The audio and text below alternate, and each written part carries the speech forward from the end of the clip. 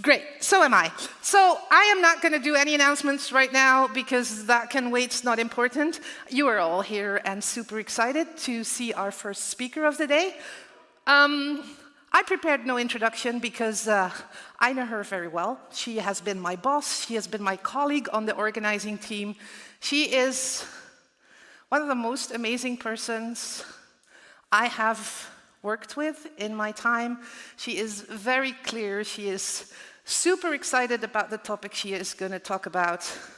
In my total excitement, I forgot the name of her presentation. Come up on stage. Give a big warm applause to Lisa, who's going to be our first speaker. Stop positioning into obscurity to unlock growth. Go. Thank you for that wonderful introduction, Wendy. No pressure at all.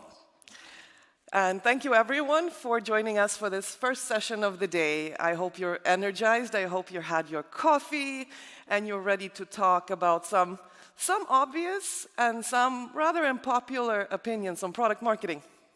But before we do that, a brief intro of my background and who I am. My name is Lisa. I have an impossible last name. Don't even try. I don't judge.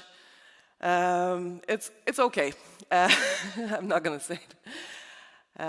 So I have a background in marketing. I'm a marketing person. I've been doing marketing for 20 years. I've been doing product marketing and GTM engineering since before these things had a cool name. The last 4 years of my career I've spent in the web hosting industry, launching and relaunching mainly WordPress products. I've launched everything from hosting products to plugins, website builders, everything WordPress, and then some. I'm an early adopter of WordPress and an early fan of WordPress. I've used it since WordPress market share was in the single digits. So I've been along for many years and hope for many more. I'm an active member of the community. I organized WordCamp Europe a couple of times. I've organized meetups in Sweden and Denmark. And I'm also a human who lives and learns, and it is in that capacity that I'm addressing you today. I'm not here as an authority figure or anyone who tries to be an expert. Instead, I want to share a personal story of failure followed by success, what I did wrong and what I ended up doing right, and hopefully that inspires someone. Right, so before we start, I have a little warm-up challenge for you. This should be a really easy one for you guys especially. So, very simple game, you don't have to do anything physical, just think of things and raise your hand. This first one is super easy. In your head, explicitly name 5 WordPress plugins. And when you're done, raise your hand. Good, good, good, good. Super easy, many hands. Now let's do it again with 20. 20 plugins, no cheating, no phones. Raise your hand. One up here. Great. One over there. Simon, you're disqualified. You too. So, we see fewer hands. That's the point. You in the front, you didn't see the room, but I did. There were a lot fewer hands. And this is the takeaway.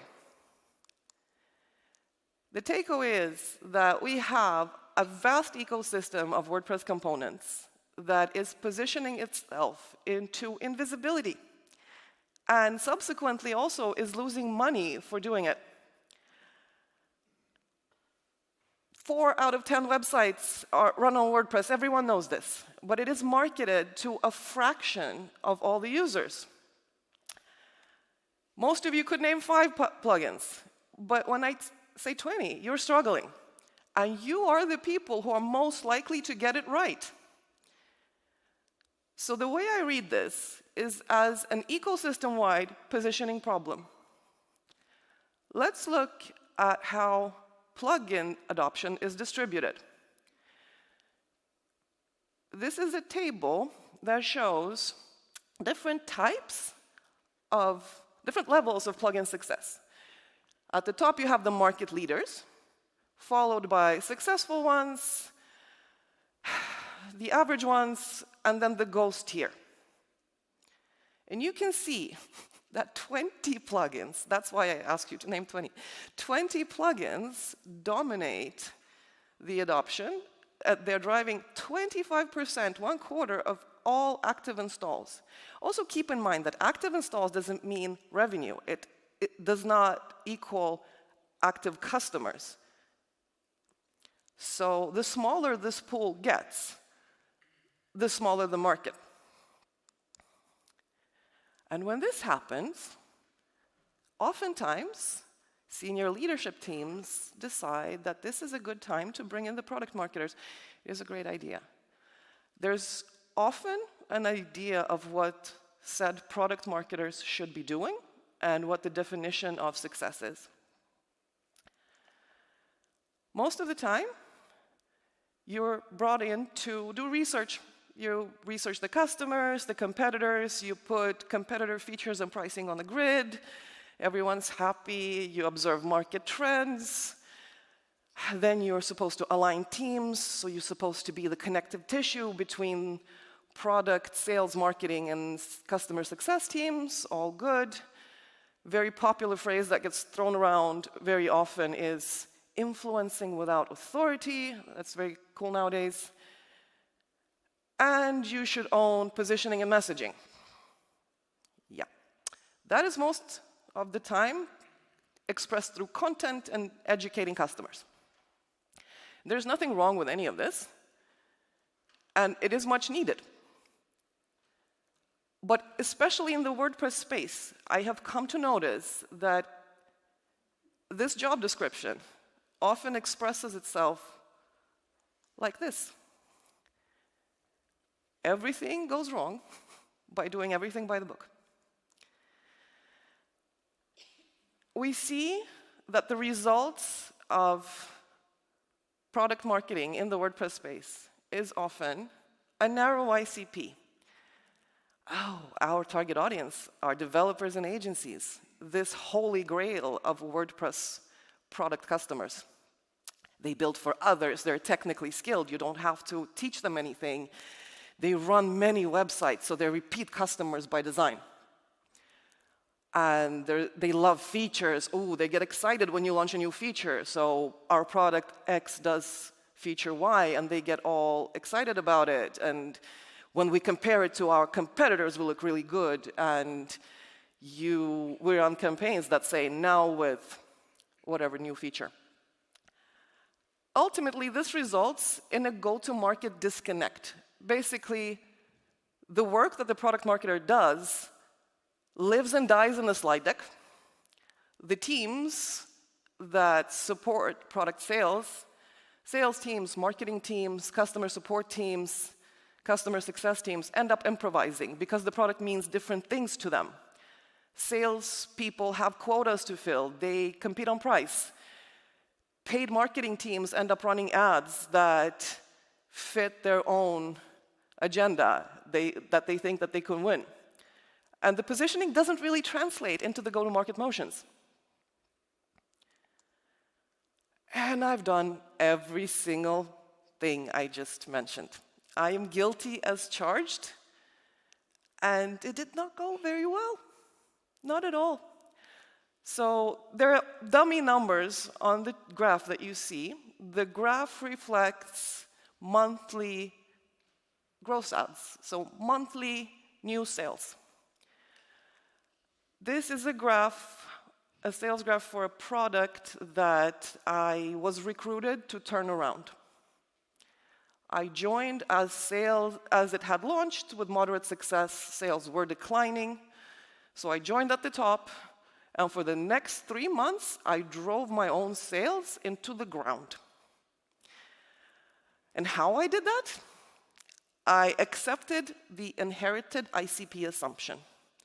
This product is for developers and agencies, for technical audience. I ran feature campaigns and resorted to FOMO-driven messaging. Oh, but all the good ones, all the good competitors, all the ones who are winning, they are saying this, so we should be saying that too. And this is a pathetic result. Sales completely flatlined and churn soared. And it was not fine. So I had to do something very, very differently. And remember that product marketing is still marketing. It is not a discipline that should paint itself into a corner and confine itself into set methodologies. Instead, we should use best practices from other marketing disciplines and do what others have made work in the past. So what we did differently this time. First of all, and this is by far the most important one, I cannot emphasize enough how much this has impacted the results. I had a fantastic PM. The PM-PMM relationship is one of the most important ones, and I had a terrific one. So together we sat down and we asked the hard questions. Should this product even exist? What is it good at? And ultimately, what do we do better than others? It doesn't have to be the coolest problem to solve, the most popular one to solve. Looking at you, retrofitting AI onto everything. And it just has to be a real problem and mean something to someone, and we found it. Around that problem, we redefined the ICP. So we actually did proper research instead of inheriting assumptions, and found that our average user is not technical at all. We rebuilt the GTM motions around one important factor, which is volume. Look at brand marketers and the obsession with reach and volume. How many people could we get this in front of? And ultimately translated that to messaging that was broad. But broad does not mean bland. It's very popular nowadays to talk about excluding this, excluding that, to narrow down your targeting. We focused on including rather than excluding, but being very clear in our messaging about what our product could do. So we killed technical jargon, we killed all the lingo, used plain language, fewer words. And any idea how that worked out for us? Like this. It worked. I am happy to stand here to say that it worked. So the takeaways here are that broad, problem-based positioning, behavior-driven ICP. Look at how your target audience actually behaves, and what are the signals of them experiencing the problem that you are solving. Make the value prop abundantly clear. Really clear. This you should learn from paid marketers. Look at paid marketers. You should be able to articulate your value proposition in one sentence. You can use multiple, you can have multiple angles, but make it stupid simple. Get rid of the lingo. And most importantly, spend your time simplifying the actual purchase journey. Every click removed is a 10% sales increment. So the results in numbers, we tripled gross ads, we drove up free to paid conversion rates by 20 percentage points. The ARPU delta was 200+%. We brought down churn. Churn stabilized and never went back up. It matters how you position things. And here is where you read how your positioning works. If these metrics are not in order, not up to forecast, It might not be a channel problem. It might not be a campaign problem. It very well might be a positioning problem. And one immediate thing to look at is how can we take a broader positioning? Ask yourself, would this product stand out on a shelf? You can learn this from fast-moving consumer goods and mobile apps. They have mastered this. Imagine your product as your favorite brand of snacks or your favorite dish soap in the supermarket. You grab it with your reptile brain on autopilot without reflecting. That's how good, that's how clear you should be. That's how differentiated you should be. Next question, to pressure test your positioning. What if your entire budget went to paid ads tomorrow? When you're selling technical products, that's a challenge. Can you articulate your value proposition clearly, meaningfully, in one sentence? And do enough people care what you are presenting to them? Does it matter to large volumes? How can you attract those large volumes?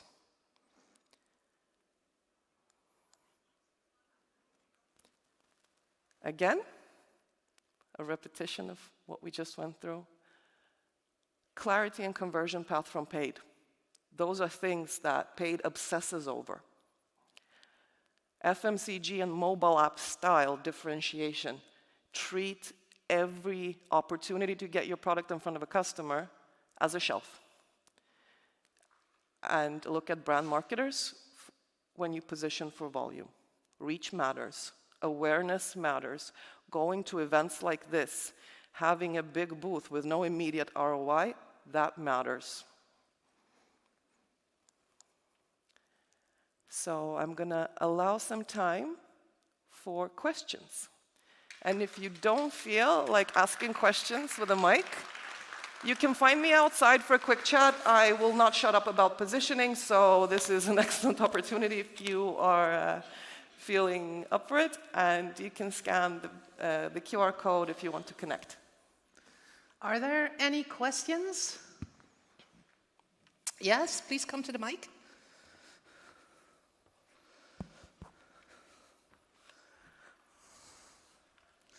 Hi. Hi.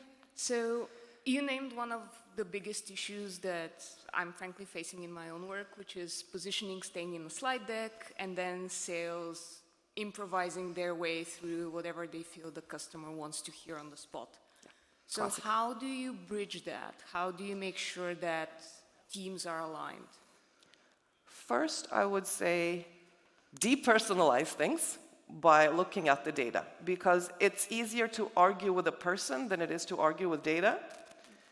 So I would say present your arguments with actual customer numbers. So it does start with customer research.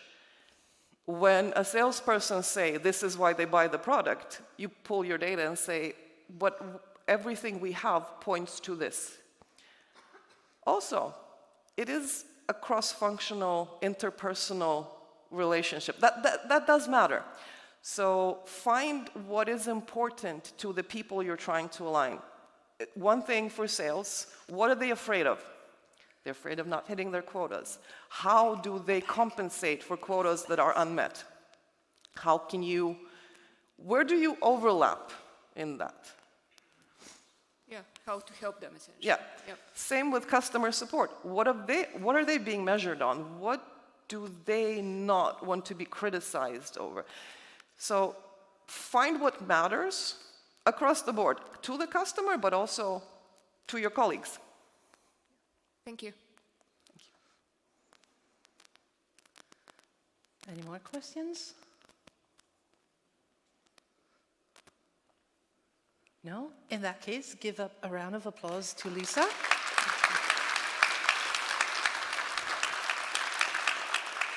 Also, can I make one suggestion? What she said is not wrong. She cannot stop talking about this. So if you have a question or if you come up with a question during the day, go find her. She will help you figure it out. Thank you so much. Thank you. This is for you. Thank you for being here, paying attention. We are on a short break. We'll return here at 9:45 with Debbie Levitt with another great talk about products, marketing. I don't know the title. I got no notes, but it's going to be super good. Thank you for being here. Go get yourself a coffee and a little snack, and be back here at 9:45.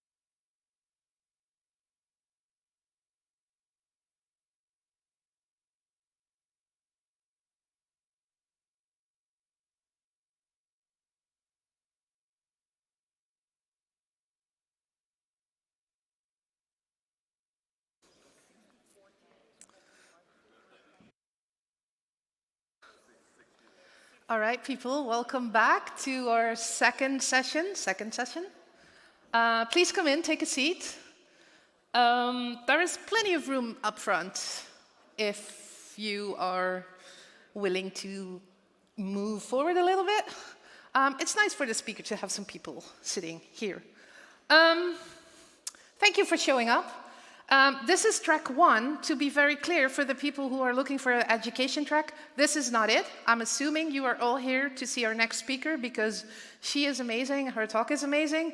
So I'm assuming you all know why you're here and who you want to see. But if you're not, this is your moment to walk away and go see the other track.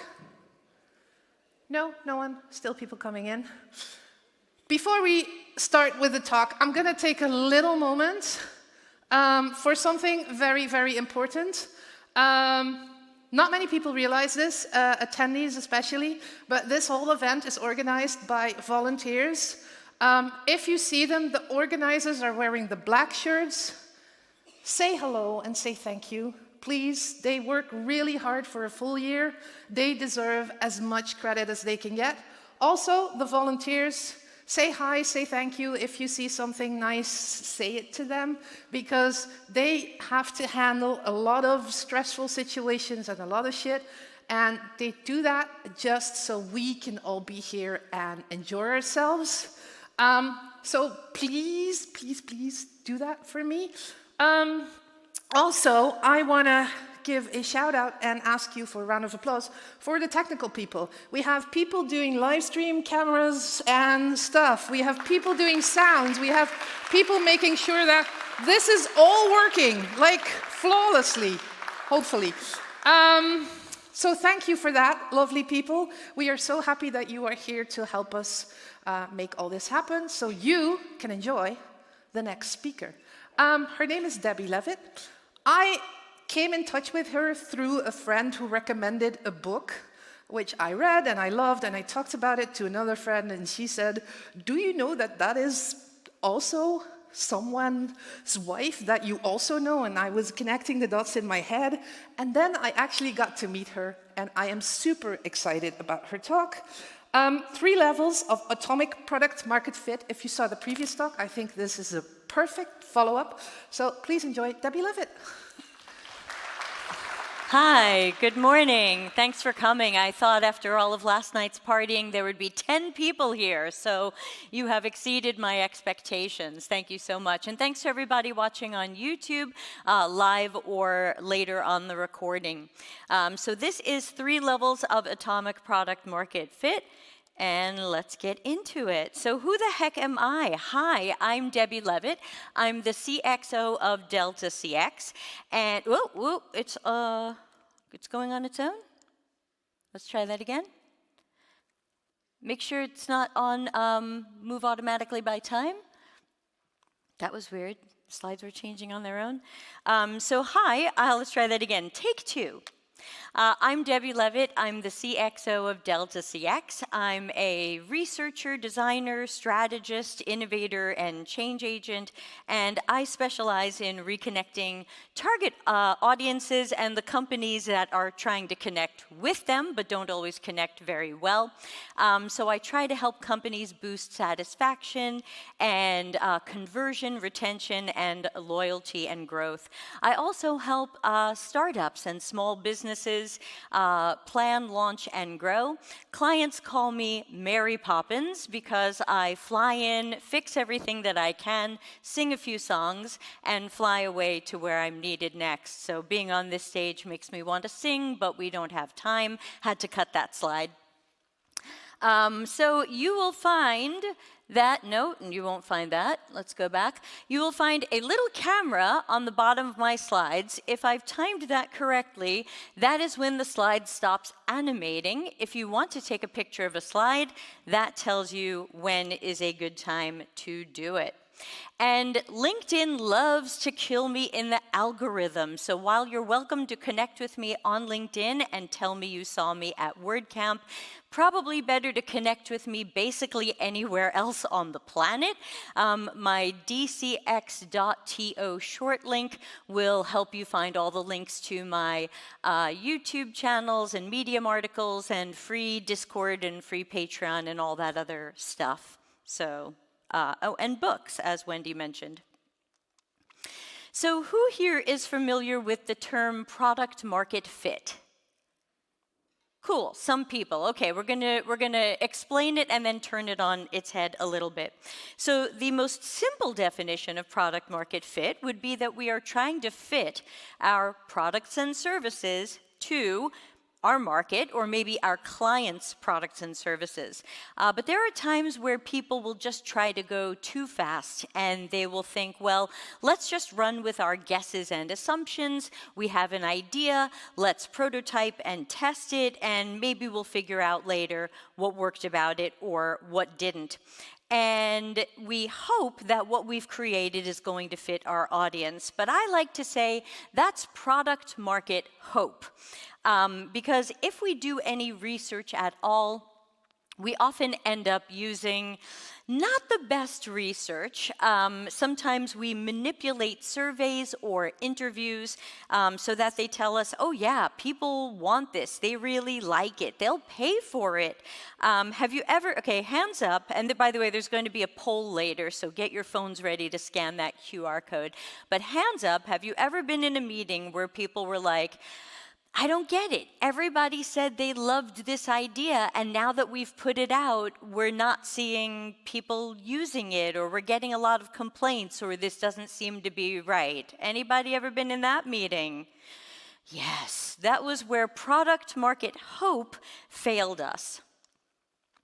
So if we want to fit our products and services to the market, we're going to have to, sorry to tell you this, understand the market. We're going to have to understand the tasks, needs, behaviors, realities, and perspectives of everybody in our experience ecosystem. That means you will be able to learn what are your opportunities to build something or be their hero, and then you would need to invest the effort in doing that well at all atomic levels, which we'll talk about shortly.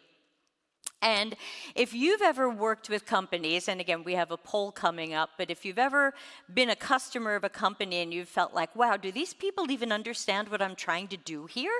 Do these people even understand what I'm trying to do, or what my job is, or what I'm trying to accomplish? And that, to me, tells me that company probably skipped on the excellent research that would have given them better evidence, data, and knowledge to then give you a better product or service. Too many people are trying to go fast. They want to cut corners. They just want to rush everything out. But unfortunately, this can lead to layering assumptions on top of each other in what I like to call the guessing lasagna. But unfortunately, the guessing lasagna is not delicious, and it's very expensive. So let's talk about atomic product market fit. So we've got 3 levels here, and at the macro level, we're looking at traditional product market fit. So the idea here that we think that our products fit our market, we believe that we are attracting and retaining customers, there's a sizable addressable market, and we solve their needs well. They're going to stay, they're going to pay, they're going to buy again. But at that point, many companies say, we found product market fit, we're done. That's it. We don't even have to think about it. But over time, you can lose product market fit, especially if you're not thinking about the other levels that I'm going to talk about today. And you know you're losing it when you see unhappy customers, people downgrading, people canceling or leaving, or even just a lot of complaints. And losing product market fit usually starts at the meso or micro levels. There we go. so usually starts at the meso or micro levels. So the meso level is going to be feature market fit and service market fit, because a growing and evolving company is going to add features and functions and services. And if each of those isn't great for customers, you can risk losing your product market fit. And it's not a nice to have. This isn't optional. It's something we haven't been thinking about. It's there, but it's not optional.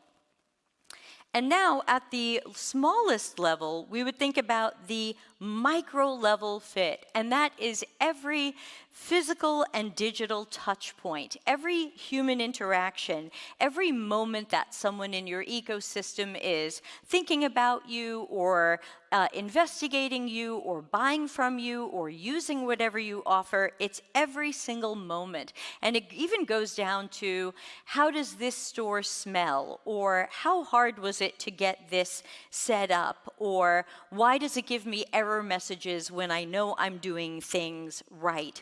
So the micro level is where you're mostly going to be attracting customers or alienating them. Because if you think about your competitors, on a macro level, you might be doing some similar things. On the meso or mid-level, you might have some similar features or services to your competitors. But the micro level is where we execute that, and that is where we can also differentiate ourselves. Clickety click click. Oop, wrong. Okay, so quick example. Since I don't want to offend too many people in the room, let's go with an easy target: Copilot AI in PowerPoint. Everybody enjoying Copilot AI in PowerPoint? No, right? No, says this man in about 8 rows back. So at a macro, yes, you, at a macro level, we can say PowerPoint has product market fit. There are people who need to make slides and speak at conferences and present things to people. So hey, people use it, they keep using it, it must have product market fit. But if we move down to that meso level and we start looking at features, then we've got the question of, let's take one for example, Copilot AI. And you probably either love that or hate it. Anybody love Copilot AI in PowerPoint? Nobody. Crickets. Anybody found that they hated Copilot AI if you use PowerPoint? Yes, some hands are up. Yes, okay, we feel you. We'll start a support group. So at that level, you start questioning PowerPoint. You go, wow, this is the feature they came out with? Is this really right for me? Do they even understand what I'm doing? This might not be, either I don't want to use AI at all, or this is not how I want to use AI. So they might be failing at that feature level. And then at the micro level, if you are trying Copilot AI in PowerPoint, you are asking yourself, how does this work? Is it reliable? Is it popping up when I'm trying to do other things? I love when I'm writing a slide and it asks me if I want to summarize the entire deck, as if it can't tell what I'm doing right now.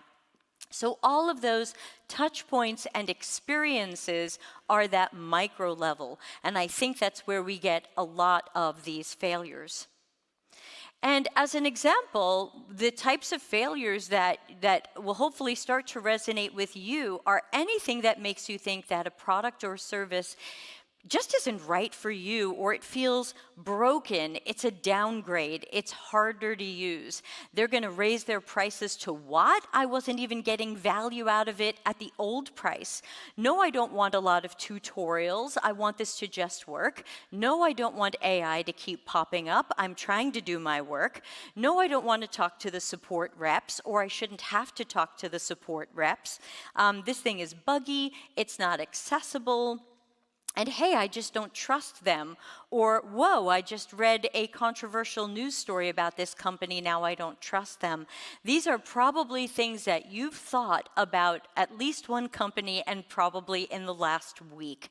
And this is where we're losing people, and we're not having enough of these conversations in our workplaces or with our clients. So I like to say, product and experience horror stories are often at the micro level, but this is where I'm going to open up a poll, so get ready. I want to ask you, think about a company. Go ahead, scan this QR code or go to dcx.to/WCEU, just as a short URL, to take a one-question poll. Think about a product, service, or company that you recently canceled or are in danger of canceling. You don't have to name their names, because I'm going to be reading these out loud, but they won't show up on the screen.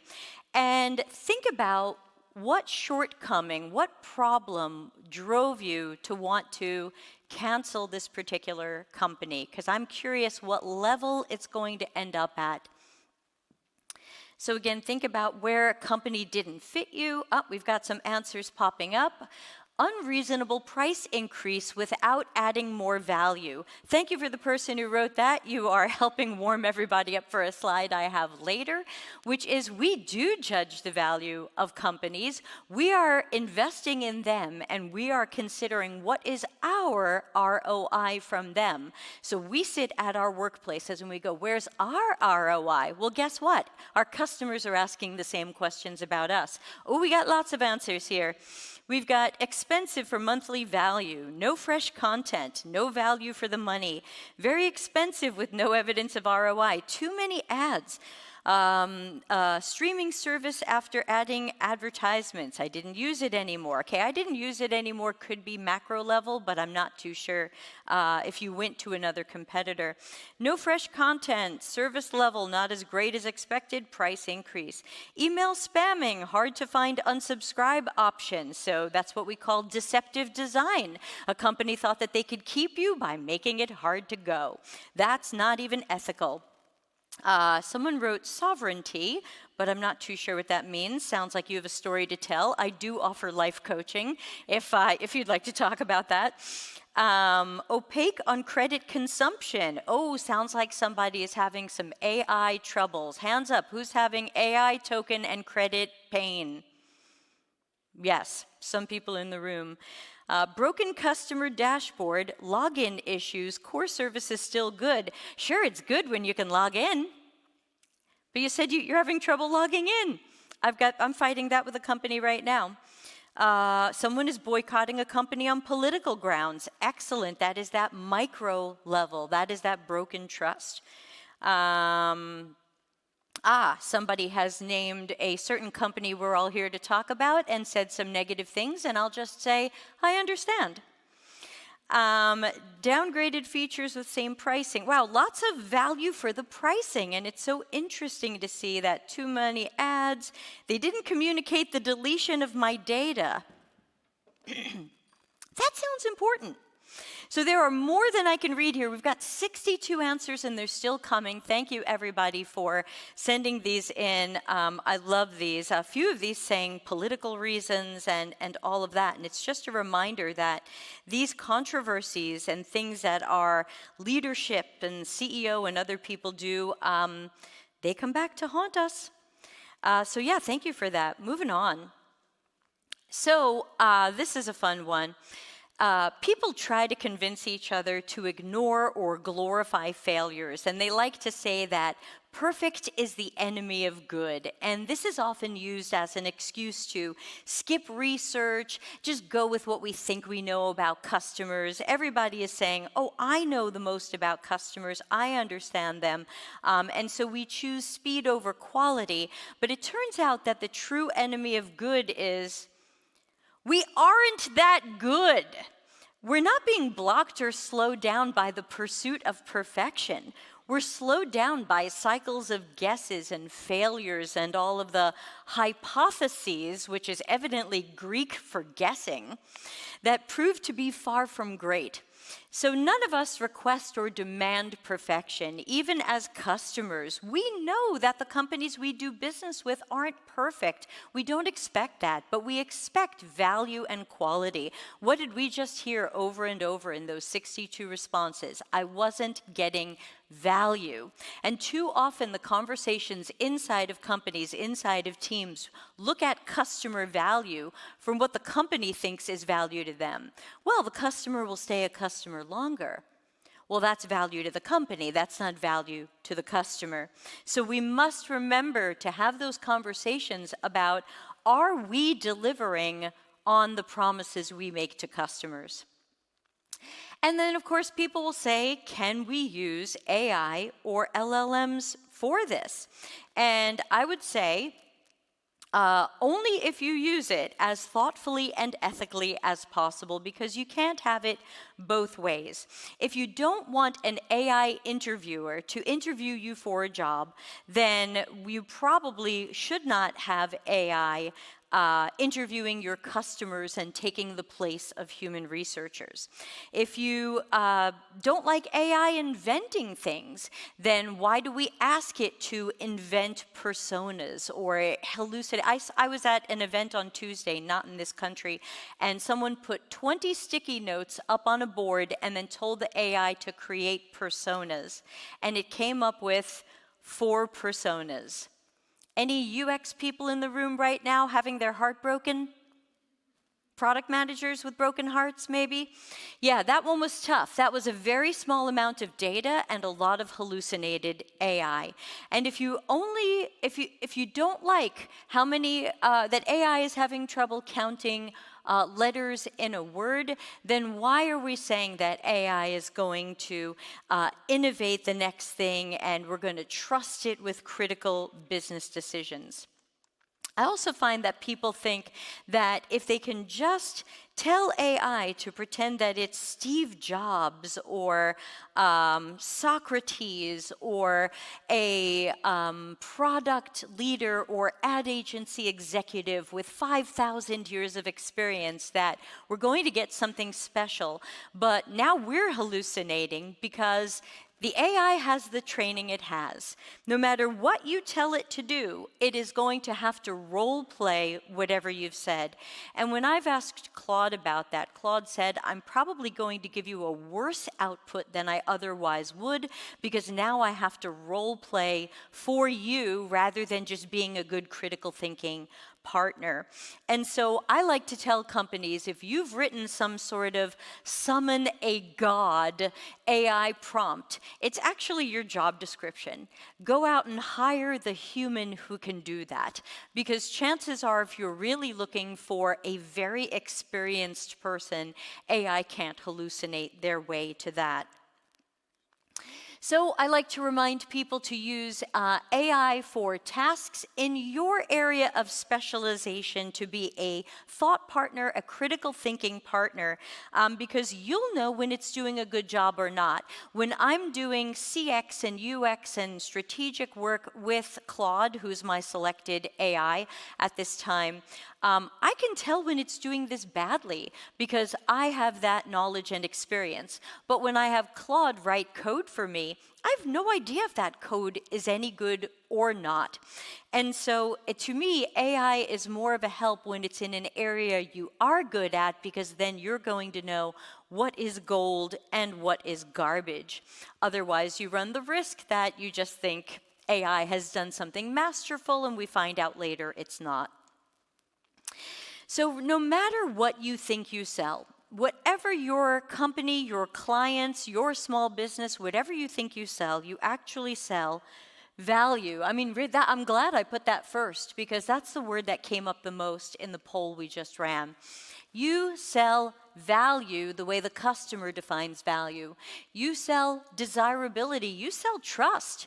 I mean, many of you just answered that poll in ways that said they broke my trust for political reasons, for hacking reasons, for other ones. You sell accessibility, usefulness, good usability, and quality, because we're at the point where nearly every company is fast. We have pressured employees unnecessarily and sometimes inhumanely. We've brought in AI and we're doing the best we can with it. So we're all fast, but are we good? And I want to talk, since AI is such a topic, I want to talk about what I call the AI squeeze, because it leans back to the atomic product market fit idea, in that we will need to look more and more closely at, are we really delivering something that our customers and users need, versus just putting something out there and hoping they find use for it. So remember, we could be fast, but customers need us to be great and worth what we're charging. So we might start with, these are the companies that I think are going to be squeezed the most. We do X, but with AI. I'm seeing this a lot, certainly in the past few years. You are too. And it's, for example, I saw a company that says, we take your human resources data and we bring it into our system so that we can make you better dashboards and reports with AI. To me, that's a company that's going to explode when the AI bubble bursts, or even before that, because I'll just use Claude for that. I'm not sure I need a startup that's going to make that dashboard or crunch my data or blah, blah, blah, when I have a paid Claude account and I can just go into it and do that. That's going to start to squeeze that company. Same for, well, what do I need that for? I'll just vibe code it. Oh, camera came up. There's one more thing. So these are the things that are going to start squeezing many of the people in this room or the companies you work for, which should make us have fresh conversations about value, quality, product market fit, and not let's go faster and faster. Our problem wasn't fast. Our problem is we kinda suck. So in a world where I can vibe code that too, why do I need your thing? And then we also have the squeeze of what I call the macro-meso level squeeze. So for example, you've got a company where, let's say a startup, and they're doing the give us your human resources data, and we're going to make dashboards and stuff out of it. That's their macro level world.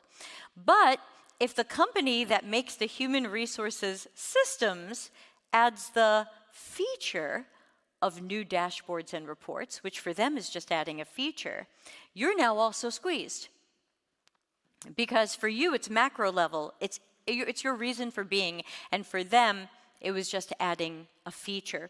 So these are the things that we're going to need to be careful about as we feel this AI squeeze more and more. We're going to have to work harder to understand our users and customers and deliver the right things to them. So I want to talk very quickly about my recommended process. I'm out of time. I'm out of time. I have like 3 minutes. Oh, holy cats. Okay, so I'm going to have to blow through this slide, but the good news is my last slide is you can all have my Atomic Product Market book for free. I'm going to give you a free download. So anything that don't go buy it on Amazon.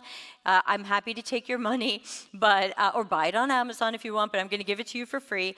And so in there is a process, and the main thing that I want to mention about the process that is different from that's true, Wendy, she introduced me first. The main thing that I want to mention to people is that this is not a process that doesn't exist out there. My process is just another variation of all the other processes you've ever been told about.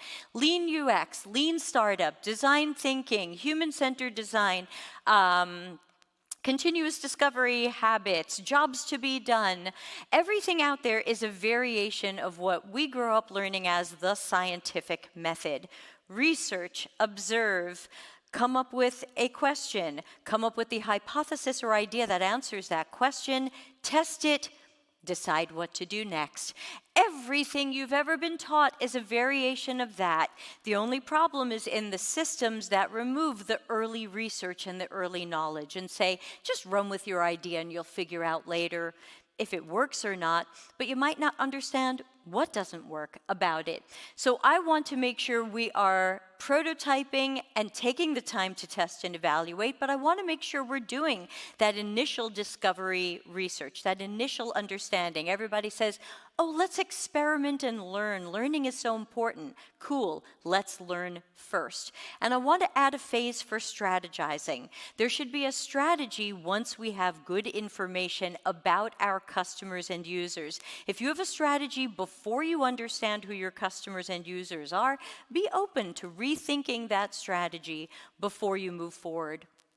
And of course, these are cyclical. Once you test a prototype, you probably need to fix or improve upon it.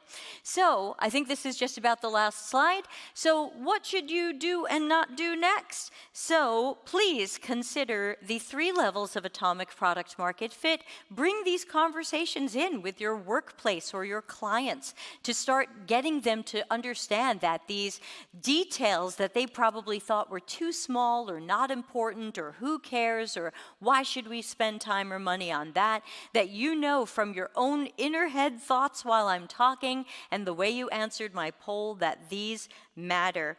Make sure you are shifting into excellent research. Please hire human researchers. They are still better than AI. And they are having human connections with people to talk with them and observe them. A lot of our work in research is more observational than conversational. Make sure you are strategizing for quality. Learn all of the dimensions about your experience ecosystem, tasks, perspectives, behaviors, motivators, decision-making, who else is in their ecosystem. There's so much to learn, and then let that guide the solutions. Don't just make it a fake, crappy persona and throw it in the garbage.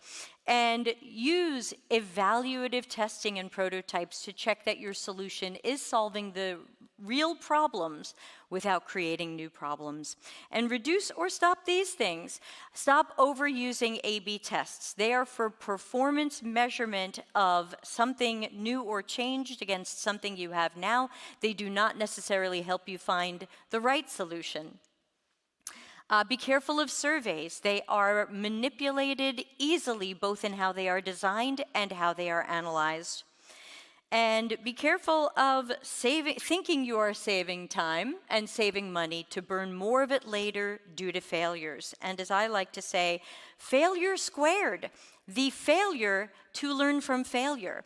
I'm sure many of you have been in a situation where an A/B test went badly or a launch went badly or something went wrong. Why? We don't know, but we're going to try to do this. We don't know. It's failure squared. Be careful of vibe producting. Sorry, the camera came up. It's because I usually work in PowerPoint and they made me work in Google Slides. Hashtag Debbie failure. So vibe producting is what I'm calling the tendency we all have right now to do a lot of guessing about and layering that guessing lasagna and thinking that, well, you know, if we just guess again, we'll probably get it right. We could be way off, and you're just going to keep guessing, and this is what wastes time and money. And so if you would like to have my book for free, I would like you to have it for free, and you watching YouTube to have it for free. You can just go to atomicpmf.com/ebooks, plural. I think we'll give you a zip file on Google Drive that has both the PDF and the EPUB. I cannot give everyone a paper one for free, but I hope this is a good enough gift for those who are curious, because this was the very short version of a much longer book. So I hope you'll check it out. You can always write to me and get in touch with me through email, my Discord community. You can visit deltacx.com, and I hope everybody will track me down and ask me questions, because I'm out of time. Thank you.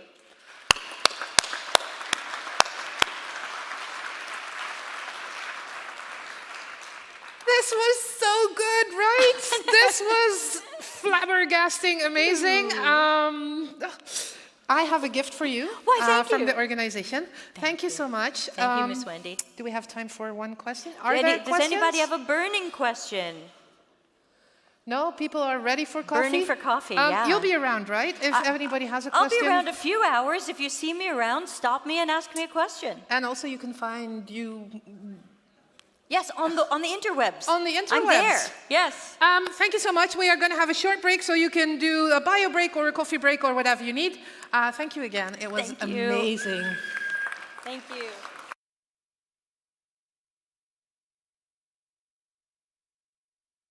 You don't want to miss the next talk. It's going to be here. It is going to be, we have like this follow-up with the 2 talks we already had. The next one is great to set yourself up for marketing success. So come back for Monica.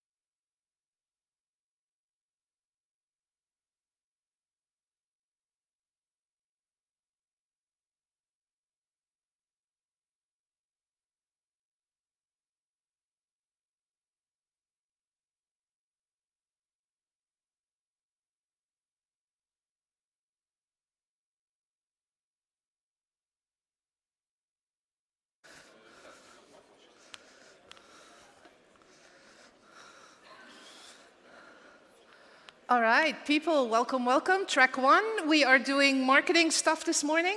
Our speaker is getting mic'd up, so you have to do with me for like a minute or so. Thank you all for being here. Who already learned something this morning? Cool. Who already got some cool swag this morning? Also cool. And who has big plans for this afternoon? Getting some swag, getting to know some new people? Oh, that's a good question. Who has not met a new person today? Raise your hand if you have not met a new person. Okay, move to your left. For you, it's that way. And introduce yourself to the person that is there.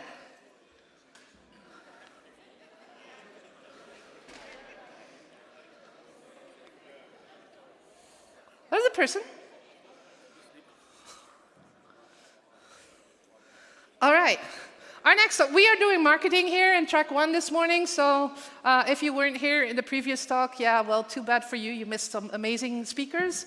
Luckily for you, you can view it back on WordPress TV, probably at the end of this day, because the media team, I don't know if you've seen them, they are walking around in the gray T-shirts with the big cameras, and also in the tracks, they are behind the set cameras.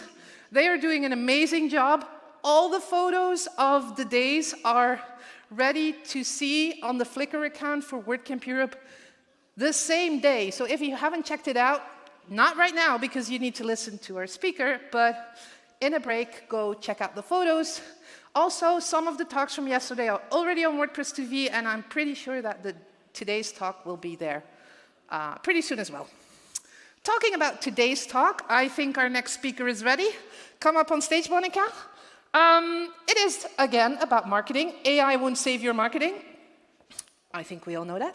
But it might save you some time, so I'm happy to introduce Monica, and she will tell you all about it. Give it a round of applause.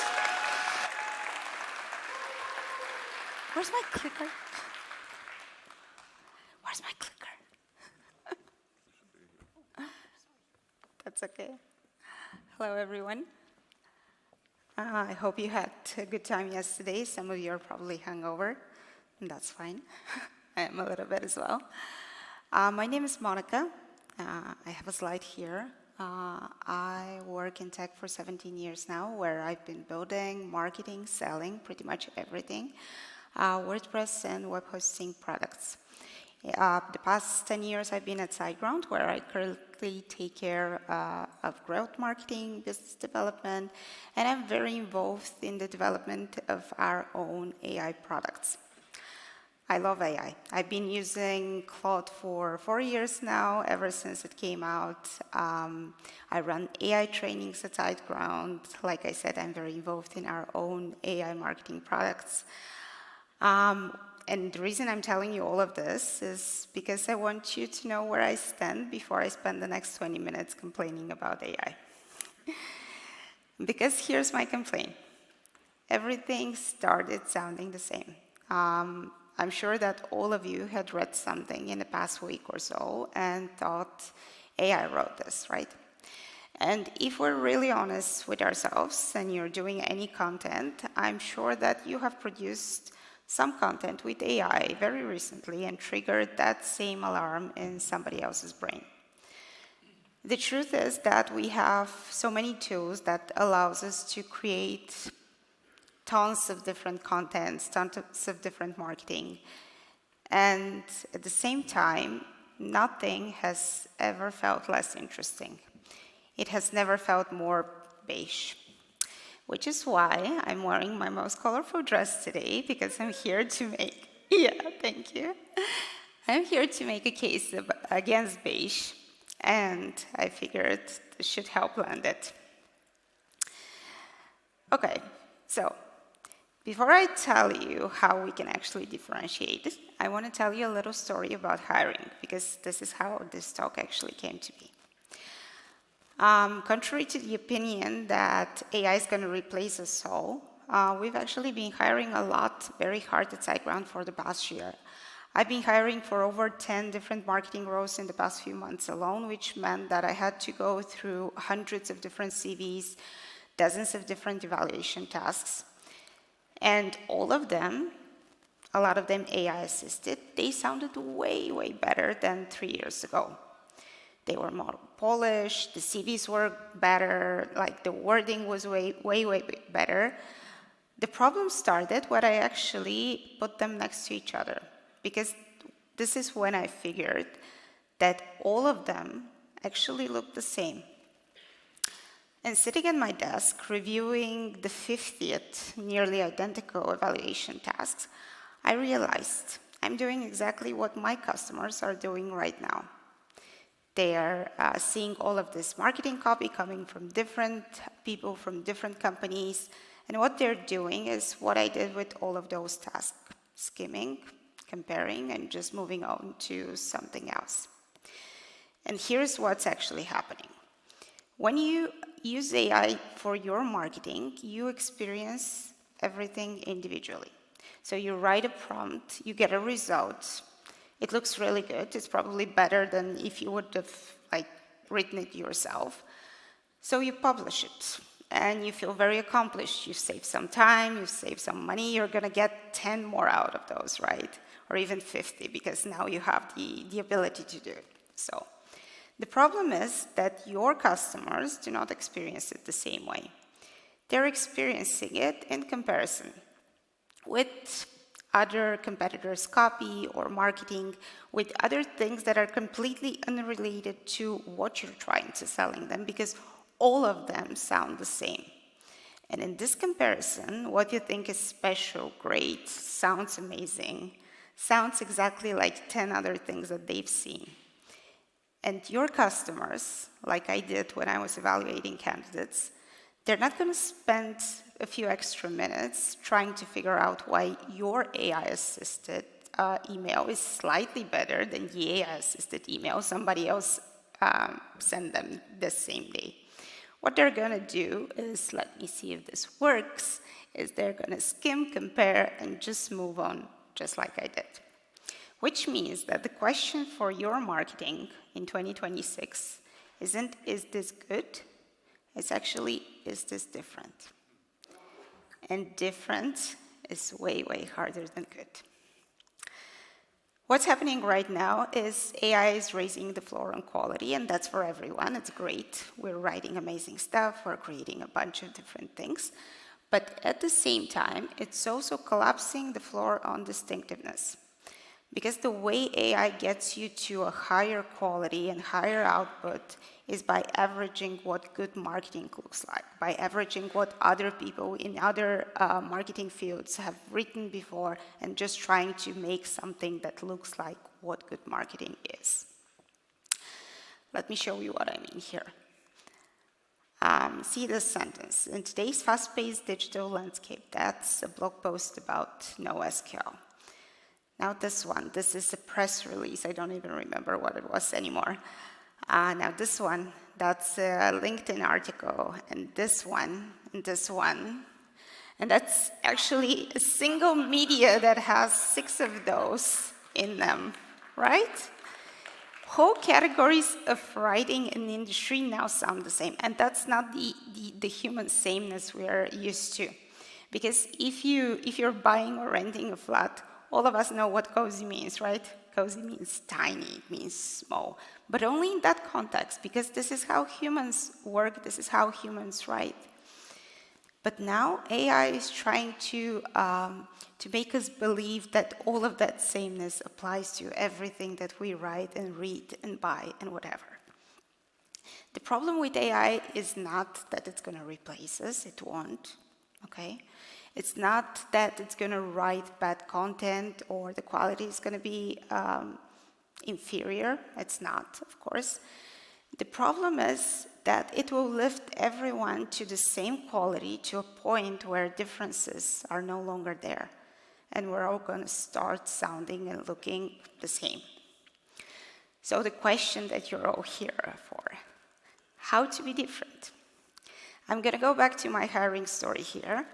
Out of the dozens of candidates that I actually interviewed and read tasks about and did second rounds of interviews and all of that, there were a handful that actually stood out. A lot of them I remember, a lot of them I actually see in the office every day because we ended up hiring them. And in all of their tasks, in all of their approach, there were three things that you could see in every conversation, in every task, in every follow-up. Those three things didn't come from AI, it came from them. And I'd argue, I'm sorry about the whole arguing thing, I'm currently studying and writing a lot of academic stuff, but I would argue that those three things are the same that would make your marketing work, and it will make it different to the marketing of everyone else, the marketing that actually blends in. And some of those things are basic marketing foundations that unfortunately we had forgotten how to do even before AI, and AI is only making it worse. So the candidate who stood out, they had clearly looked me up before the interview, and not in a creepy way, in a way that you would actually prepare for any meeting that mattered, right? They had read how I write, they knew I was a tight ground for 10 years, so probably I like consistency, I'm loyal, etc., right? They knew from the way I write blog posts and posts on LinkedIn, etc., that I really like direct communication. I have a very low tolerance for fluff, so their tasks and their emails were very concise, something that I would actually spend a little bit time to get into and read. They didn't write, and their tasks weren't addressed to the hiring manager or whatever hiring manager AI thinks is, given like just an age, a profile, and sex. They were actually written for me. And this is the first thing that AI cannot do for you. You could ask your AI, whatever you're using, to write to small business customers if this is who you're selling to. But small business customers in the context of WordPress agencies and small business customers in the context of, let's say, lawyers are a little bit different things. And if you ask AI to create your personas, your segments, your people, what AI is going to do is going to create an average, some sort of a mix of people who don't really exist and are not suited to your particular products and whatever you're trying to sell. This is the one thing that I never allow. I really encourage all of my people to use AI on a daily basis. We have a lot of workshops, workflows, whatever. But this is the one thing you should never use AI for, to actually compile your segments, your ideal customers, your personas. So you would ask yourself, how do I do this if I don't have a big research team, or I don't have like a big team who can do this full time, I cannot send thousands of surveys and all of that. Thing that I'm actually doing, even though I have the resources to do a bunch of other things, is I would go and read a lot of support tickets, because to me it's important how our customers are talking. If we're selling a feature or we're trying to solve somebody's problem, we need to know how they talk about this particular problem, how do they express themselves, because this is what they want to read. They don't want to read the marketing fluff that we put everywhere. You can find that in your reviews as well. A lot of them are goldmine and no one's reading them, or the best they could do would be just scrape them and put them into AI. But spend a little time and try to understand what's the problem of these people that complain or are praising you. Write down their actual words, things that stood out for you, things that matter. And then if you want to, go to your AI and tell them, these are the people that I found, these are very relevant to me, they're very important, they're real people. And if there's a pattern, great, you have a segment, perfect. But even if there's not, that's fine, you can still use them. Very often, those very unique customers are where the best marketing copy comes from. So use those people every time you go to your AI and prompt it. And I'm not going to talk about how, because all of you can learn how to use AI if you go to any AI and just ask it and spend a few hours to do it. You can use it in your prompts, you can do projects, you can do workflows. All of that is really easy to use. How you enter it and what you use it for is the hard part. So, next time you write something, use one of the people that you found by looking at your customers, or if you don't have them yet, look at the customers of your competitors. Which one of them you actually want? use those people as your starting point, and then go to AI and start generating copy, content, marketing plans, strategies for these particular people. The second thing that my standout candidates, the one I hired, did is that in their tasks, they argued for what specific problem their work would solve. Not that it will drive growth or bring an online success. I know that all of you are tired of reading and hearing and even saying this. My candidates said, if you do this or this, you're gonna reach this segment that we cannot reach currently. Or you're gonna increase this metric, and roughly by how in the next 2 months. Very, very specific argumentation, very specific asks. Now, what does this mean for marketing, and especially for business customers? Because I know that a lot of you are selling to businesses. When you're selling to a business, the difference between marketing that works and marketing that blends in and sounds like everything else is whether you've named the real problem that customers actually see. And most marketing copy, even in 2026, continue talking about features, the features that we feel are super important because we developed them and we're super excited about them. But our customers, they don't care about that. If you're selling a rubber duck, things like BPA-free, being water resistant, or 10,000 squeeze tests, this doesn't mean anything. What it means for parents is this duck is gonna get them 30 minutes of bud time without the crying. And that's their problem. They don't wanna hear about your features. The agency owner you're selling hosting to, they don't care about uptime in the abstract. They don't care if their uptime is 99.9 or 99.99%. I don't know how much ours is, honestly. Someone keeps correcting me all the time. I write something that it's not 99.9, it's 99.99, or the vice versa. They don't care. What agency owners care about is that they're never going to get a phone call from their biggest client on a Sunday evening telling them my site is down. You never want to hear that. This is what they want to read about. What are you going to do so this never happens? And in this horrific scenario where it does, what are you going to do to make sure that it's resolved as quickly as possible and never happens again? Because you want to learn from your mistakes.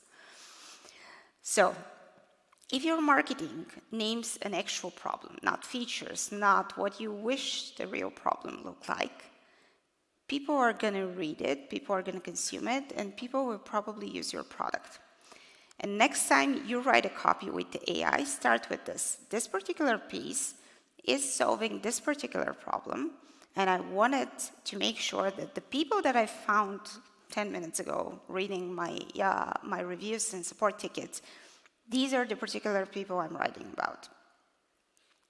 Apparently, I don't have a lot of time, and I've always thought I was very concise and fast, so I'm going to try and be a little bit faster. But the third thing is the one I actually wanted to spend the most time on, but I'm going to try not to. Out of all of my candidates, there was one who stood out, like really. They were hired for, they did, we hired them. They were hired for a product marketing manager position, and their job, their assignment, testing their skills, was to create an outline for a go-to-market strategy.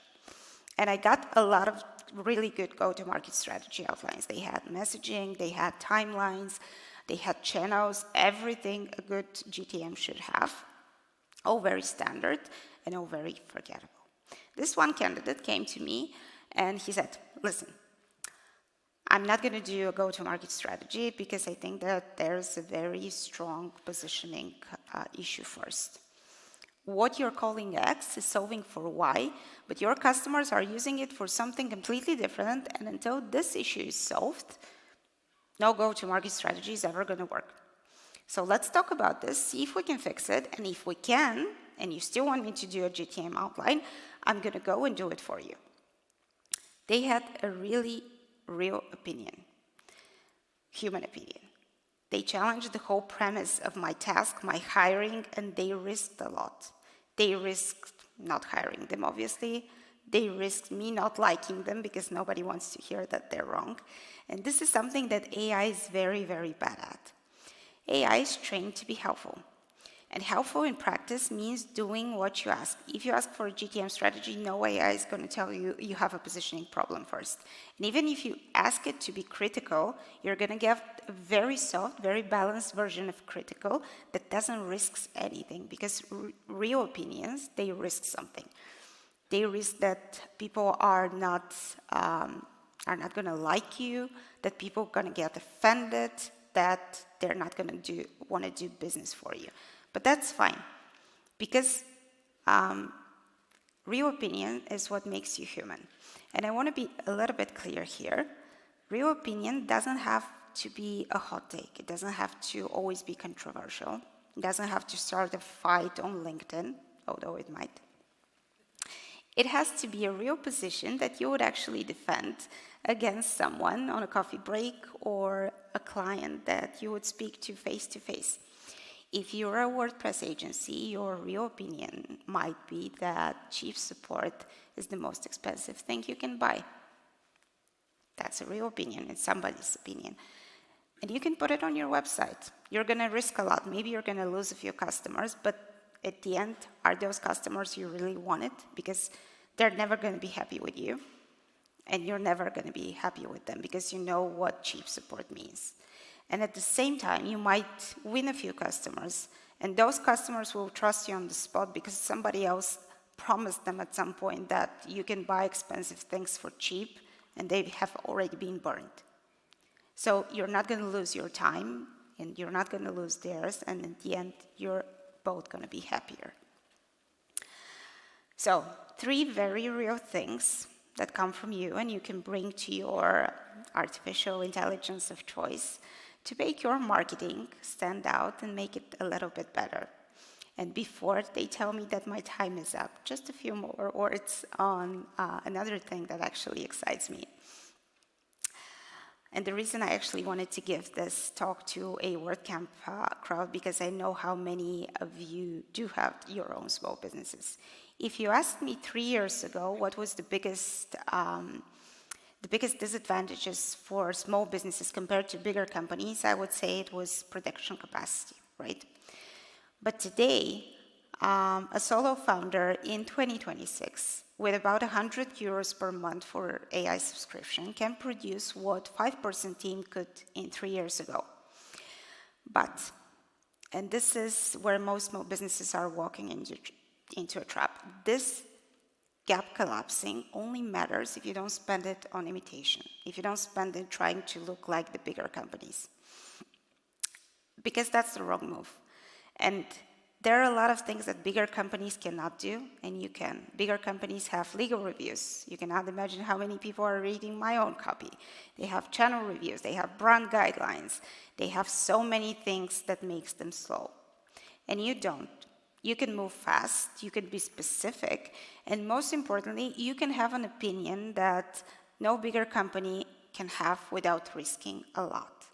And today, in 2026, with all of this AI, real sharp opinions are your biggest feature. So, here's something you can do on Monday or tomorrow if you really like to work on Sundays. Take one piece of marketing that AI helped you wrote. It could be your homepage, it could be an email that you sent. Cover your brand name and read it again. Could this be written by one of your competitors? If the answer is yes, you have a very real problem that you're currently not seeing, but your customers are when they're comparing, when they're choosing something else.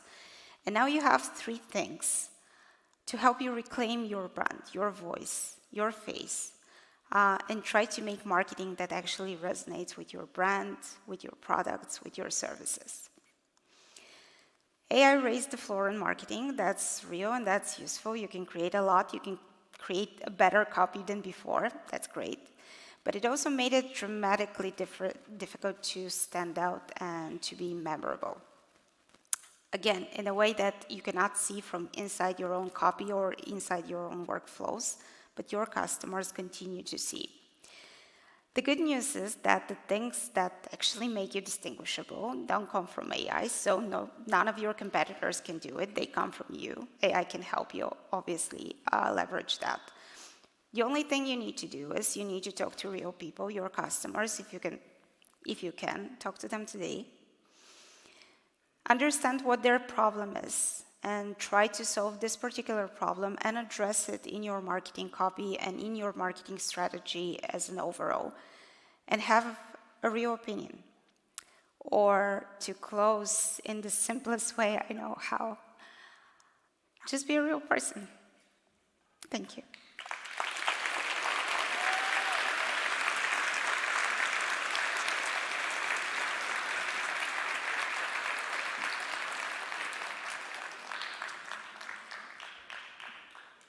All right. I was getting the gift also. I'm so impressed and I'm so happy with your talk because I fully agree. We need more opinions and we need more people. Please. And we need more people speaking up. We have like a minute for one question if anybody has a question. This is your time up there. Yes. You need to yell it really loud so I can repeat it so it can be on the video as well.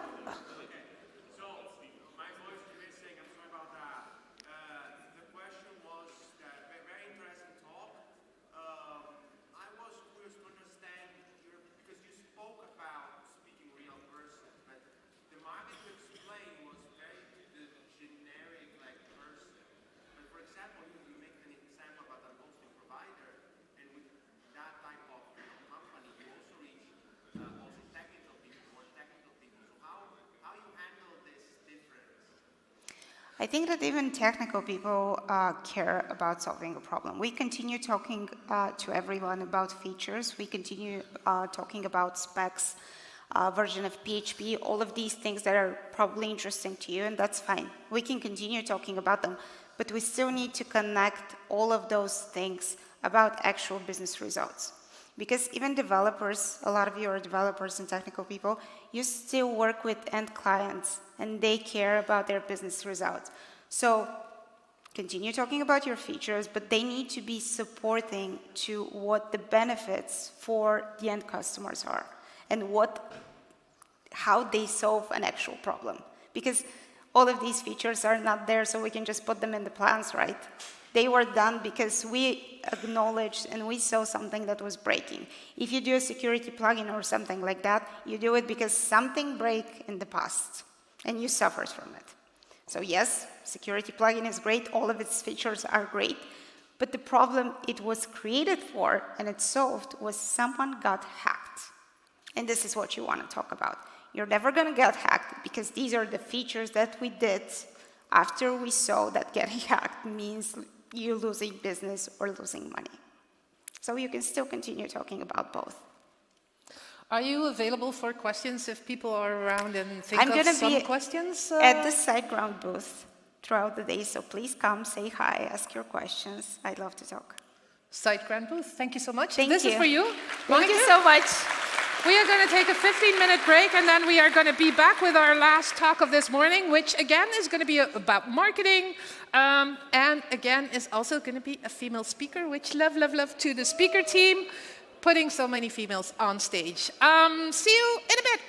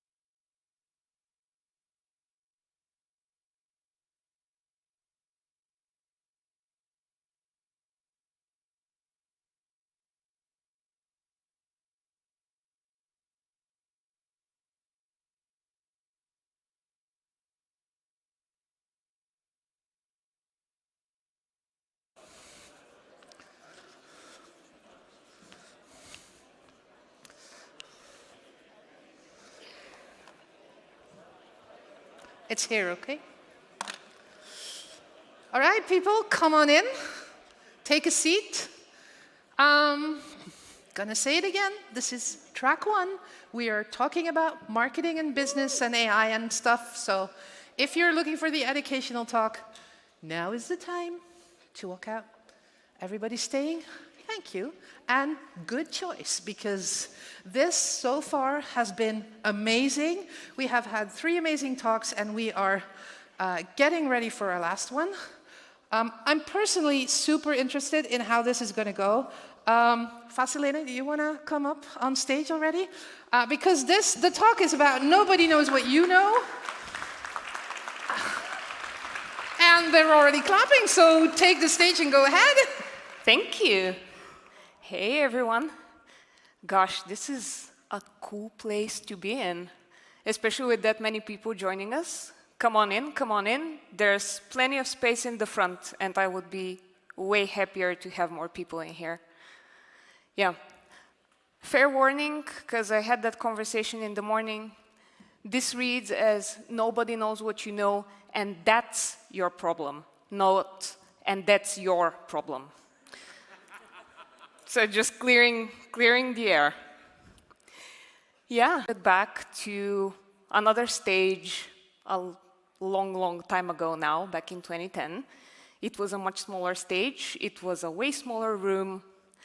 And back then, I didn't have the natural knack of color coding my outfit with the theme of the event.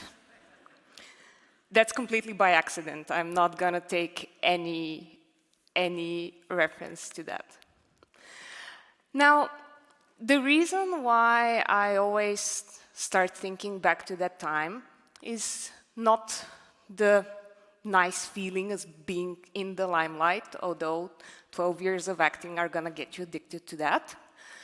The reason is what happened after I got off stage. And this was people coming over, proactively introducing themselves, saying hi, talking to me, and asking additional questions that my talk raised with them. And this is the moment where I figured out something important, which is when you share what you know, when you tell others what you can help them with, you can start building real connections. And that's the basis of personal branding, the way I understand it. My name is Vasi, because the full version is going to be hard for a lot of you. Besides the Polish speakers do great with Vasilena. I help B2B tech companies, service companies, founders, freelancers like myself, and generally great experts like all of you here to earn visibility through sharing their expertise, and doing that through personal branding and content strategy. And this is sort of what I'm going to talk about today. Now, I want to set the scene, and I think that this quote represents it really nicely.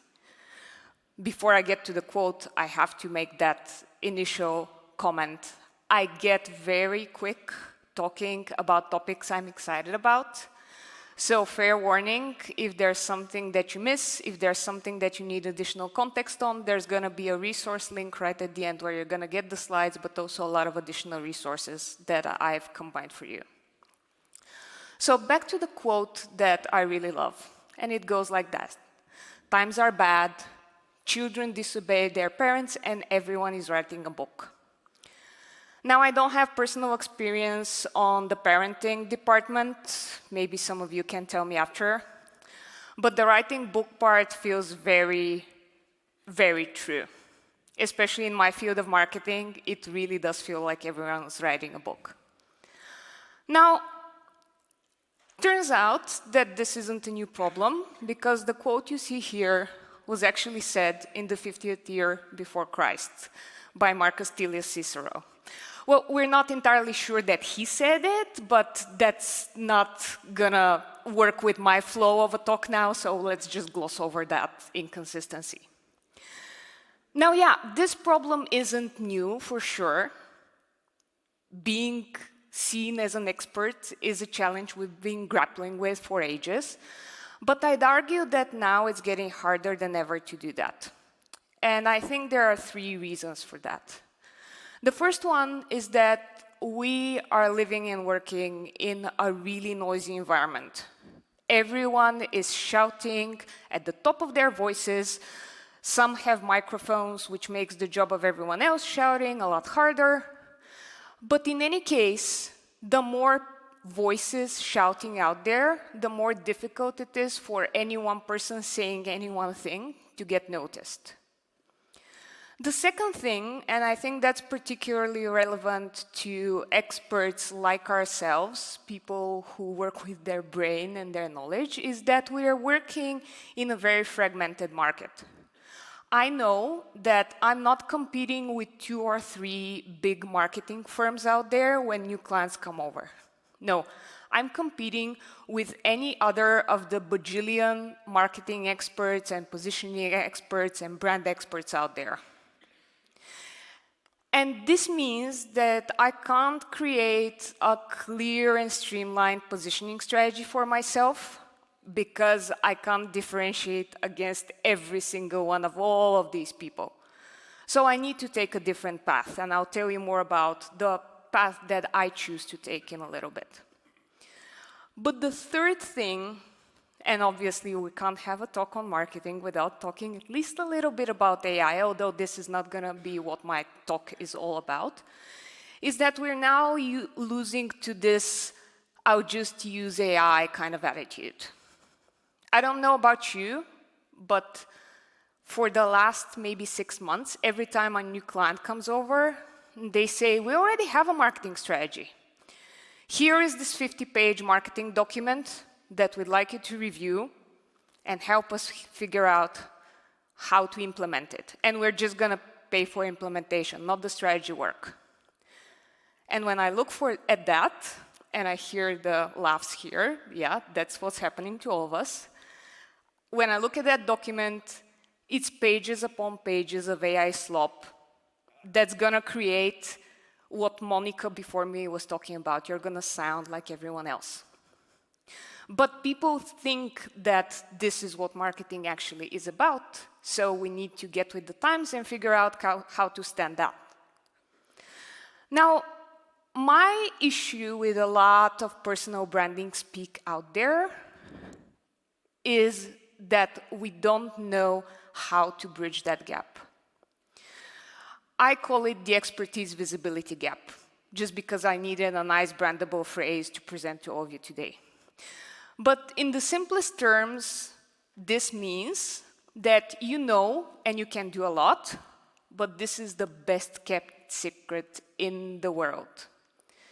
If you're not visible, if you're not presenting yourself as an expert, you're not able to go forward to the way where all of the opportunity lies. You can't get new clients.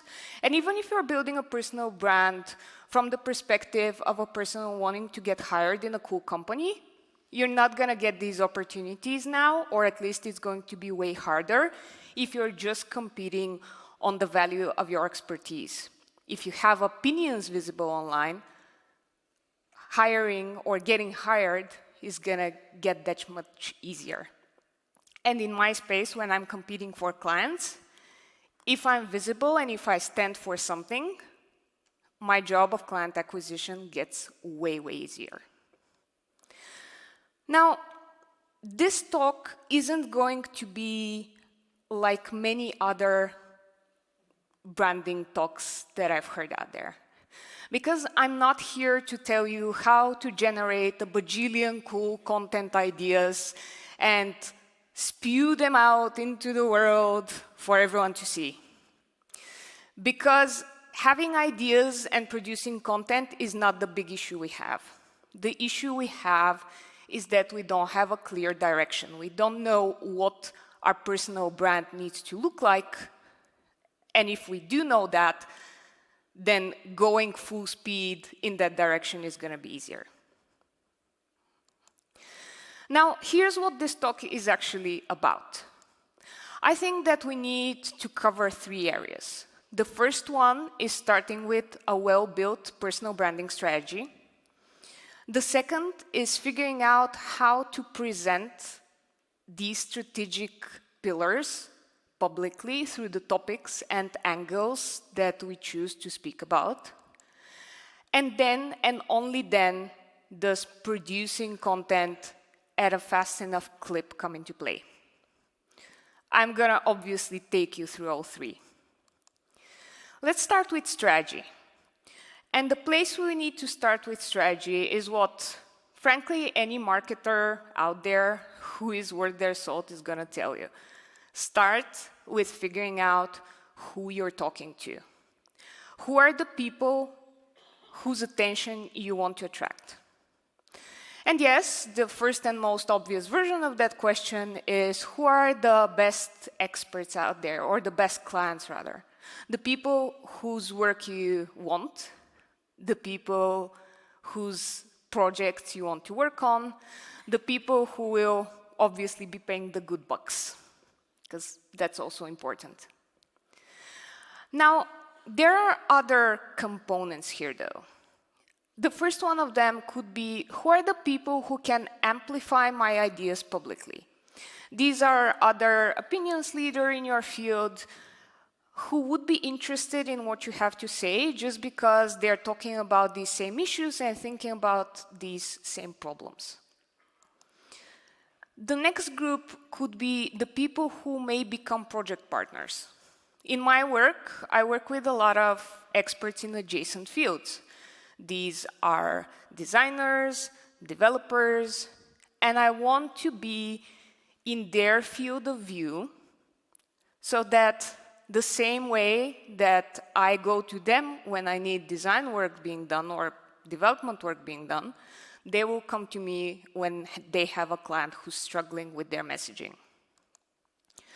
And this can also mean reaching the people who you want to be recommended by. These can be senior leaders in different companies who have a wide group of people around. These can be even people who manage communities of the type of clients you want to work with. It can be a lot of different things. And finally, and I'd even argue most importantly, because a big part of our work is to have fun doing it, is building connections with the people you want to hang out with and learn from, which is what I'd argue WordCamp is all about, so that's super topical. Now, when you think through these different groups, and in the resources I've provided, I have some trigger questions to help you better define each of these audiences. Making any other marketing decision when you know who you're talking to is going to get that much easier. Because what are the questions we usually struggle with? What are the different channels where we need to be present? Well, where are these people gathering? That's where you need to be. What are the different formats of content that you should be producing? Well, what do they like to do? Do they like to watch videos or do they prefer written text? Then you have your answer. What are the different topics that they want to hear about? It's all about figuring out who those people are to answer all of these questions. Now, since I wanted to make something a little bit more specific here, I'd argue that for personal brands, there are 3 specific channels that would give you the highest lift. The first one is long-form content. And when I say long-form, I mean anything that's over the length of a tweet, essentially, on the unpaid version of X, are we calling it now? I think so. So this can be a blog that you publish on WordPress. It can be a newsletter that you send out through maybe WordPress as well. That's quite often the case. It's about having the space to present your ideas. And this is where the majority of that trust building that we were talking about earlier today when we were talking about product market fit is happening in the long form. An even better place to build trust is in one-to-one connection. And I have put here on the screen speaking, but that doesn't necessarily mean being on stage like I am now. It can be hosting a meetup or even participating in a meetup and asking a question to the speaker that's gonna sort of make other people think. Now, the third and only third component of that whole thing is social media. And you can use this as a discovery channel where you get seen by a lot more people. It's essentially a trial version for them to sample your ideas. And when you can get their attention there, you want to move them to the long-form content that you're producing, because that's where the actual connection happens. So we can think of these as discovery versus relationship building platforms. Now, if we know who we want to reach and where we can get to them, the next question is, what do we need to ask? To tell, not to ask. Asking has happened in the first steps of this. So the most important bit here for me is being clear on what you stand for. On the practical and more technical side, this is helping you with all the algorithms out there that are surfacing different ideas. Because the clearer you are on what you stand for, the easier it is for an algorithm to place you and to surface your ideas to others on that platform. But even more importantly, it's about the human. If people know what you stand for, you're going to be the top-of-mind expert when they need expertise like yours. And my favorite example, and I think that I have now contractual obligation to mention it when I'm speaking at a WordCamp, is my dear friend Remkus de Vries. When you think performance, or at least when I think performance, I'm thinking about him. And he's built his whole brand around that. And it's very easy for you to place him in that box. That doesn't limit him. That means that he's getting more attention that way. Now, if you're not sure what you need to stand for, here are a couple of questions, and I'm not going to read all of them. You can just take a screenshot. Just go to a friend, to a colleague, to a person you've worked with in the past, and ask them about some of these things. Ask them what you are all about in their mind. And this is going to be the simplest form of customer research you can do in the early days. Now, we know who we're talking to, we know where we're finding them, we know what we want to tell them, what we stand for. Now, we go into the how. And the way of doing that is figuring out what's your particular type of message related to your expertise. This is something that I like to call remarkable content angles. I'm going to sort of dissect that idea just to give you a clearer view of what I'm talking about. An angle, meaning a particular way that you see and do things. And I'm saying here content because I'm a content marketer at heart, but that doesn't need to be just about the content. It can be about the types of services you provide or even your work methodology as a whole. But to me, it's also largely what drives your content ideas. And when I say remarkable, that doesn't need to be something no one has ever heard of before. It just needs to be interesting and significant and somewhat unusual. Monica before me was talking about your unique point of view, and that's largely what I mean here.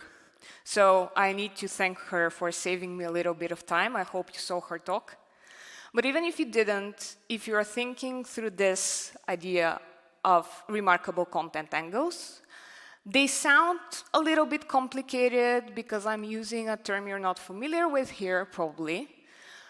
But the way to reach them is very easy. It's about self-examination. And the resources I'm going to provide for you, there are some trigger questions you can use to surface these ideas.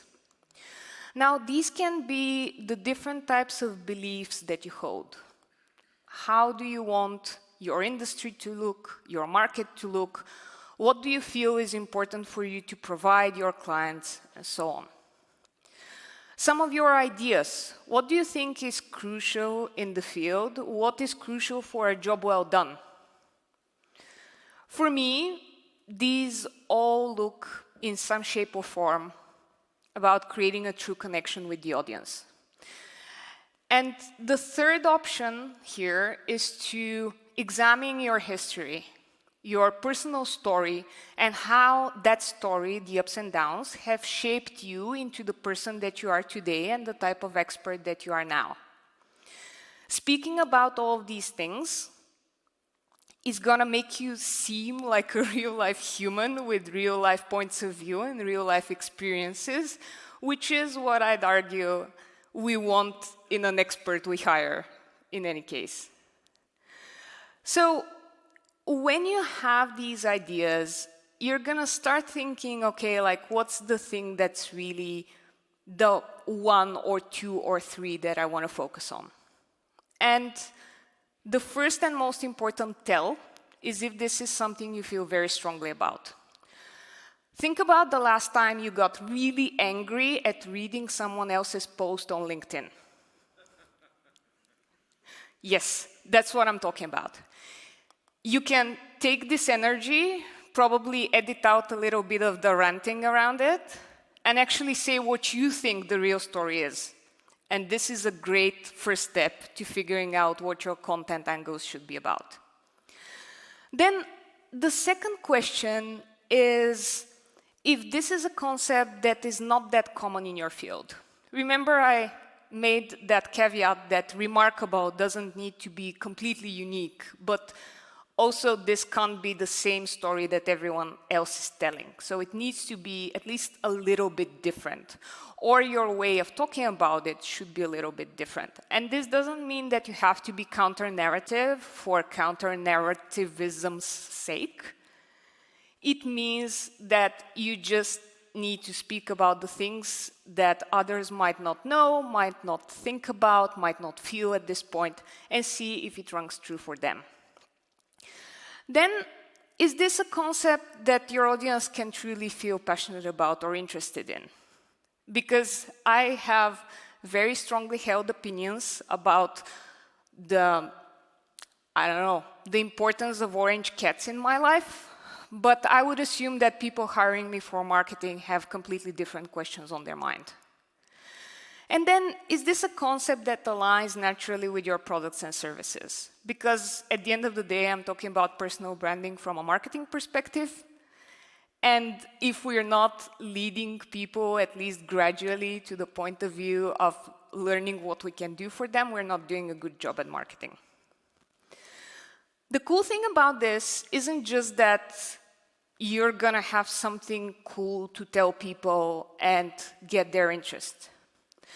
The cool thing about this is that the more you share about your unique ideas, the more you create a bubble around yourself with other people who hold these same ideas to be true.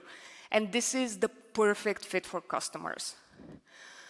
I have been vocal about the fact that you need a clear strategy before you start doing random acts of marketing for a long time.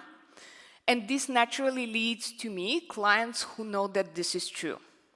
I haven't had the need to dissuade someone from working with me.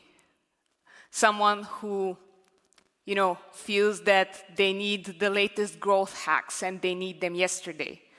Just because if you see any of my online or offline ideas, you will be very clear that this isn't the type of service that I provide.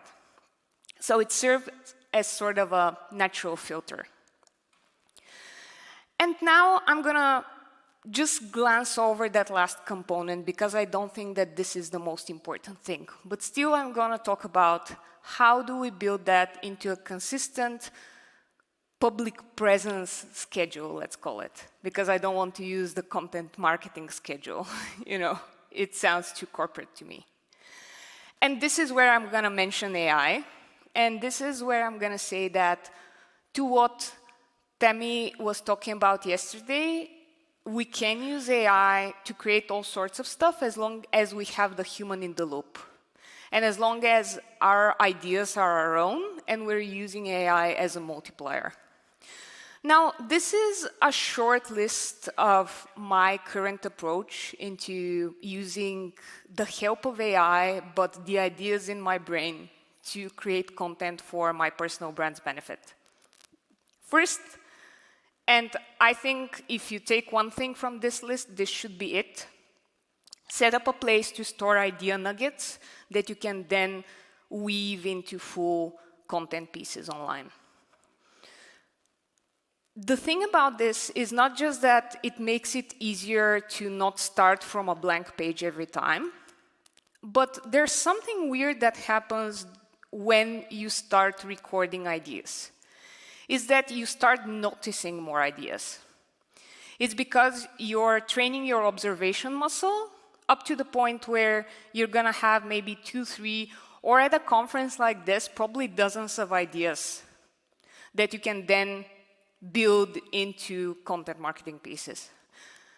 I personally prefer using handwriting and a notebook, which is over there in my bag. Wendy can verify that. And you can do it in any shape or form that feels natural to you, as long as you have one place and one place only where you have these ideas. Now, the next thing, and this is useful both for your personal sense of clarity and working with AI especially, is to have what I call foundational context documents. These are often called knowledge blocks as well. And these are the description of your audiences, a short overview of your personal positioning, your story, your experience, your brand voice, and you're gonna find some exercises to create a consistent brand voice guideline in the resources that I have. These things are gonna help you set up a project that truly feels like you and sounds like you with the help of our dear friend Claude. But it's also very useful to have that for yourself. And frankly, every couple of weeks maybe, I turn back to my ICP map and look at the different types of audiences that I'm serving from that initial list that I showed you, and remind myself who these people are, whom I've met recently, who exemplifies one of these personas, and try to put personal faces in there for my own benefit. Because turning back to all of these foundational ideas is how you can build consistency, not just in terms of publishing consistently, but in saying consistently the same type of things that are gonna attract the right type of people. Now, my preferred method of expanding these idea nuggets into full content is to talk. And maybe you see that obviously, if I'm here, I have a natural tendency to talk. But it's not just about that. I like to just voice my ideas probably during a walk, a stupid little walk for my stupid mental health, as is popular to say on social media. And I talk through these ideas that I have in my mind, because this gives my AI a lot more context to work with and build from. And it also results in content that more naturally sounds like me, because I've already said it. The AI is only editing it and putting different parts of it together, but at the end of the day, it's my idea in my voice, and that's what's important. Now, going further, we have this one idea that I'm also really passionate about, which is using AI as a sparring buddy. What I mean here is that the value of AI, I don't think, is only in getting things faster. And I'm gonna expand on that, but I want to first mention the last point of that checklist, which is start before you feel ready. The sooner you start, the quicker you're gonna get used to presenting yourself online in a structured way. And it only takes one post, maybe with ideas you've seen here during WordCamp. If you do one of those, tag me. And this is the thing that gets the ball rolling.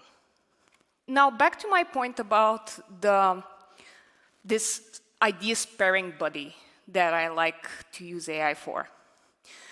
I think that the one person that I keep trying to channel when I think about my work with AI is this guy.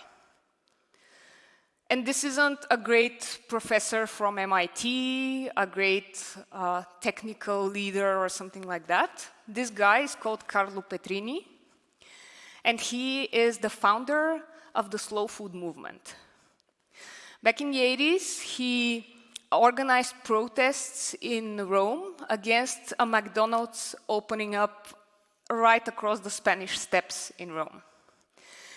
And the reason I'm thinking about him when I'm trying to start working with AI is that the slow philosophy isn't about doing everything at a snail's pace. It's about doing everything as well as possible instead of as fast as possible. And this is what we need to remember with AI, I think. Because having this back and forth with AI isn't an inefficiency, it's the whole point. Because AI can be very helpful in strengthening our ideas and pushing back if we teach it how to do that. And in the resources that I'm going to share with you, there is a base version of that content sparing buddy that I use that I hope you at least try out and see if you get better ideas that way. Now, I want to leave you off with this. And this is a quote that's originally about public speaking, but I sort of redid it for personal branding. I hear that a lot of people are worried about personal branding, that it doesn't come easy, that it's a little bit cringe. But the truth isn't that you should be nervous, it is that you should be terrified. Not terrified from doing personal branding, but terrified that all the cool stuff you know is not going to be seen by more people. It's being terrified that your expertise and your best ideas are not going to help more people than you can just connect to directly. And I feel that personal branding, from the point of view of generosity, is the best way to do personal branding. So I hope I at least pushed you in that direction, and I gave you at least one thing to think about and one thing to try today. And as I mentioned, you can get all the slides and a resource library of sorts at this link. There's also a link to my newsletter if you're interested in what I had to say. Thank you so much, and I'd love to talk to you a little bit more during the break.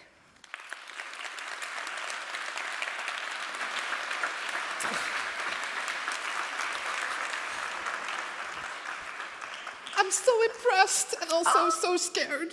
And so much work. Did everybody put things on their to-do list for Monday? Because it was very helpful. Great presentation. Also, I loved your slides. Compliments for that. Thank They you. were super amazing. This is the end of our morning session. We don't, unfortunately, have time for questions. Yeah. But like she said, if you have questions, feel free to reach out. Yeah. Before you start looking forward to lunch, we have a family photo happening next. So leaving the room, please head to the main entrance exit so we can all be in the photo. Our lead photograph person has a whole setup to get us all in a picture, so we should all be there. Thank you for joining this morning, and enjoy the rest of your day. See you.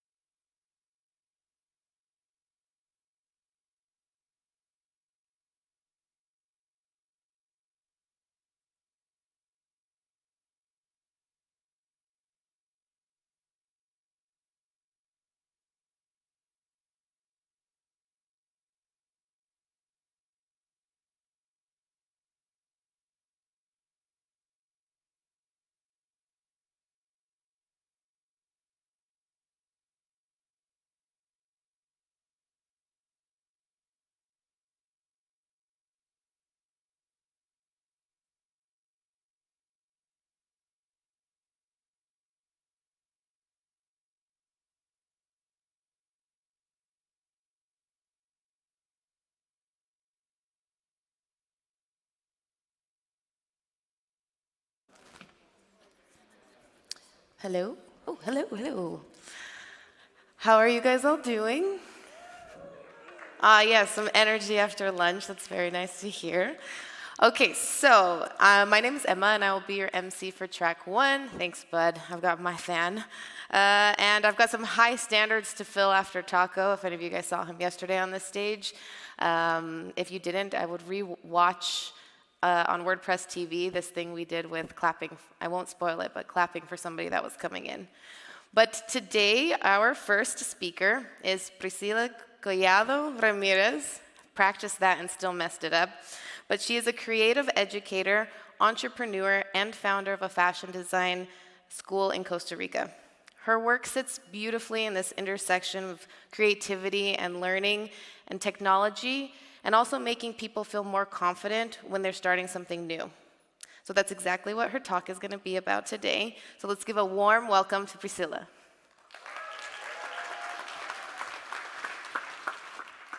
Hi, everyone. Thank you for being here after lunch.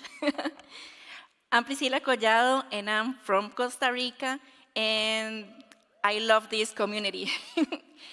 And I want to share with you that I'm here thanks to the Yoast Diversity Fund for Women Speakers. So I want to applause, and I'm so grateful with Yoast in this initiative. So let's talk about the beginners. Everybody was a beginner, right? And in my career, I learned something. Oh, wow. Okay, I have technical problems. Okay. Perfect. And I want to share a secret with you. 17 years ago, I quit WordPress. And I was studying advertising and web design, and I feel insecure, and I feel dumb, and I feel slow, and I quit it.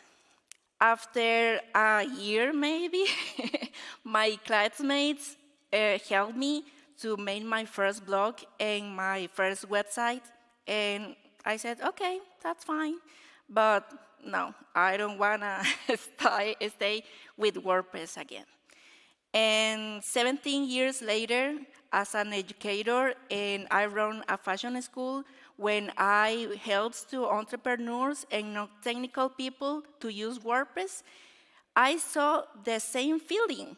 I saw the beginners, well, stuck, they feeling slow, and they quit WordPress. But why? Why they felt overwhelmed?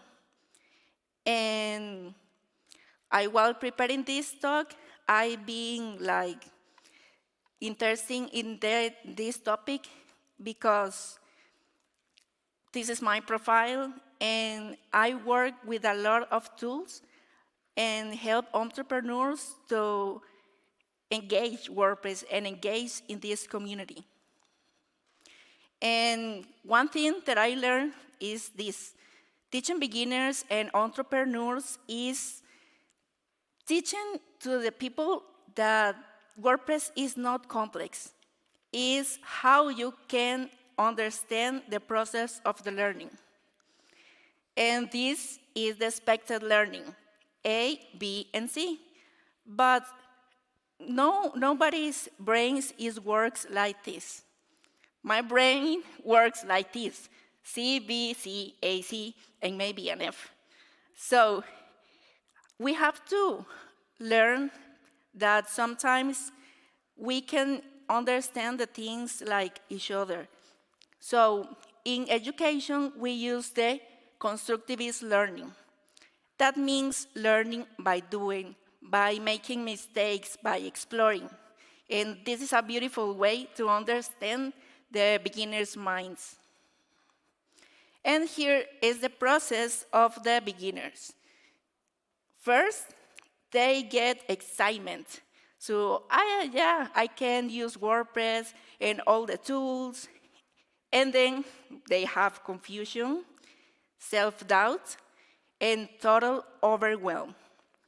And One of the confidence doesn't come before an action, because confidence is built through an action. And sometimes most of the common questions beginners ask is, why should I install? And we say, it depends. Depends of what? Depends the thing you want to do. And that feels total confusing because you have to give beginners one option, not too many options. Because when everything is an option, every choice feels like a mistake waiting to happen. And that's it. 414 euro for the mind and for the brain. Because when beginners don't understand something, sometimes, rarely blame the system. They blame themselves. They think, I'm too slow, this is not good for me, and maybe it is. But we have the cognitive overload. The mind is blocked. So we have to do, I don't know, we can do with this brain overload.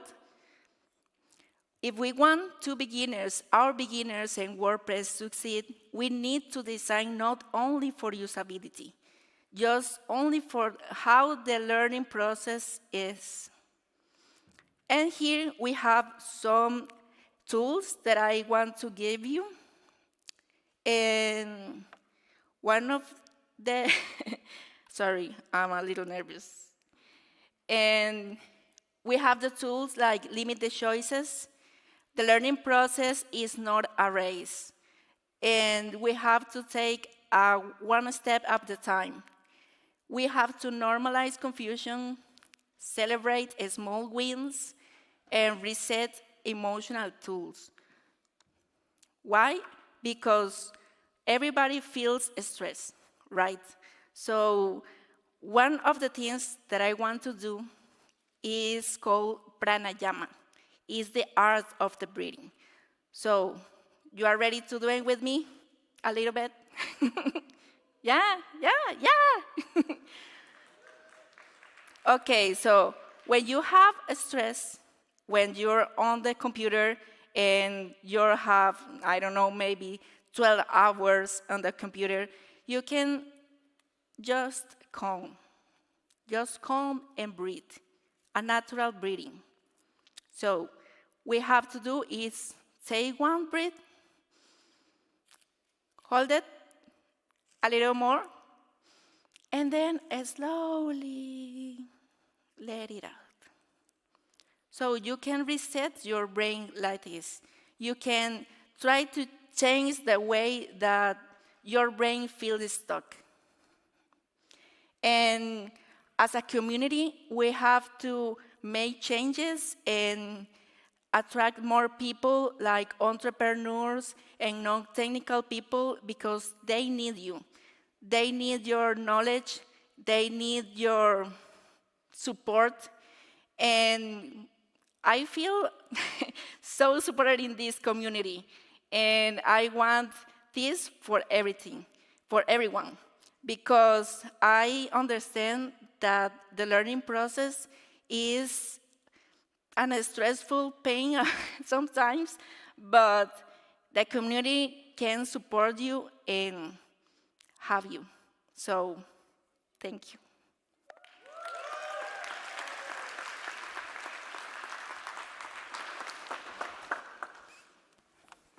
Thank you. Oh, and you should follow her on LinkedIn. Yeah. Instagram, yeah, okay. Thank you so much. Thank you. Okie dokie. So, I think I'll just leave this up there. Alrighty, so next up we have Coach Birgit. Birgit is the head of support operations at Codable, and has been, that's right, and has been using WordPress since its very first release. She's also been a longtime contributor and is the former spearhead of the DEIB working group. Outside of that, she's a mom of 5, a granny of 3, and in her own words, someone who is great at doing things and terrible at writing them down. She is also vocal about both visible and invisible health conditions, and is passionate about breaking those ceilings and creating pathways for others to follow. So today, she's going to be talking about documentation and how it's not just admin work. So let's please give a big round of applause for Coach Birgit.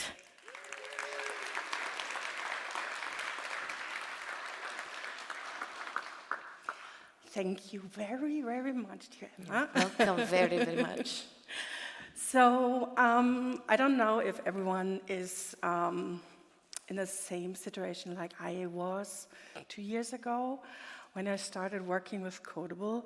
I noticed there's a lot of knowledge to be transferred. When you're starting at a new company, you are wondering, how does the system work? And then you start learning more about how the system works, how complex the support operations are, how complex the standard procedures are. And then you have to train new team members. So then is the question I got asked, okay, I know how to do stuff, but how can I train someone to do that? So yeah, when I was asked, can you show me how to do that? Then I froze. Because there is a documentation gap. So you see a lot of knowledge you gained over the course of your time where you're learning stuff and figuring out stuff.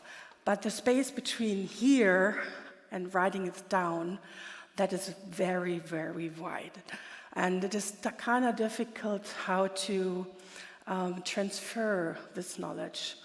And yeah, you see we have in our brain, there's what we call the muscle memory. Think about when you're driving your car, you know how to drive because you have practiced that. But when you're going and need to think about it, then you're not able to explain it to someone because you're not thinking about it. It's automatism. So it is really, you're learning by doing that. And when you see that there's like troubleshooting, you know how you figure it out. But the way from the muscle memory over to what you can transfer is really to think about how can someone redo the steps you have taken, how the knowledge works between the people and so far.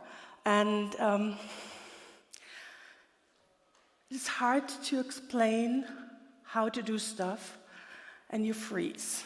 So, and then there's also this cognitive issue when you're under stress or when you're physically impaired, which has also, let's say, see, I'm out of breath. So I'm taking this very nice inclusion feature and like to get in touch with you about what it's really like to transfer the knowledge. So we need to make sure that our documentation process is not an overhead and think about it like a strategy.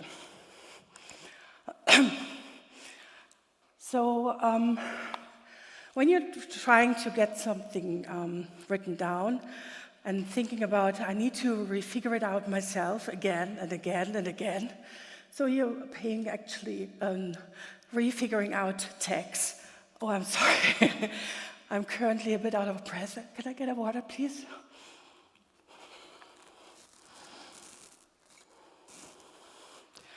That is inclusion. Please applause.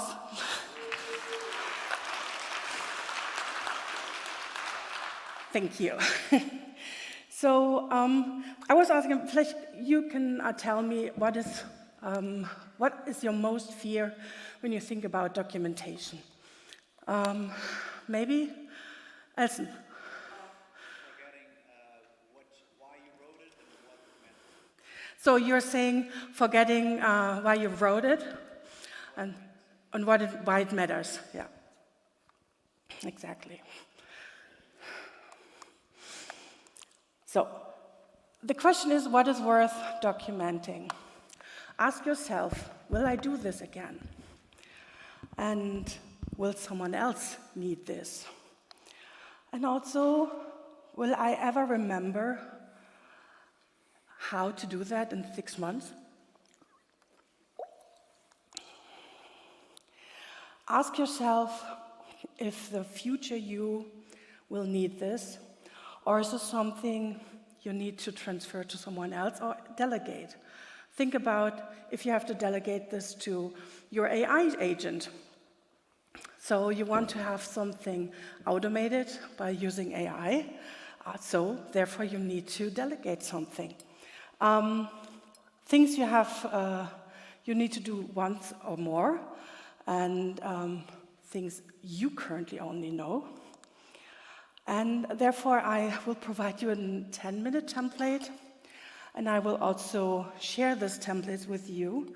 I've created a GitHub repository where I share some frameworks I use for my daily work, how to overcome this blank page syndrome you all probably know. When you say, oh, I have to write a documentation. And one big mistake I made in my past is I was thinking I needed to be perfect. It needs to be perfect in documentation, it needs to be perfect in handoff. But I learned over the time that it's more useful when I just write some bullet points on a piece of paper so that I know, okay, that is why I did this, that is my next step. That is usually sufficient enough, and then you can build upon on that. And yeah, that is what I'm usually saying. You can't delegate what you can't articulate.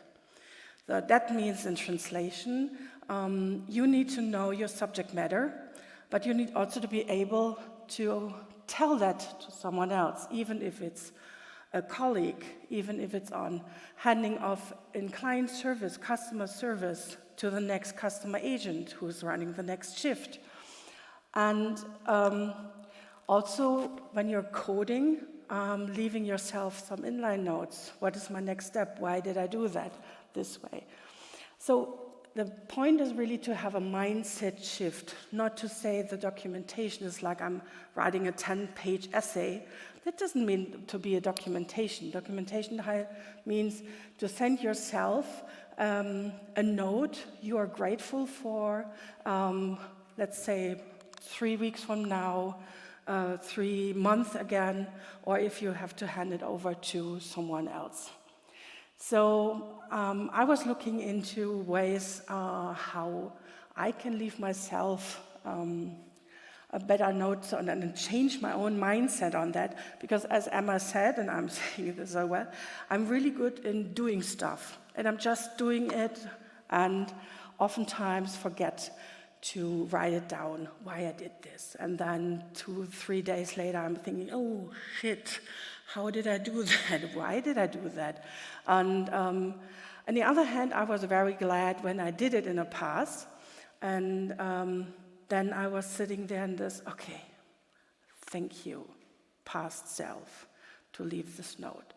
Or in client communication, when I'm handing off an client comes to us, wants to know stuff, and I try to understand what is the underlying issue or what is the underlying request, and I leave myself a note. When the client reaches out again, I'm very aware of, okay, there's where we have left off our communication, and so on. So that is really this mindset shift, and that is what you can reframe as a love letter to your future you, because you will be grateful in the future when you have written down your thoughts and processes. And the most important part is really to see, hand off your processes in a structured manner, even if you're going to use an agent, AI agent in a later time. So that is what you can then delegate also to AI or your colleagues. So that is why I'm saying I created some templates for you you can take with you and think about when you fear again about documentation. It's just reframe it as a love letter to your future you. You will be grateful for to have it written down.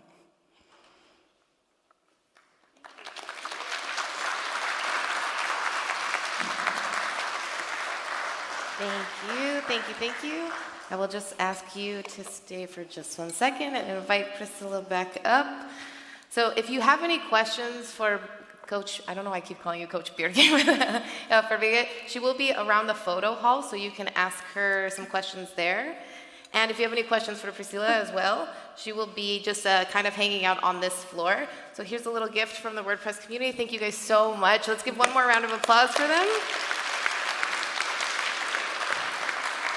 Nice. And thanks again for being inclusive and bearing with us. Thank you. Thanks, guys.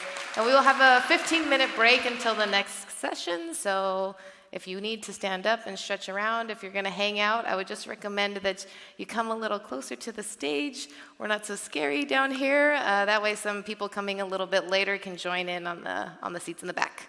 Thank you.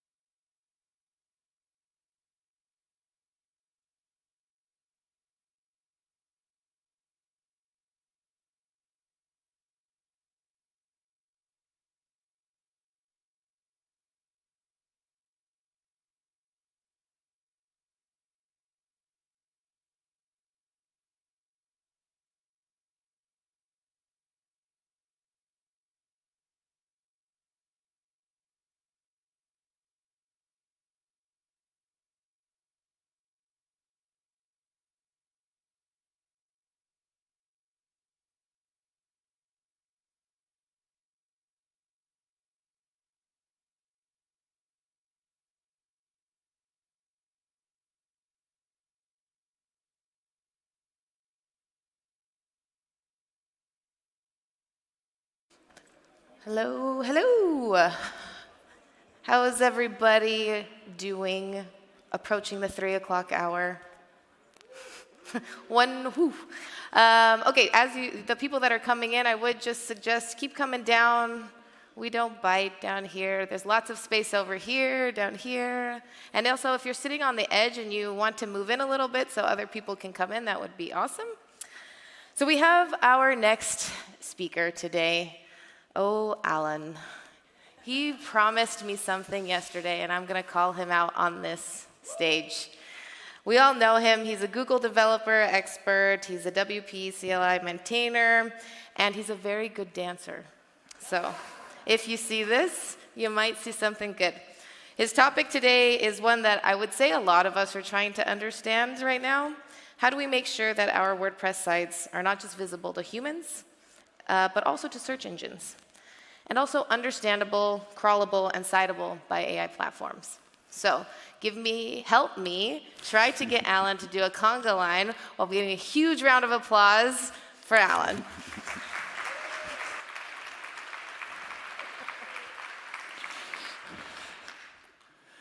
Hello, everyone.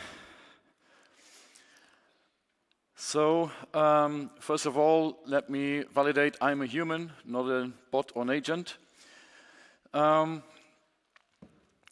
But we all know by now that there are quite a few changes that are hitting the web right now. And most of what was true in the past still stays relevant in some way, but there's a bit of a new reality where a new type of visitors is visiting your websites. And in the past, those were just nuisances that a lot of people blocked to save bandwidth, to secure their website. And nowadays, you need to have a smarter approach about that, because those bots and agents that visit your site, they actually bring value with them. And so let me go into the problem first and explain why the situation is changing and why we need to be aware of that and pay attention. So first of all, when you have a website, sometime this week a bot, an agent, visited your website and they made decisions about your website, about your content, whether to surface it somewhere, whether to cite it somewhere, and you were not in the room. You had no say in what the outcome of that decision was. And most of the time it's just no, because the traditional WordPress website is not properly equipped to get a resounding yes from those visitors.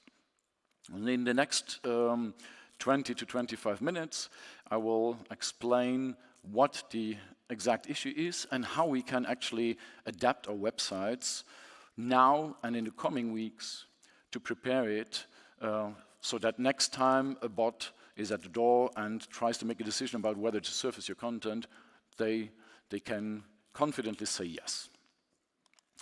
So, first of all, we have quite a few numbers that are interesting. The AI bot traffic, according to a Cloudflare metric, increased by 187% year over year. In that same time, the human traffic only increased by 3.1%. So we definitely see that the bots are there, are trying to outrace the human visitors right now. So there's definitely a trend there that we need to be aware of. And SimilarWeb also did some tracking, and they roughly tracked 0.9% of total web visits coming from AI tools in March this year, and that was 5 times as much as the same time last year. And this is across all the AI vendors, across all the providers that we're seeing. Then a few other numbers. And here we're not talking about the quantity and the volume, we're talking about the quality. So AI traffic, according to Adobe's Q1 2026 retail statistics, AI traffic converts 42% better than non-AI traffic. And this statistic last year was saying that AI traffic was converting worse than non-AI traffic. So there was a complete reversal. All of a sudden this year, when the traffic is coming from AI systems, it actually also converts better. It's not only that we get more of it, it's also higher quality at the same time. This is, of course, this needs to be qualified a bit. Not every website is a retail website and will see different numbers, of course, but this is definitely an indicator that something important is happening here. And so, what does that mean for your WordPress websites today? On WordPress websites, there's typically 3 failure modes that we need to be aware of and that we need to work on. First is when the website is invisible. So it might be that you're just flat out blocking all bots and all agents through your security systems. And while that might have made sense in the past to save on bandwidth, with WordPress web serving often being very costly per request, this is not a viable option anymore. So make sure that you're not invisible to the bots that actually try to cite you when somebody is searching for content where you have a relevant answer. And then we do have sites that are vulnerable. So the default WordPress website will let all the bots through, including the training bots. And so instead of your content being surfaced in search results, it might be that your content is just being scraped for training data to be part of the training data of the next generation of LLM models. And there's no real benefit for you if that's the case. And then there's also the old paradigm where everything is just optimized for Google from years back, and nothing is really ready for the AI layer. And according to Cloudflare numbers, again, they scanned 200,000 domains to see how many had a good robots.txt setup. Only 4% of those that had a robots.txt actually declared AI-specific preferences. So they just had no say at all about how they want to participate in the future of the web. And so if you do something today, just something, you're ahead of 96% of all websites. So that's an easy, low-hanging fruit for you. So let's start with how you can actually work on improving the situation. There are 5 layers to this that I will cover. All of this is based on numbers and studies. All of it needs to be taken with a grain of salt. Nobody has the most definitive answers right now. We're all trying to figure this out together. But there's 5 layers that I wanted to touch on that I think are important. The crawlers, the robots setup, the schema, the content, and the measurement. So let's dive deeper. First of all, about those crawlers that hit your website. There are 3 types of bots, and you should have a strategy of how to deal with those that takes these distinctions into account. So there's the training bots, the search and citation bots, and there are the agents. The training bots, they typically only take your content to serve as training material for training a new LLM model. And there's nothing you get back from that, but you pay for the bandwidth cost. So typically, that is not the type of bot you want on your website. Then you have the search and citation bots. Those are the ones where it's important that you don't block them, because they want to actually take your content and show it somewhere so that somebody can click through and get on your website. So it's important to differentiate between the training bots and the search and citation bots. Sometimes the naming is not really clear on how they identify themselves, so it's important to see those distinctions. And then finally, we have the agents, and the agents need to be treated in a very different way, where the training bots and the search and citation bots are basically automation tools to collect data. An agent has to be considered as the representation of a human visitor. So it's a human visitor that told the system to do the work for them. So that agent, it might be there to just see your website, it might be there to buy something for the user, to fill out a form for the user. So it's important to treat those agents just the way you treat human users. First, the training category. So about 89% of the bot traffic that you see is actually training bot. So this is the bad part. You can see Googlebot is about a third of it. The rest is split out a bit between other providers. And those training bots, they come, collect data, expect to use that data without giving you anything in return. And while doing so, they create bandwidth costs for your website. So those are typically the ones that you would block through robots.txt. There's also numbers here about how often those bots, how they are changing over time. So some bots, they start off as a training bot and then slowly have mixed behaviors where all of a sudden they also try to cite or the other way around. So this is not a definitive list. This is something that we can currently observe, but you should always try to stay up to date with what behavior is observed from those bots. Because sometimes they claim something but do something else. And then you should have measurement and observability in place to see which bots are hitting your website.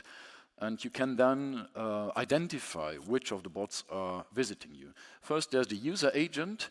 That is the string that the bot passes along with a request where it claims who it is. But it is not secure to use, not reliable. It's very easy to spoof that. Anyone can basically use any user agent string that they want. Then we have the IP and ASN data. So for all the serious providers, they have dedicated fixed IP ranges for their bots, and they publish those IP ranges. So you can actually set up your systems, your logging systems, for example, to detect certain IP ranges and attribute them to certain bots. That is a more reliable way of identifying the bots than the user agent. And then finally, you can look into your server logs, your access logs, and use a tool like grep just to look for patterns, for behavior patterns. And that is a third way of identifying those bots. And with you should have all of those tools already at your disposal if your website is set up with the usual management stack on the server side. And so it's just a matter of understanding the differentiation between those bots and setting up everything the way it fits your strategy. And default is not a strategy. So the WordPress default robots.txt file, this is what WordPress produces by default. So as you can see, it allows any user agent, it disallows access to the admin backend, but then opens up the admin Ajax endpoint again for technical reasons. And that's it. And this is not a strategy. This is not enough. So if you improve on that, as I mentioned, you're already better off than 96% of the web. Here's a general recommendation of how you can deal with robots.txt. This is not complete, and as I mentioned, this is something that is changing over time. So you should, in a recurring manner, always check whether you're still up to date, whether this still matches what your logs are saying. But generally, you could split into 3 categories: training category, block. There's no benefit for you unless you want to be part of the training data of some models without having a say on what benefit comes back to you. There's ongoing litigation between big publishers and the training systems for these AI providers. But what we've seen is that only for the publishers where the training bots have not had access to the data yet, there's negotiations in place. For all the others, they already have the data. They don't care about whether you're happy about it or not. So a general, safe, future-facing approach is to just block it by now, for now, unless you have a valid reason of wanting to be part of the training data. Then the second tier is a citation, and you want to allow those. Those are the bots that want to show your content when somebody searches in ChatGPT, for example, and wants your website to appear as a citation. Those are the ones you want to allow. And then as a third category, the agents. Here we still have the same allow, but I wanted to make sure that you understand that you should have two separate setups for citation versus agent, because the agent bots, those are considered human visitors. By the way, there's also new standards coming up of giving you more control over robots.txt by stating categories of access and so on. But what I showed now is the basics that you can get started with. And then, yeah, as I mentioned, the training data, there's no return. The operators have a very bad track record of just sticking to the opt-outs that you do. There's lots of legal debate around how this will all roll out. So you should, my recommendation would be to disallow that at the robots.txt level. That is the opt-out. You should also consider further measures that we'll look into, and then re-audit this quarterly to see if your list is still up to date. So when you do this opt-out in robots.txt, not every system will honor it. So there are 3 ways of actually enforcing this in a deeper way. The first one is to have web application firewall rules, where you can just state what bots will be allowed through the firewall or not. So if they are told by robots.txt that they are not allowed through, but they still try to access your website, your firewall will then catch them. All the main cloud CDN providers will have their own ways of setting this up, but the general approach is that you have a firewall that can specifically catch the behavior of those bad bots. Then you have rate limits and IP lookup, IP blocks on the server side. That means you don't ban them flat out from accessing your servers, but you have a bit more control. For example, you can say that you let them pause from time to time, but you cannot overdo it by consuming too much of your bandwidth, or you want to get them access under certain conditions and so on. So you have more control when you have those rate limits and IP blocks on the server level. And then finally, there's a new standard that is currently emerging called WebBotAuth, which is a cryptographic signature for bots so that they can identify themselves in a verifiable way, so that you actually have certainty about which bot you're dealing with, you're talking to, and can act on that. This is an emerging standard. It's still early with all of those systems, but it's just important to be aware of what is coming there.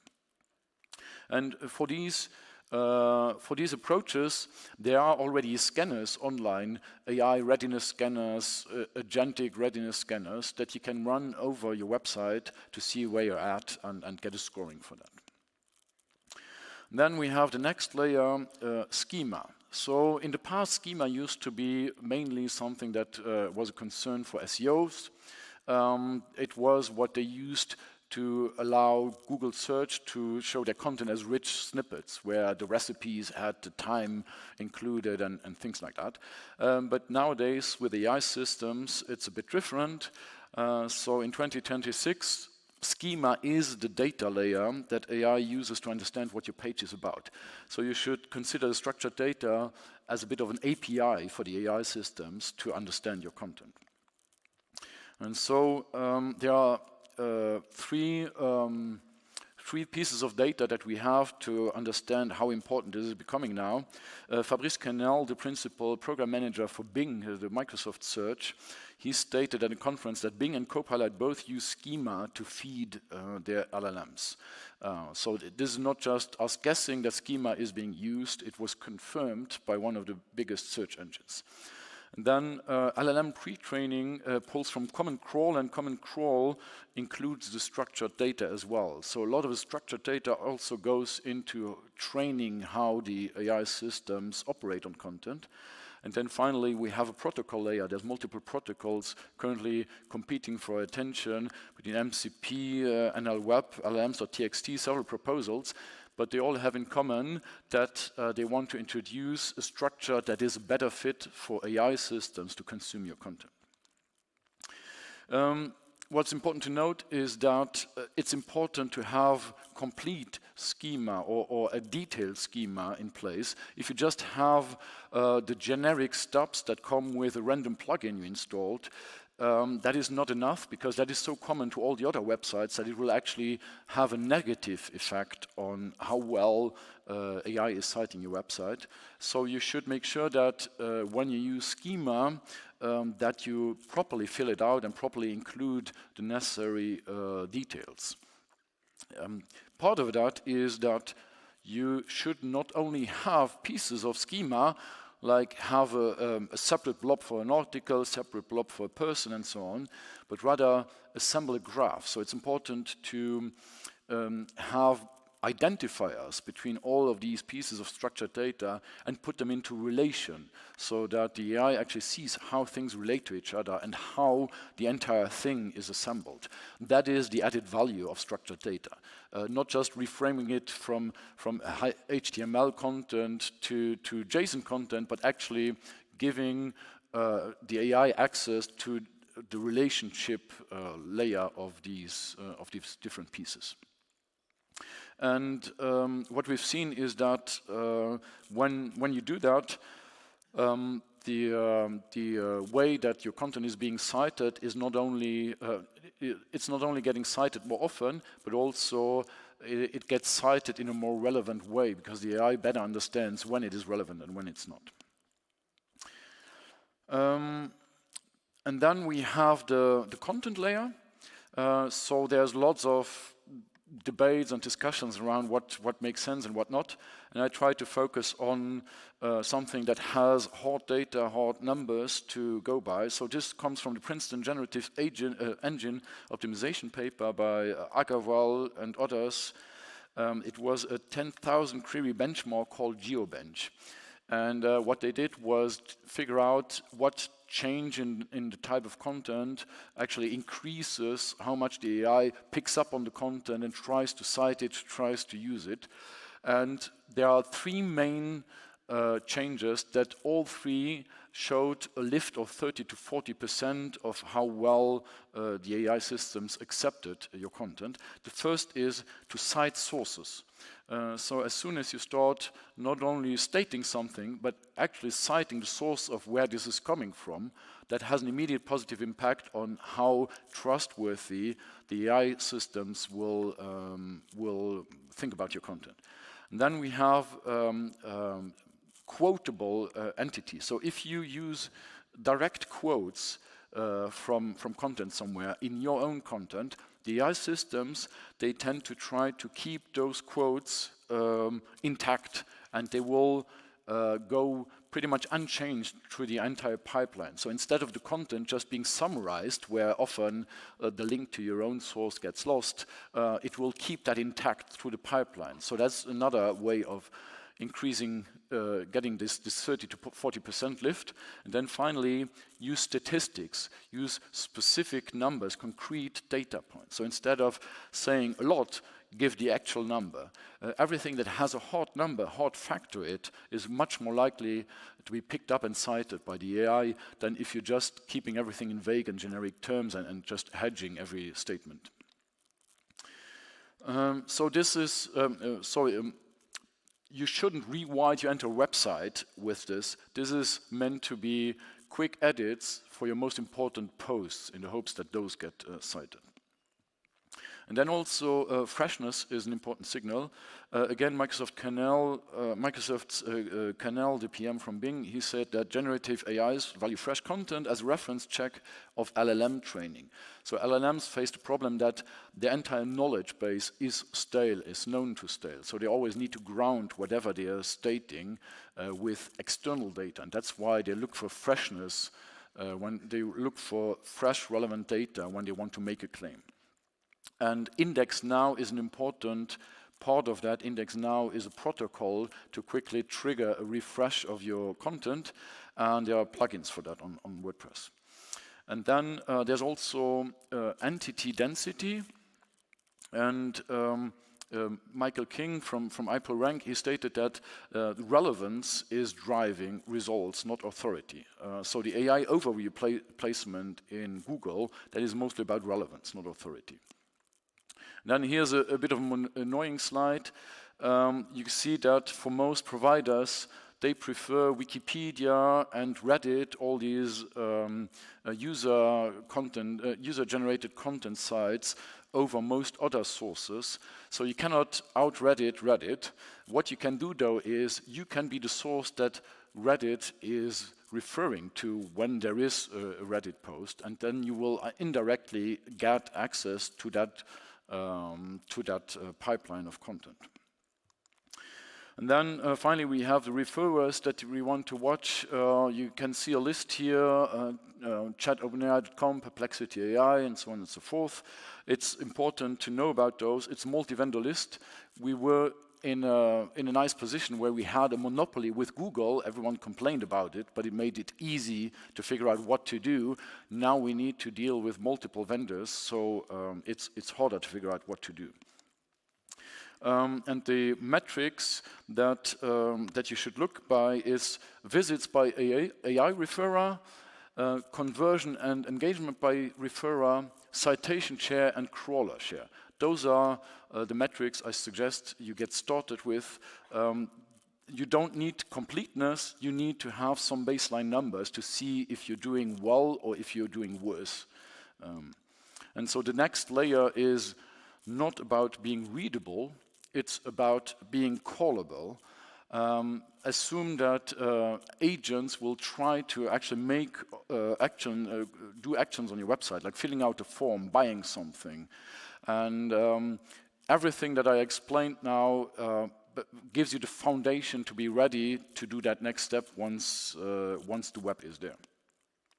And so now it's time to do the work. Let's quickly go over that, and I have a bit of a gift for you to make this simpler. This is what you should be doing tonight. 6 steps: audit your robots.txt, verify your schema graph, attribute complete the schema, make sure that you don't have a half-filled schema, run a readiness scanner, edit 5 cornerstone pages, just the most important pages, and add LLMs.txt and referrer tracking to it. See, those are not the last version of the slides. And in the coming weeks, wire up a dashboard to collect baseline data and see where your numbers are going, fill up the schema, create cornerstone articles, and make sure that you use those 3 tricks that I mentioned: citations, quotations, and statistics, so that your content is citable. And review and publish a commitment page of some form if you want to use a psychological trick on yourself to make sure that you keep track of everything and be aware of that. And so here's a bit of a gift. This is a checklist that you can use at home. Just go to this link. It will give you step-by-step things to go through so that you have the basics covered. Do that with your own website, and you will be much better off than 96% of the rest of the web. So start tonight. You can have the first gains already. Well, maybe start tomorrow morning. Let's do the after party tonight. Let's rediscuss this tomorrow morning after breakfast, maybe. Then here's how you can get in touch with me if you have questions. If you want to tell me that all of this was nonsense, please go ahead, get in touch, ask questions, tell me what was wrong, and I'm happy to talk about all of this.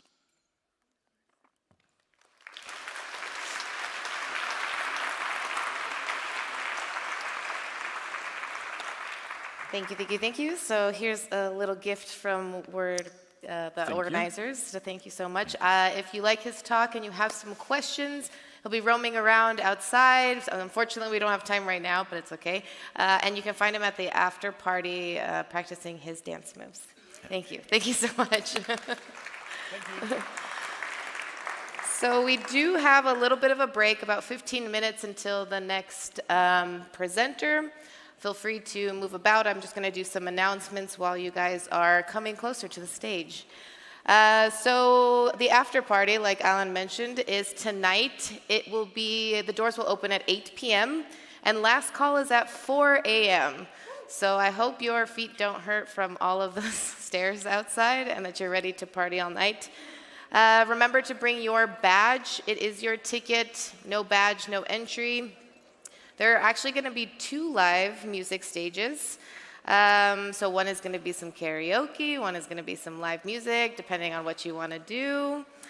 You'll get some complimentary drink tickets, and there will be an open-air barbecue area, so it'll be a lot of fun. Please join us. Also, if your badge has the silver hologram sticker, you can use that to use the free transport for the trams and buses around Kraków. And I would just recommend leaving yourself a little bit of extra time. There's the Dragon Parade happening this weekend, so they're rerouting some of the paths to get there. So just make sure that you have enough time to get there and back if you're staying over on this side of town. And another announcement. So I'm not sure if everybody has seen the update that Matt will not be able to make it to Kraków for WordCamp Europe. There was a personal matter requiring him to stay at home, and he's super upset that he cannot make it here. So this is super sad, but we do have an upside. We have a fireside chat with Mary, Matthias, and Rich that will happen at the keynote closing time, same time, but they will be talking about all the new exciting features that are happening for WordPress 7. So please come and join that. Yeah, and then the next talk will start in about 14 minutes or so. So thanks.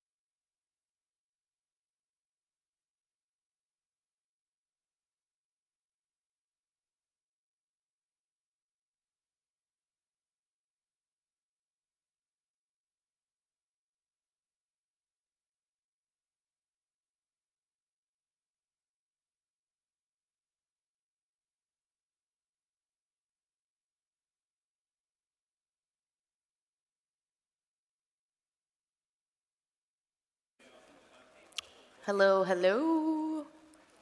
Organizers, down in front. Hi. Okay, so we have a couple minutes before Jonathan takes the stage. So I'll give you a short introduction about this fantastic man that's coming up and not wearing loafers. So our next speaker is Jonathan. He is a WordPress core committer, mentor, and also open source leader. He works as a principal software engineer at Bluehost, where he is sponsored to contribute directly to the WordPress project. His work spans everything from writing and reviewing code to mentoring contributors and helping them guide through those long-term direction of the platform. But he's also deeply focused on the people, on the contributing of the workflows, the community, and those processes. So today he is challenging one of the biggest phrases that we hear in open source and our web communities that we need to fight, which is fight to preserve the open web. So let's give a huge round of applause for Jonathan. Thank you.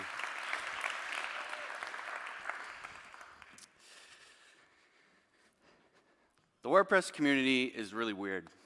And I mean this in an endearing way. This is something I tell to my friends and family when they ask me about the events that I go to.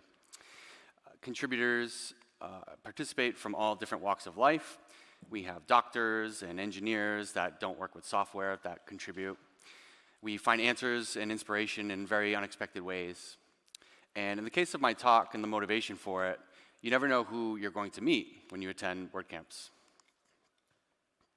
Last year I attended WordCamp Canada, and I just happened to meet someone that was also attending. His name is Dave Weiner. So for those of you who are unfamiliar with Dave, he is one of the very first people to have a blog, and he's also credited as the inventor of podcasting because he added the enclosure element to the RSS 0.92 specification in 2001. Throughout the weekend, I watched his enthusiasm grow as he peeled back the onion, the layers of that onion that is the WordPress community and how the project functions. It was pretty surreal because here's one of the very first bloggers to ever do what our software is enabling others to do, and he's excited about what we're doing and what we're building. But more importantly, he was excited about our ideals and our philosophies and how we were going about building this software. So we kept in touch, and he lives in New York. When I was in New York in November, I got some coffee with him. And at one point in the conversation, he interrupted me, and he said something that I was really thinking about even after chatting with him. I kept mentioning the open web, and he told me how much he hated that term in language that a New Yorker would use with a Bostonian. The web is an open platform, and it's based on open infrastructure. And we need to stop referring to it as the open web.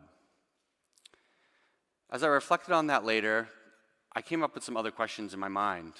And I don't intend for you to have answers to all these questions when you leave today, but I think as people building these experiences on the internet, these are questions that we should always be constantly thinking about.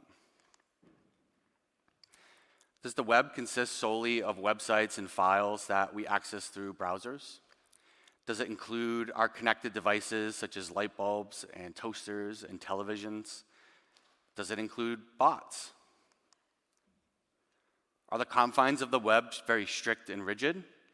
Or is it more ambiguous and personal, varying from person to person based on their ideals and their beliefs? In the WordPress community, we often talk about open in the context of open source licenses, the freedom to run software for any purpose, the freedom to study it, how it works, and make changes as we see fit, the freedom to redistribute it, and the freedom to distribute it as a modified copy. This is Libre, or free as in speech. But what if the gratis, or the free as in beer, is too much? When does something lose its openness? And what is the correct balance between those two? Is there even one true definition of the web? From a technical and a factual perspective, I'm sure we could come up with a definition. But the internet and the web is about so much more than that. It's about sharing ideas, knowledge, connection, innovation, and inspiration. But what if we can't define the web? I think the majority of us remember the first time that we sat down at a computer or used the internet or built something digital. But what about the first time you had to think about openness? I remember the first time that I was really exposed to that idea, and it was the idea that the internet may not be equal for everybody. There's a man by the name of John Hart, and he claimed that his internet service provider, who was Comcast, was falsely advertising their services, and he filed a class action lawsuit in the state of California. This is the very boring legal brief here, and I'll highlight some important parts there, but he noticed some performance hits to when he was using certain applications, and he determined that Comcast was targeting that traffic and blocking it. So mainly, Comcast had severely limited the speed of certain internet applications, such as peer-to-peer file sharing. There was an analysis performed by the Associated Press, and it conclusively showed that that was actually happening through something called TCP reset packets, where they were pretending to be the user sending the packet, but it was actually the network intercepting it. And of course, this was primarily aimed at BitTorrent traffic. And as someone in college who may or may not have been loading torrents, I took notice of what was going on. But it also extended past that. It wasn't just peer-to-peer file sharing. It was also something called Lotus Notes groupware, which was something from IBM. And it also extended into Halo 3 for people that were running game servers. Eventually, the case was settled, and in the end, 1 million participants split the settlement fund, and they each received $16. But it really brought to the surface this term, net neutrality. And the idea behind that is that you should get a consistent transfer rate regardless of the content, the website, the platform, the application, the equipment, the source or destination of your request, or the method that you're communicating. This is pretty consistently enforced here in Europe, but in the United States, it's much more tumultuous and rocky. Different administrations will pass new rules, and they'll repeal them, and the courts will get involved and rule they can and can't do certain things. And so we're definitely not in a state where we can take for granted the openness of the platform that we're on. That was in 2007, and in 2014, Comcast again is in the spotlight, but this time they struck an agreement with Netflix. And the agreement was that they would allow Netflix to connect directly to their network so that the users of their service would have less latency. The deal eventually fell through, and Netflix actually flipped sides and declared that those rules should be banned going forward. Later on, in an attempt to address this, the FCC, the Federal Communication Commission, proposed a new requirement that ISPs must provide a minimum level of service. It seems good on the surface, but the internet service providers were licking their chops because it allowed them to establish that minimum level of service and premium levels of service. So the result would have been fast lanes or prioritization from different services or individuals. Think that you're a small business or you're someone learning about coding and you start a blog. And then all of these corporations just start making deals with internet service providers to be faster, and as a result, delaying the request to your website. All of your customers are going to go to the faster website. And so the impact could have been really severe. And you would be completely out of control of that because they have much more money than you, and you have no control of that. By now, people were pretty skeptical of these corporations because they're clearly trying to find ways to monetize the activity that's on their networks.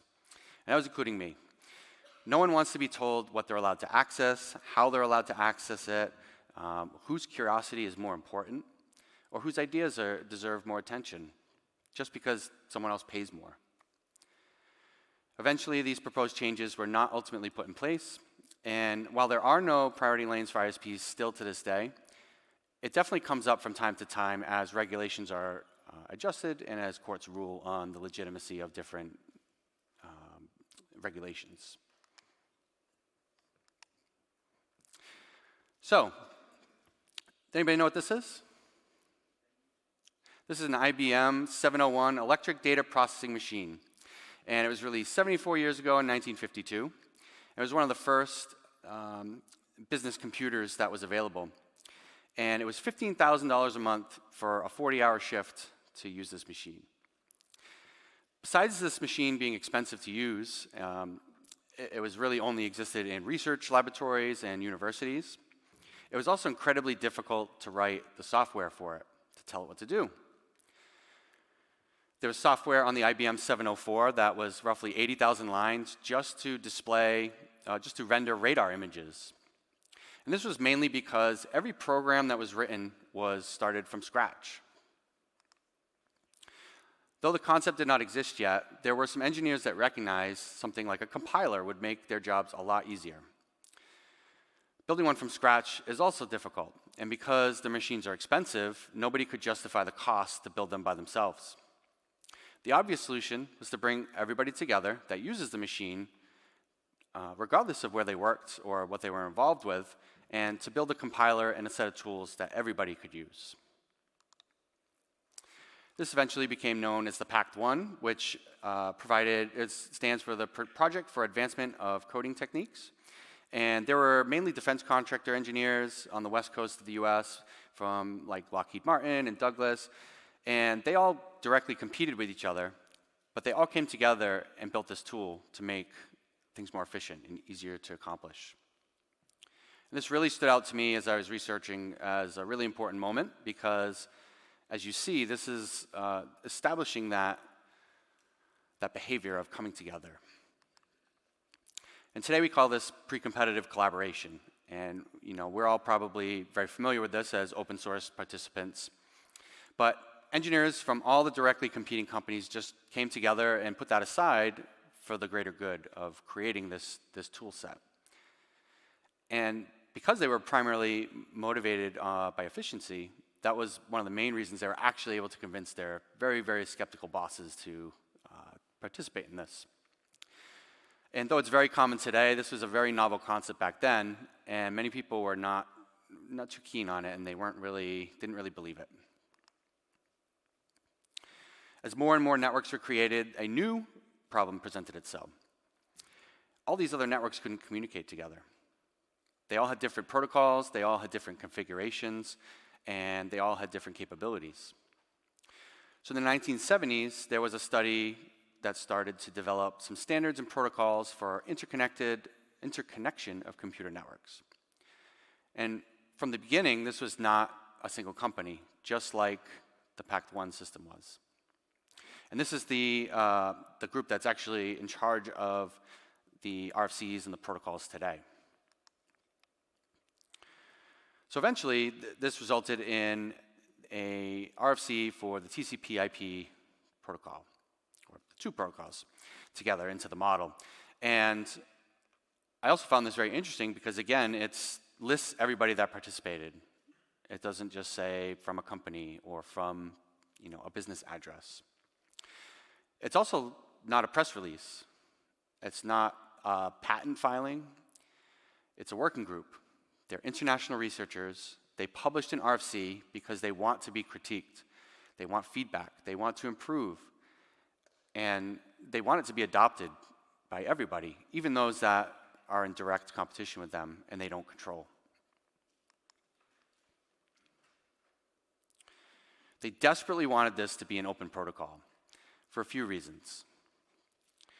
They weren't the only ones trying to solve this problem. At the same time, there were Xerox and IBM machines that were shipped, and all of those machines had unique protocols to that machine in their ecosystem. And so it was nearly impossible to get them to connect together. The INWG was, as I mentioned, also trying to solve this, but they came up with the OSI model. And there's one very important difference to the two models and why the TCP model ultimately won. The most important difference to me is that OSI was open by outcome, because it was vendor neutral, and it was internationally standardized by the ISO, but it was actually closed in process. The standards were developed by national delegations and committees. You had to have money to participate in time. Your government actually had to sponsor you to participate, or a large corporation. The drafts weren't freely circulated. and the final standards were sold as expensive documents by the ISO. Implementation also was very expensive because it required you to have a license for the reference materials that you needed. And in many cases, you actually had to attend training in person as well. TCP/IP grew up in a completely different culture.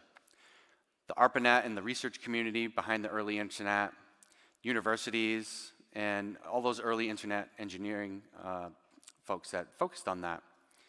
Its openness was pretty radical at the time, but it was non-negotiable for those people. Anyone could download the RFC, and they could use it to put a network together between two devices in hours.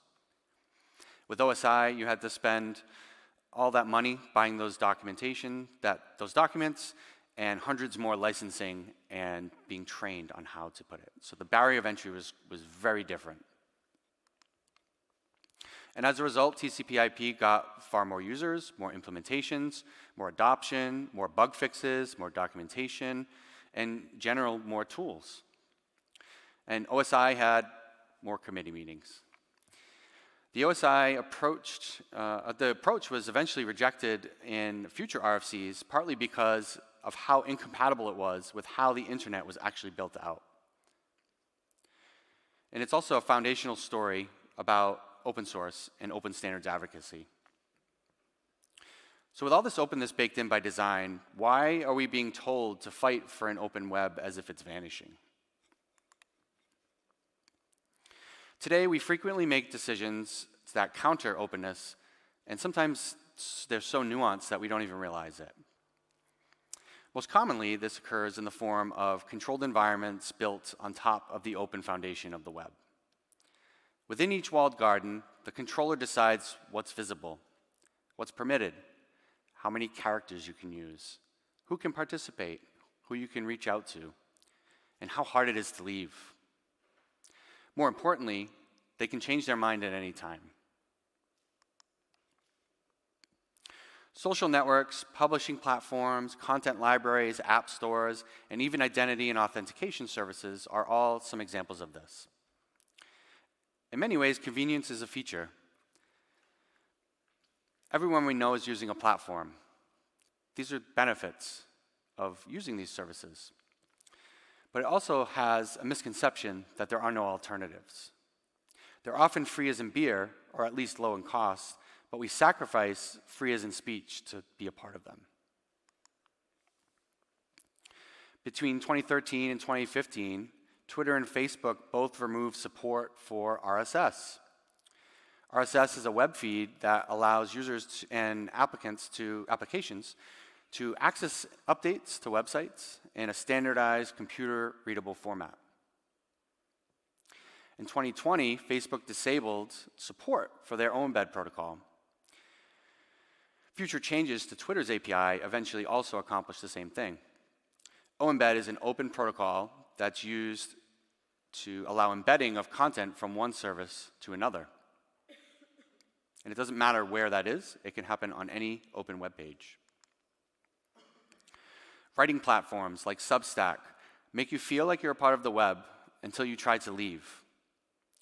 So then you realize that your archive, your community, your subscribers, and all the relationships that you've built, they can't go with you. RSS reminded people that the web is open and that they have a choice for how they want to consume their information.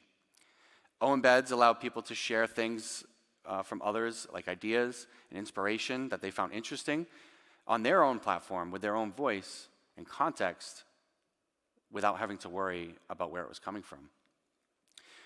These social networks and services are built on top of the open protocols and infrastructure that make the internet, but they're intentionally being less open. WordPress is not just open source. It has and it always will be open first. It's not a marketing claim, but it's a core philosophy that the software follows. RSS is built in and always has been. Every WordPress site has a feed by default. Anyone can subscribe to that, anywhere, any place, without the permission of the owner of the site or anyone else. Features are sometimes implemented later than other projects, but that's intentional. We want to make sure that we're adhering to official standards and adopting things in a way that is portable and open. When support, an example is when support for responsive images was added through the source set attribute on images. Contributors worked directly with the W3C working group that was creating that standard to make sure that the standard was hardened and well-functioning, and then we adopted that standard. And if you look online, you can actually see the graph of the adoption of that feature, and you know when WordPress was released that version because you can see that jump.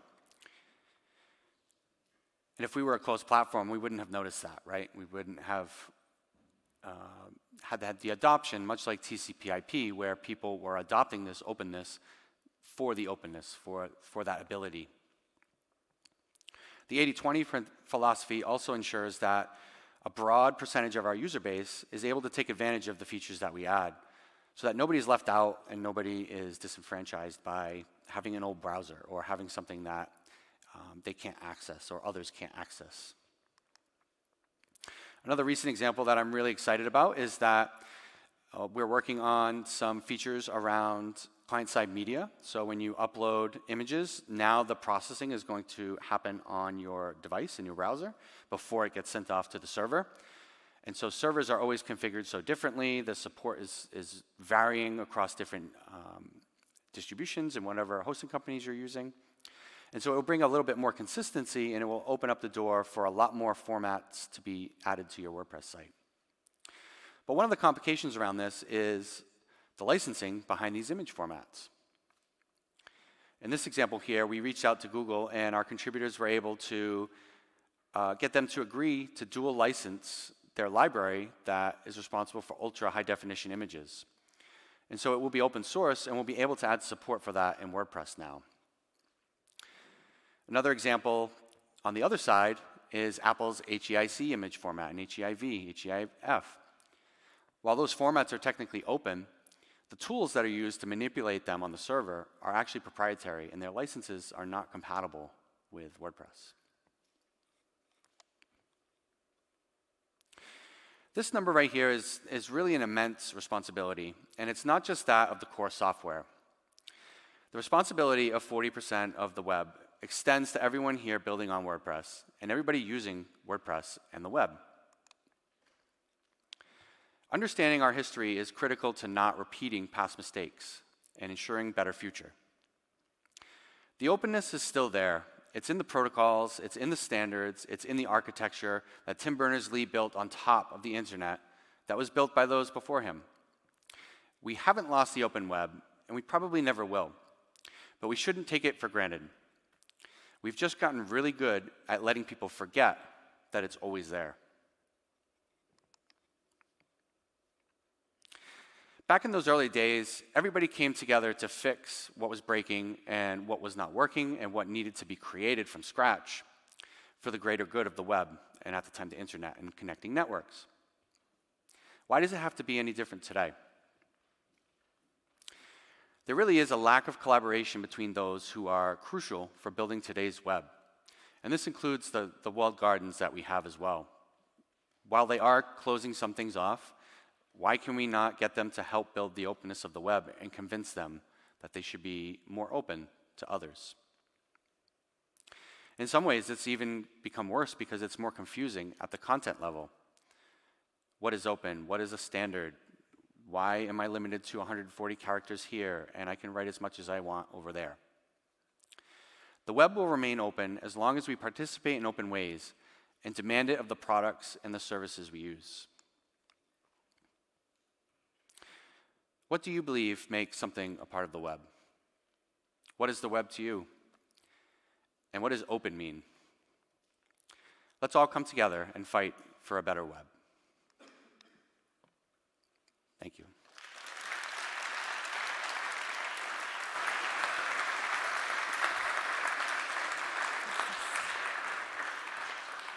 So we do have a little bit of time for some questions, and we have 2 microphones on either side of these aisles. If you guys have one, sorry for the people above, we don't have anybody to run up a mic to you. Or if you cannot reach any of these microphones, you can just raise your hand and we can have somebody run a mic up to you. Any takers? You can't really see, huh? All right, you answered so many We're all questions gonna on go be stage. open. I know, right? I love it. Okay, and I just want to give you a little token of our gratitude for Thank you. coming and talking to us on stage. Let's give one last round of applause. Oh, I lied. Oh no, sorry. Oh, we have a question. Thank you. Yes, I wanted to know, do you see any differences between the open web aspects in Europe and in the US? I definitely see differences in how companies participate. I think that the EU, especially recently, they've been talking a lot about digital sovereignty and what that means and why it's important. And I think the concept of digital sovereignty is, in a way, a discussion of openness, right? Is not being so reliant on one thing, being locked in, being able to rely on services that you have influence over or understand and can speak to and know that they have the right things in mind. So I think that the EU is definitely doing better in that sense. We can't make up our mind. Unfortunately, we have a lot of things going on in the US, and it's unfortunate, but every change of administration is different, and we repeal things and we put new things in place. And so I mean, if you're American, you know, another thing you can do is go in any country, but you can advocate for openness and net neutrality with your representation in your governments. I guess to answer your question, I think yes, EU is probably doing a little bit better than the US is, but I think that we can always do better, and I think that we should, in similar ways that we build the web together, we should also come together to ensure its openness for the future. Thank you for the compliment to Europe. We have one more, I think. We have time? Okay, my name is Stefan from Switzerland, and I had last year a visit from an African guy, African businessman, and he worked only with his smartphone. Mm-hmm. And if I think you have also to see a little bit of hardware of openness, and I feel that WordPress is too less digital for smartphones, but everybody needs, if he wants really to work with WordPress, a desktop or a laptop. How do you see in this point the openness? Sure, so to make sure I understand, you're saying that you feel that everybody has a hardware requirement to work with WordPress, is that right? No, I think a lot of people have only smartphones, and it's difficult to work with smartphones and WordPress. I mean, the openness of the protocols and the data structures and all that, if they're open, then there can be a technology on different devices that can adopt it and present it in different ways, submit it in different ways, whatever you may be trying to do. So maybe that's something we should reflect on as far as, you know, how accessible is our information from a data perspective where different tools can present it in different ways. I talked about RSS, and one of the great things about RSS is not so much anymore, but there used to be an infinite number of RSS readers, and so you had choice as far as how you wanted to consume your RSS feeds, right? Similar thought around that, like how do you want to write your content? Dave Weiner does a ton of thinking around that, like the web, he tells me the web is text, that's what the web is, and so why are we getting confused around that concept? Let's focus on making things more editable and interoperable and all of those types of things. Yes, he told me that everybody should use Facebook, and they made very good offers to use on the smartphone, Facebook or Instagram, to make all the business firm and all the communication. This was his view, and he said. Yeah, and I mean, with any platform, you shouldn't have all your eggs in one basket, right? We've been seeing issues with people having their Google Cloud accounts canceled for no reason, right? They have no one to reach out to. Facebook removes embeds. Maybe you have all your embeds on your site, and you know they can't read your content there anymore. Yeah, all things to think about. Any more? We've got one more minute. I'm just kidding, we have more. Okay, so let's give one last round of applause for Jonathan. Thank you so much. Thank you. And we have about 15 minutes until we have our closing keynote fireside chat. So if you guys are sitting and so you have 15 minutes, grab some coffee, grab some water, some snacks. But also, if you're sitting in the back and you do want to come forward, now is the chance. We've got 15 minutes. Also, if you're sitting on the sides, on the aisle sides, and you want to kind of move in, so when people are coming to join, you don't have to stand up, or they can do that awkward airplane crawl over you. And while you guys are moving around, I would like to give you some updates about our after party. So tonight the night is ours. It will be starting at 8 p.m. and last call is at 4 a.m. So I'll see you when the lights turn on. Hopefully not, actually. If you see me there at 4 a.m., please tell me to leave. My flight is at 6:30 and I shouldn't be there. Maybe we'll just go straight from there straight to the airport. But please remember your badges. These bad boys are how you get in. It's how you get to dance all night, sing all night. Also, if you have one of the holographic stickers on the back, it will give you a free transportation there. But also still remember that they have the Dragon Parade Festival near the castle. So they're closing some of the streets. So prep for that. It might make some of the time to get to the event and back from the event a little bit longer. So just leave a little bit of extra time for that. And yeah, at 15 minutes from now, we will have Mary, Matthias, and Rich on stage for a fireside chat. So rest up, get some coffee, and come back. Thank you.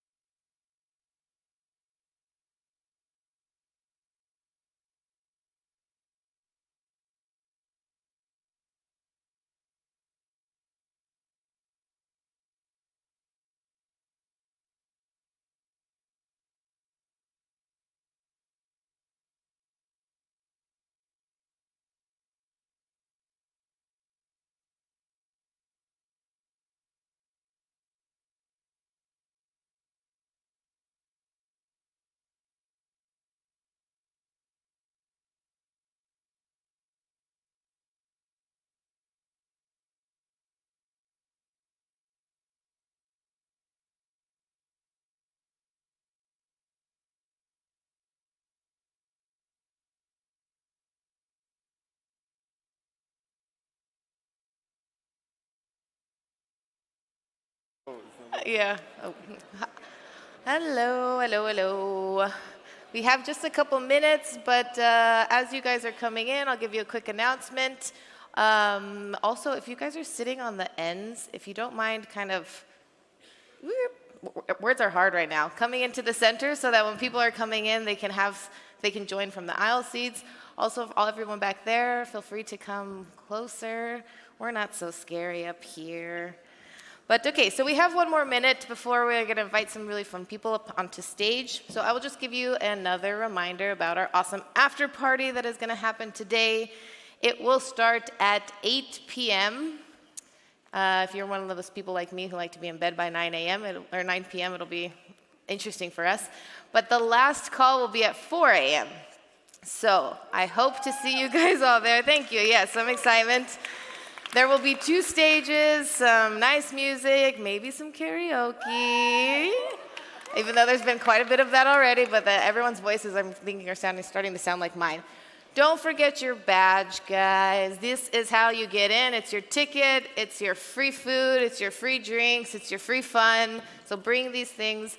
But also remember that we have the Dragon Parade event happening in Old Town. So some of the roads will be a little bit blocked. So please prepare for that when you're going there and when you're coming back, because it might be a little bit longer than like maybe what Google Maps says. But okay, so before we get started with the fireside chat, I do want to invite 2 people on stage. We're going to bring Natalia and Daniel. They're from Kraków University of Technology, and they're actually the very first university that WordPress partnered with for the educational initiatives. So they hold a very special place in our hearts for WP credits and how we've expanded into this region in Poland.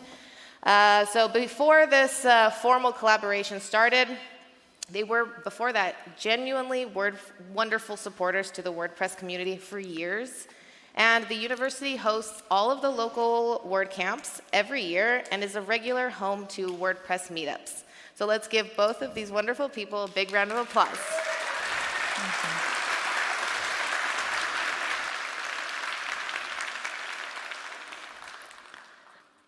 Thank you. I would like at start thanking the organizers of WordCamp Europe to organize this amazing event. And next, I would like to say thank you to the whole WordPress community, and personally to Matt and Mary.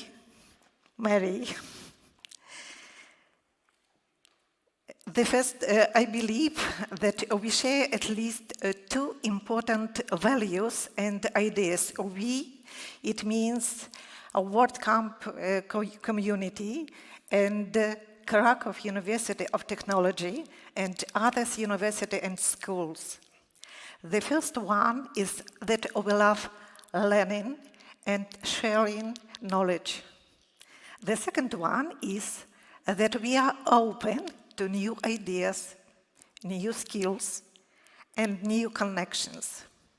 So, with great pleasure, we would like to give to Mary a small gift from our Kraków University of Technology, from our Faculty of Informatics and Mathematics, with the hope that this is at the beginning of further cooperation.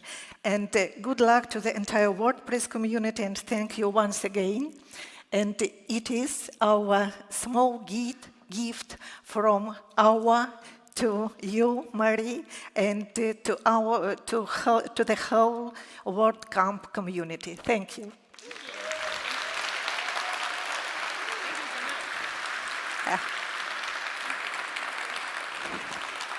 Thank you. Thank you. Thank you. Thank you so much. Thank you. Thank you. It's a great opportunity. I think within the last year, it's been really important. Our WordPress in education has been really important to me, and I know the community. But this is a real trailblazing event for Poland and for WordPress. Starting in October, their university will open up a WordPress-specific course where WordPress will be mandatory, and that is the University of Technology, Krakow. So it's a huge, huge win for WordPress. Thank you. Dashmi. And even today, actually, right before this, we had the first cohort where students were able to showcase what they have done within WordPress. Maciek has been spearheading that, and I think that we had around 20 students here from the event preparing and showing what they've done just within this program. So it's really exciting to see the program grow to such a level.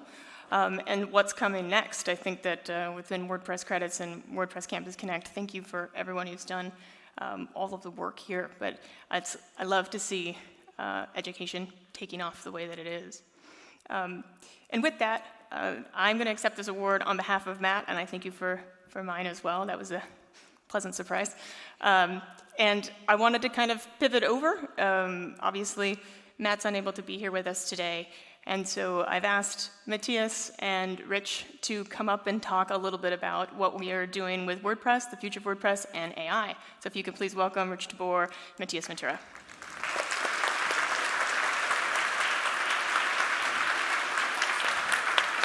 You want to just sit down? Like the... I take the middle? You could take the middle. Okay. Why not? I'll pivot over. All right. Hello, everyone. Oh. We're sorry you couldn't have Matt. Hope we can fill in the shoes. I think we can have an open conversation of what we've been doing, and then take questions from the audience. Would probably be the best way.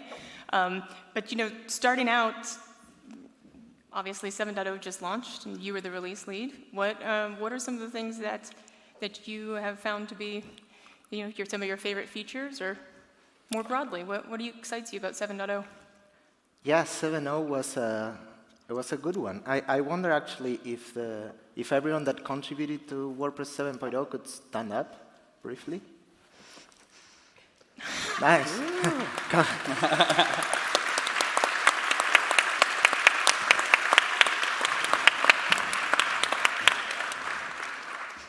Well, thank you to all for contributing to it. And I think it's important also to, well, in these kinds of events, we're sort of living through the age of AI. And I don't know, like always remembering the human aspect of it, I don't know, it feels like it grounds us a bit. So. Yeah. Well, and you always circle it back, right, to the human experience, what we're doing. I know you lead a lot with like what is best for the user. I had a great conversation with Estella yesterday about it as well. But maybe we could talk a little bit about, what's that for you, Rich? What's the human aspect of WordPress for you? Yeah, I think it's critical as we're exploring what agentic development looks like, but we're also approaching it from the human aspect, right? Like we need to make sure that as we're building for agents, but also for humans. Even as the agentic tools continue to improve and get faster and better, we're still going to need those experiences that better support us as humans when we're editing something. How do you balance that? I mean, a lot of the conversations we've been talking about AI, it either sways way over to how WordPress is going to work within AI, all the way back to how a user is going to use AI to make WordPress. So what's your thoughts on the balance between the two?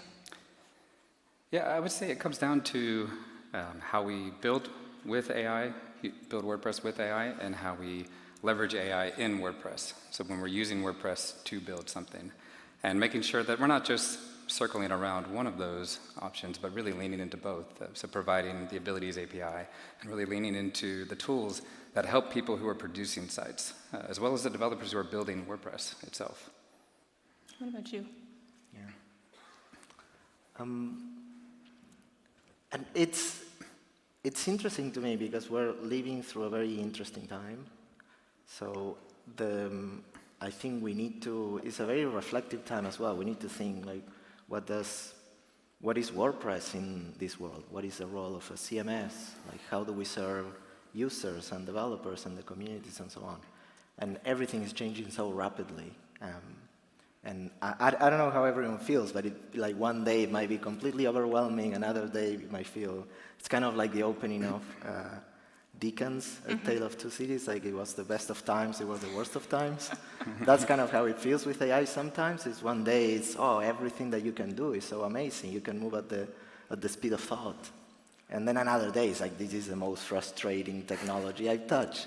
And those two things sort of live together almost daily, on a daily basis. So I don't know, I think it's, as we shape and we steer and usher WordPress into this, I think we need to think, what are the things that remain the same? What are the things that are less important or more superficial? And as we get into the product itself, it's like, is the interface relevant? Would you need an editor anymore? What is the role of the CMS and so on? And all of that, I think, is happening pretty rapidly, I think. I think people are exploring ideas, pushing WordPress in different sides. Even now, I don't know, we did a fun experiment at Automatic that we call the Radical Speed Month, where people were just building whatever ideas came to mind, and some of those were being shared publicly, and I think folks have sort of related pretty well with that because it steers the imagination a bit.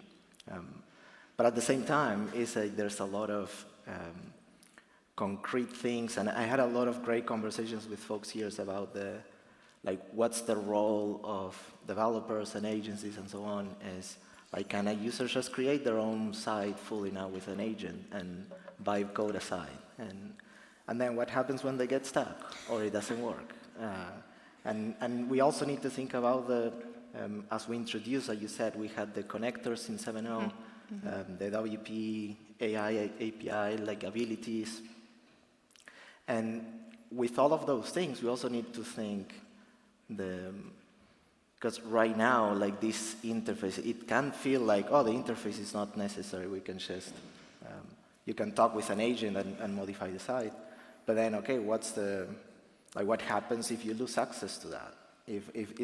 Can that become a barrier then? If the only way that you can edit a site is through an agent, if users become accustomed to that, and then that breaks, what happens? They cannot interact with that. So, and we're not quite there, I think, yet with open source models to say, so all of those things, I think, as a project, we need to balance them. And it's, yeah. What do you think? Yeah, I agree. I think, a very tangible example is when you're generating artifacts in Claude and you're going to push it somewhere else, there's a built-in UI even to push it to Google so that you can edit it a little further. Or there are skills that we have to push things to WordPress so you can edit it a little further. Having it be a static element there, a static artifact is just the first piece of the generation. It's not the end-all, and that's where keeping something like the editor, of course, is top of mind for those times where you go in and need to edit or need to do small tweaks that don't require an LLM to process. Well, and it's interesting, too, because I speak a lot around open source and AI and how important it is, not only to society, but to WordPress.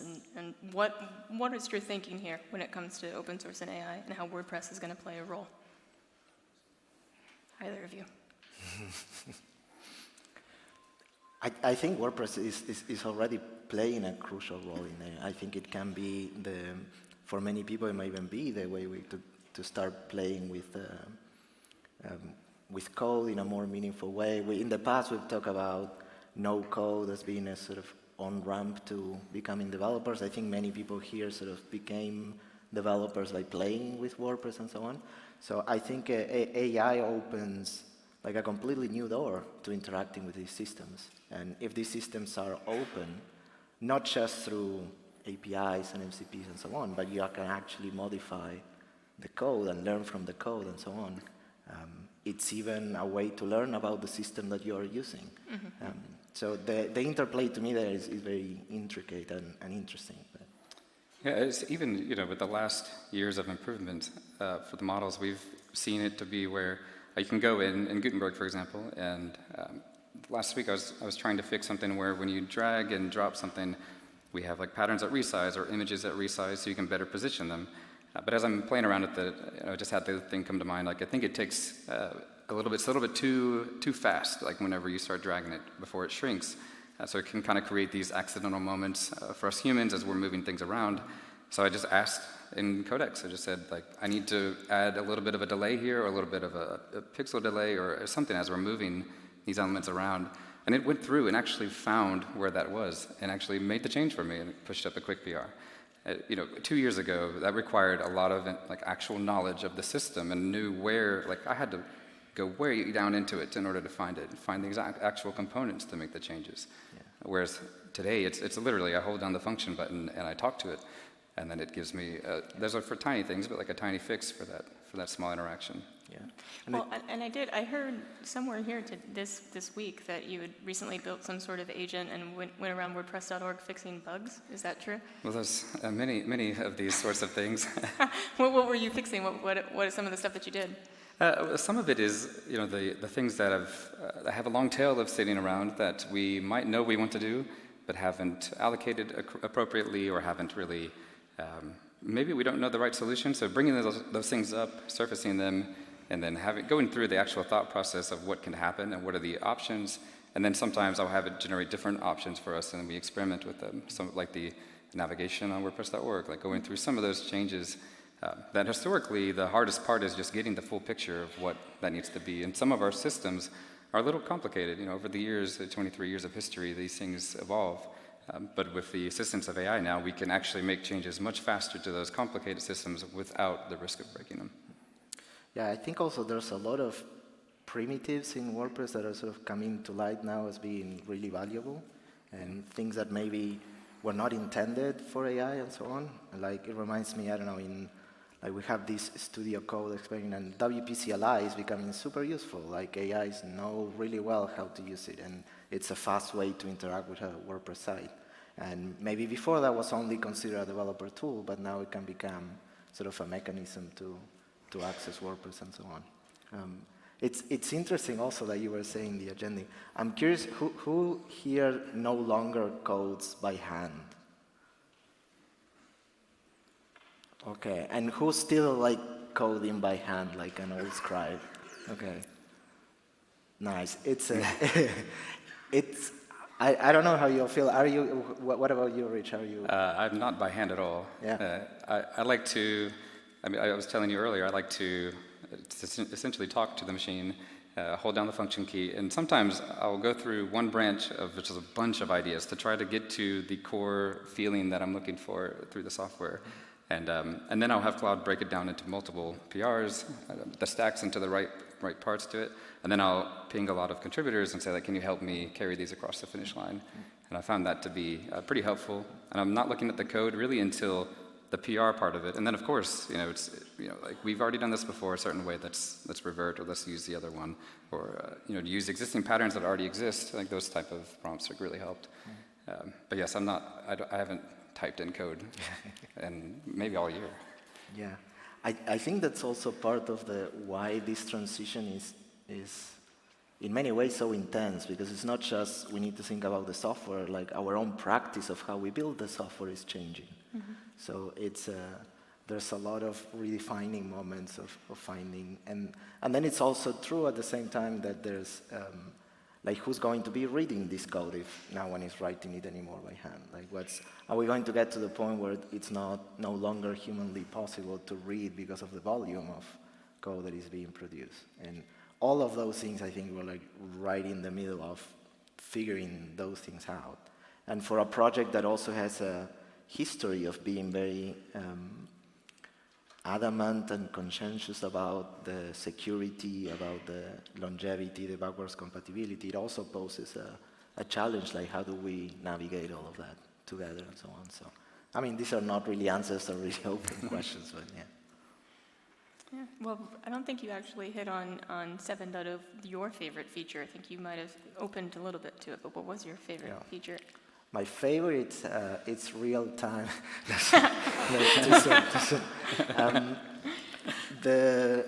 I kind of love some of the small, tiny features. For example, the HTML block now previews by default in the editor, which is related to some of this stuff, because now as people sort of create more HTML things and place them in templates, before it would render like the code directly, and it was kind of gnarly. Now it just renders the preview, and you can edit in a model and so on. It's a tiny thing. I'm not even sure if we call it out in the main post, but I sort of like gravitate towards those. Like the gallery lightbox, I also really like it. I know it's a long time coming. It should have been there, but what about you? I also picked something that was a little maybe less known, is the visual revisions. So someone else agrees. What's interesting, I mean, WordPress had, the code diff type view where you can see the content changes, and, the green and the red if you're looking at revisions. But with 7.0, you can actually see a visual change. So if you drag it from the left, it's kind of like dragging back in time and seeing your page back in time as you've edited it. Which is also interesting as we have our agents starting to do some of this work for us, to be able to actually see the change and understand the change ourselves instead of just looking through the code, I think is obviously nice. Yeah. What are you most looking forward to coming up? Coming up? That's a good question. I think we have the foundation of abilities and the connectors in place now. I think what's interesting is probably how those of us in the room here who are building a lot on WordPress, how we better leverage those tools that are in place, the substrate for AI and WordPress, the different abilities, the different functions that we build in for our clients, for our customers, for our friends who are working on WordPress sites themselves. I think is really interesting. We've seen a couple of small examples, but I think we're just scratching the surface on that front. Mm-hmm. Yeah. What about you? What I'm looking forward to? I'm kind of excited about like the wide explorations that we're making now. We mentioned like there's the desktop mode, I think, that is in the repository. Like it's not really necessarily like painting the direction of the project, but it's more around how can we reimagine pieces in sort of radical ways. There's the browser extension work that's being done in the community. Yeah, there's a lot of, I think, like brewing energy in exploring those things. So that's kind of exciting, I think. Yeah. On the building WordPress front, it certainly opens up a lot more ideas and opportunities. Over the last few months, especially, we've seen lots of different prototypes and different ways that WordPress can be expressed, but the CMS of WordPress stays the same. It's always the foundation behind all of these experiments, which kind of validates the longevity of how WordPress got to where it is today, 23 years later. Yeah, maybe we can show some of it. That would be great. We really didn't plan for this, so it might go wrong in all sorts of ways. We will see.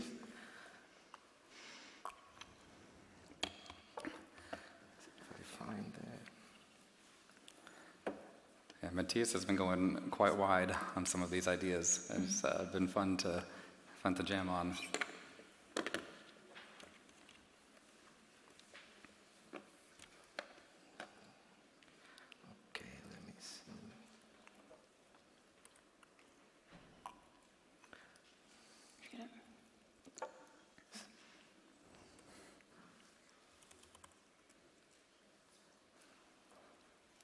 Showing up, yeah. So for those that the desktop mode is this sort of takeover of the admin where you get like a desktop version, like sort of retro-looking thing where you can, every sort of section opens as a window that you can drag around and so on. And you access your media library and so on, you interact with these pieces. It's like a WordPress OS. And I was myself exploring on a sort of this open canvas experience where you can get, let me find if this works. So where all the objects are laid out in this infinitely open space, and you can have collections of posts of things and you can interact. Like these are all ideas that are, I think, before were kind of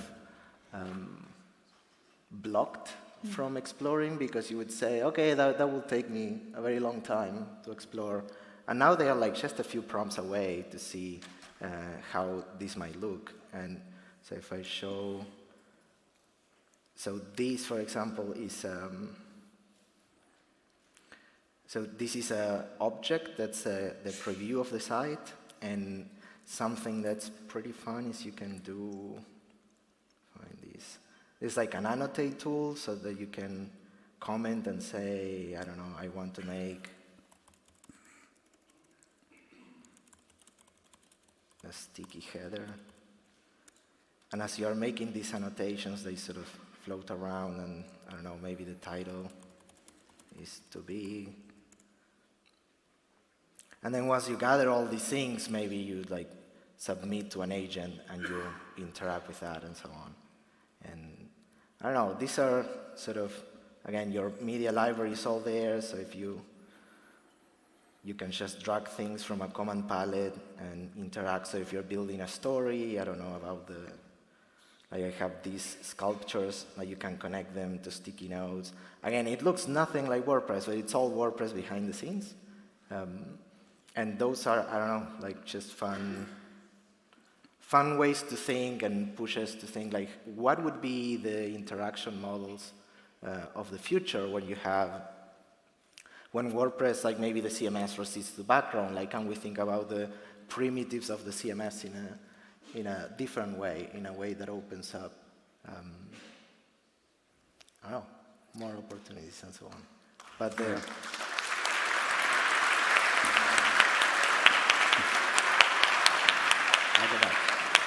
That's great. Thank you. And you've just been jamming on that in between, in between other projects, other things, just like on for fun, right? That's just also like a few weeks of work. I think that's Yes. a sort of impressive thing that says, oh, I can, like sort of anything is possible. You just need to. Now I think like it used to be that I think ideas were cheap and execution was the difficult thing. And now it's coming to like, well, now the ideas are maybe the most important. And it can also be that, oh, like do we have the best ideas? Like we need to be thinking harder about where do we take the project and so on. But that also I think reflects, it's also not just the big ideas, but also the small things. I don't know if you want to show some of your own explorations. All right. We're chaining live demos, so. Yeah.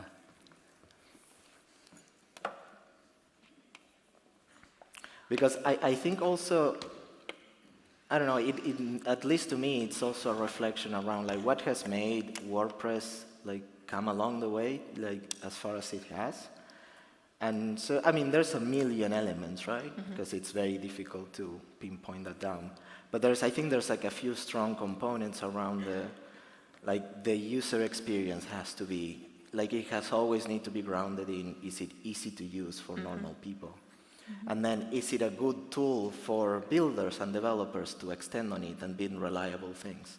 And those two things, I think, like, are sort of the engine behind things. And that means, in a way, we need to keep pushing both relentlessly. And that means simplifying the experience as much as possible, and that's some of what Rich is going to show, as we also keep it open and flexible and extensible, and we're bringing in all these dev API tools. Now, of course, sort of tailored to AI agents and abilities and so on, but it's really to empower builders to do anything with the software and users to have joy while they use it. Yeah, exactly. So what I experimented with, and this is again, holding down the function key, talking to Codex or Claude, and just starting to run multiple threads on this idea. This probably took maybe 4 or 5 hours of the entire thing, and then I even have maybe 4 or 5 GitHub PRs up on Gutenberg. So if any contributors in here want to jump on those and help push us through, I know I've tagged George a few times. Thank you, George. So one of the things I wanted to improve is the concept of navigating within the WordPress editor. We know it's complicated. We see people struggle with this. So we see a lot of times admin to editor is already a big jump, but it's necessary, it's big. But going even further is, I think, a little bit too much of the complication. So I wanted to experiment with one state of editing like a header or a template part or a synced pattern within the page. So right now I can actually make any of the changes I want and then click off to go back or even unlock. So kind of combining the ideas of a locked pattern or unlocked. So it's unlocked, I can make changes. Same thing with a synced pattern. So a synced pattern, you can't make any changes unless you unlock it or edit. Same idea, where now we're filtering the items on the left to just this one pattern, and I can make any of the changes I want, all the structural changes or whatever, and then click done and I'm off, or click something else and I'm off. So it kind of reduces the in and out of going deeper into this thing and then back out of it. It's a small thing, but I've received quite a good amount of feedback on it. Another thing I've been just kind of experimenting with is the lock mechanism over here. And again, these are small things, but because they take just a few minutes to try, to really express, it's been quick to go through and just kind of add these functionalities, so like locking a place, preventing deletion of a specific block, or even locking the layout, and also unlock. So this is, in Trunk today, this is not something you can actually edit through here. You have to go through a few more options, like going through here, and then this opens up like a modal, and then you have to decide and read through the modal to find out. So I just wanted a faster way to express like locking and unlocking of block patterns and blocks itself. And another quick thing is this menu here, just basically taking the new menu component that we built for data views and leveraging it in block options. So then I could be more specific about adding more controls without adding any more complexity. So I can add a pattern after this, which opens up the pattern explorer and paste it in. Or I could copy something like normal, but then maybe come here and paste it after or before. And I didn't add any more complexity, but I did add more capability without making it complex. And the same thing for showing and hiding. Show and hide is new for WordPress 7.0, but I can, instead of having another modal come up and you have to try to parse through some of the settings, we can use this here. And it's accessible, so you can use keyboard to navigate through each of these. Zoom out mode also did some small improvements here. So instead of some of the UI shifting that happens today, some ideas are just, again, to leverage what already exists, to paste in patterns from the themes pattern library, and also using the replace functionality to do the same thing instead of adding more views or more different ways to do things. It's trying to be a little bit more opinionated on the how so that it becomes less confusing over time. So that's just a few of the small things that I've been iterating on, and using AI to help me do these ideas fast has been like really incredible, and I'm hoping to get a whole string of these in there, and perhaps the next WordPress release will be quite a bit easier to use. Yeah, cool.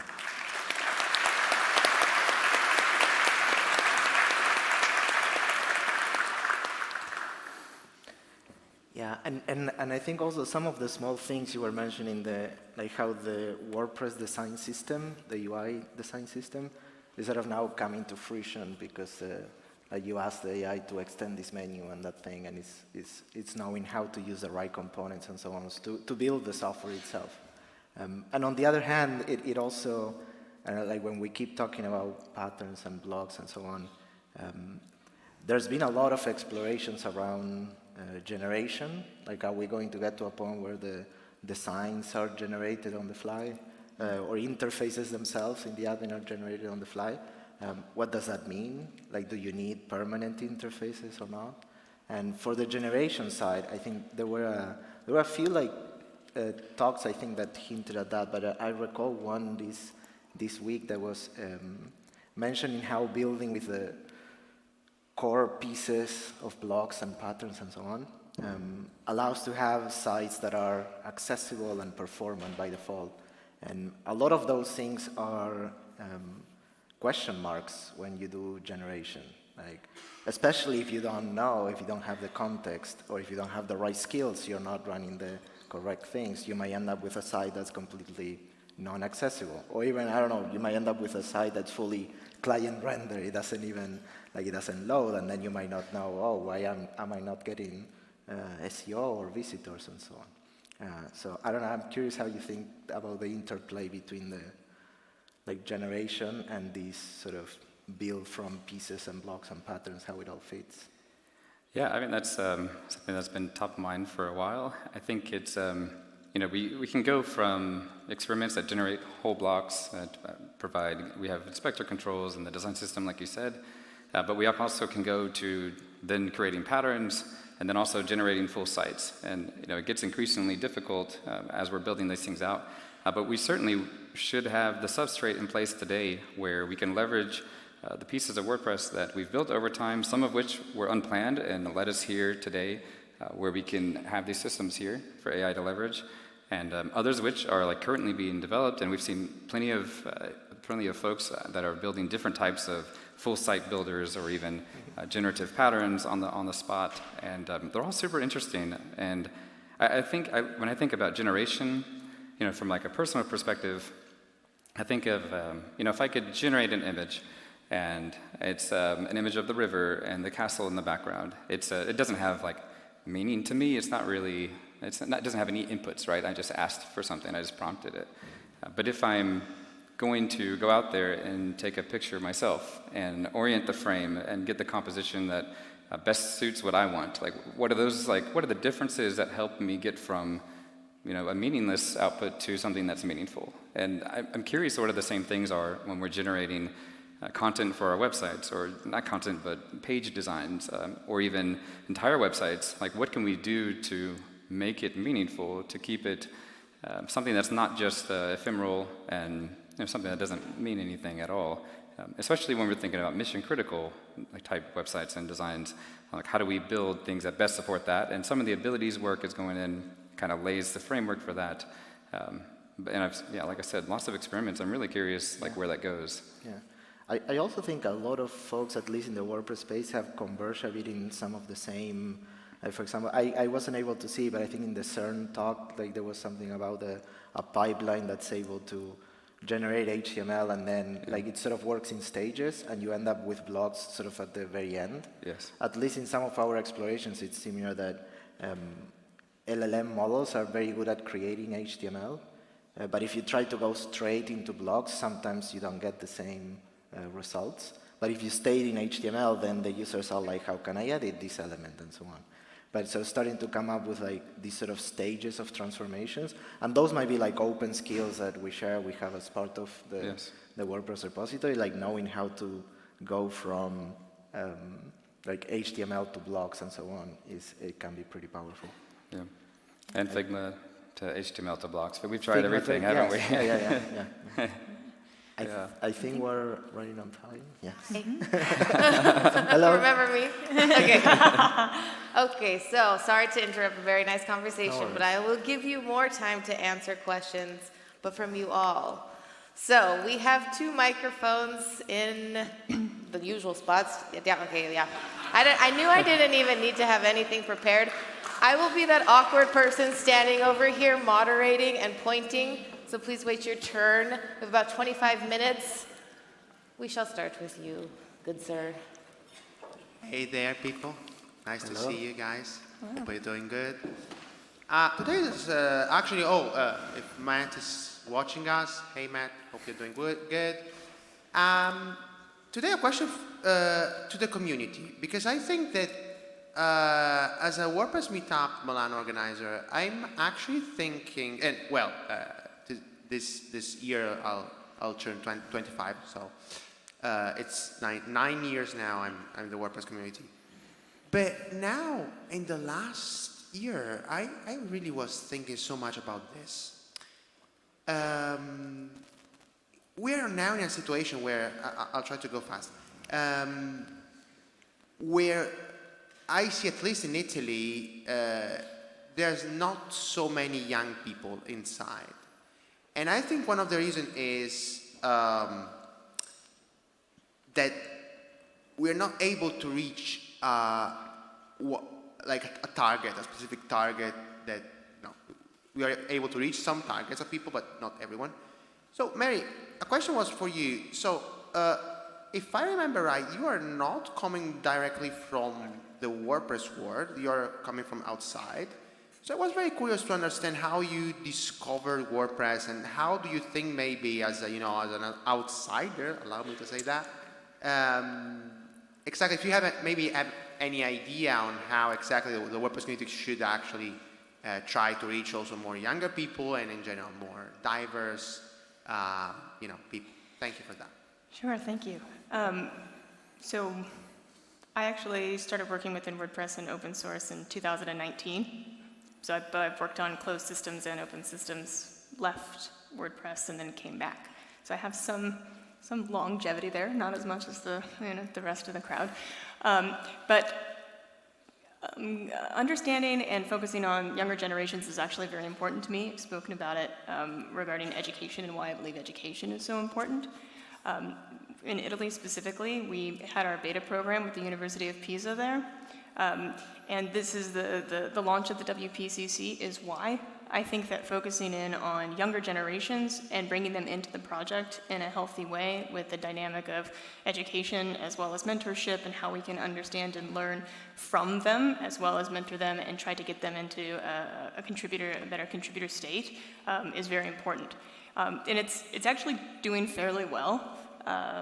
We have seen a lot more contribution. Our contribution hours for students has increased. And now we're trying to pivot these programs into a more wider contributor base, not just students, but understanding what students need, why they need them, what those pathways look like, connecting them deeper into the teams and to the team reps.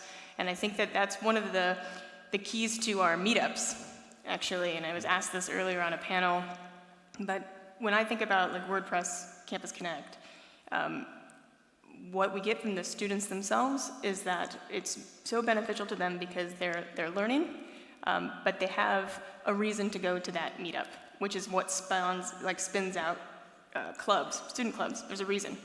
And when I heard from a lot of our European contributors, it was like, well, we're already doing that at our meetups. We're already doing that here. And so I think that that's fantastic, and we should focus on those types of meetups, and we should expand Campus Connect. And one of the things I'm really excited about is in the States, we are piloting an AI micro-credential with AI leaders. And what we've done is we've partnered with the University of Chicago as well as some Louisiana universities there. And the idea is to provide AI literacy where WordPress is the playground. So they're actually using all of the skills that they're learning, ethical AI, understanding AI literacy, and then they get to play with WordPress while doing it. And they get to contribute, and they get to understand and apply those skills while learning WordPress. And I think that that's very important because if we have, and we've been concerned about an aging contributor base, WordPress isn't cool anymore. What makes it cool? This is our foot, like you just heard. Like we're doing amazing things with AI, but is it out there? We need to talk about it. We need to bring it in, and we need to put it in front of these kids who are tinkering and exploring to make it grow. And so that's where I'm at. So most of the idea of growing, reaching young people is via education channels. I see. Okay. Thank you. Thank you. Before we go to Milana, if you guys cannot get down to the microphones, just wave your hand. We've got Taco over here, and he really wants to make some more steps. So, all right. Thank you. My name is Milana Tap. I'm from Serbia, and I'm a long-time documentation team contributor. So with increased AI usage, what do we expect to have? What kind of effect on make teams? Will some teams become obsolete? Will we end up with AI and documentation? And I mean, how is it going to change the community that is building the software? Want me to take? I actually, I don't think that AI is going to replace make teams or it'll shape and reshape the community, absolutely. But for documentation, I think that there's processes probably that can be implemented. I had a great meeting yesterday regarding that. But what does it look like? I'm unsure. But I do know that we need human intervention regardless. Like rampant and wild AI, we're not there today. Right? We're not. Even the things that you're testing. But I do think that we should look at where we can automate, where we can put in guardrails, where we can have a human, like your expertise within the documentation team, what we're doing, how we're doing it, and approving things, and ensuring that we're always optimizing it. I think one interesting aspect is, like historically, documentation has sort of trailed behind the code base. I mean, you've advocated for it so many times for that to not be the case. I think something that is happening now as well is that if code becomes more of a disposable artifact, it might invert the relationship. It might be that documentation determines the code instead of code. Documentation-driven development. Yeah. That's nice, yeah. And well, User first, yeah. We're Always. being precise about the language and how it all comes up. Like that might be an area where we need to invest more, not less. And so, I don't know, it's just a thought. There's a couple of really good PRs actually that dances around that, because it's like user-facing and what that looks like. And I think that there's really good ideas around the project that will push us in a very specific direction. So I'm excited to what even the documentation team is attempting to do. Thank you. Thank you.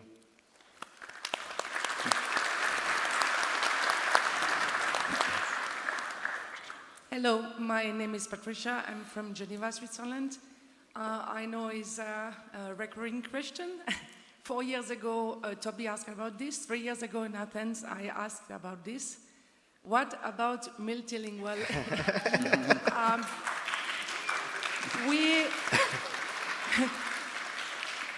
We Europeans won't give up. And also, you replied, Matthias, 3 years ago that first some basics to be built into the Gutenberg project.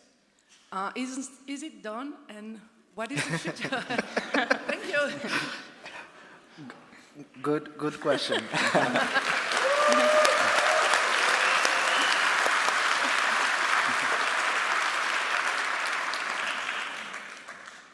I think we're getting closer. And again, Come on now, give us a real one. Let's go. I think we've always said like we had it as a phase 4 because we needed to get all these things in place. I think some of the hiccups we run into with real-time collaboration and so on indicate that it's, we need to get all these things laid out properly, because if we messed up these data structures, the cascading effects are very wide and very large. I think if we were almost there, I think like in a few releases maybe we sort of tighten that up, and I think that would start opening up to tackle multilingual more upfront. I think at some previous event I said some of the work we were doing with partially synced patterns, for example, was directly targeted at figuring out how can we decouple content and presentation in a way that we can have the same design being supplied by different types of content, and do it in a way that is not just the text language, right? It's also localizing the images and everything that might be around it, and doing it as wide as possible so that plugins can also tap into that and so on. So I think we're like laying up the systems in there. It might not be super visible and so on, but it's also like very dear to my heart as well. Like again, English is not my first language either, so I think it's something that we should do. I think it's also, I mean, there was a thing like what's the point of translation now with AI coming in and offering all of those things, and it's a very different, like for me personally, it's a very different subject. The access to information through automated translations, and the control that a site can have on the content that they want to put out, if it's bilingual and so on. So I think it's a tool that needs to exist in WordPress. With real-time, we're discussing exactly what belongs in core and what belongs in plugins, so that we can do the best possible job there. With multilingual, it might be similar. What are the sort of primitives that we need in the project to maybe allow, have better plugin support for some of these tools? But yeah, I don't know. I don't know what else to say. I think it is coming. I think we're making progress towards there. Hopefully with AI we can accelerate some of these roadmaps. But I also appreciate the question coming up, because I think showing that it's important, that it's a crucial piece of how we express ourselves, how sites work, and so on. We need to remind ourselves of that often. So thank you. Phase 4 for the win.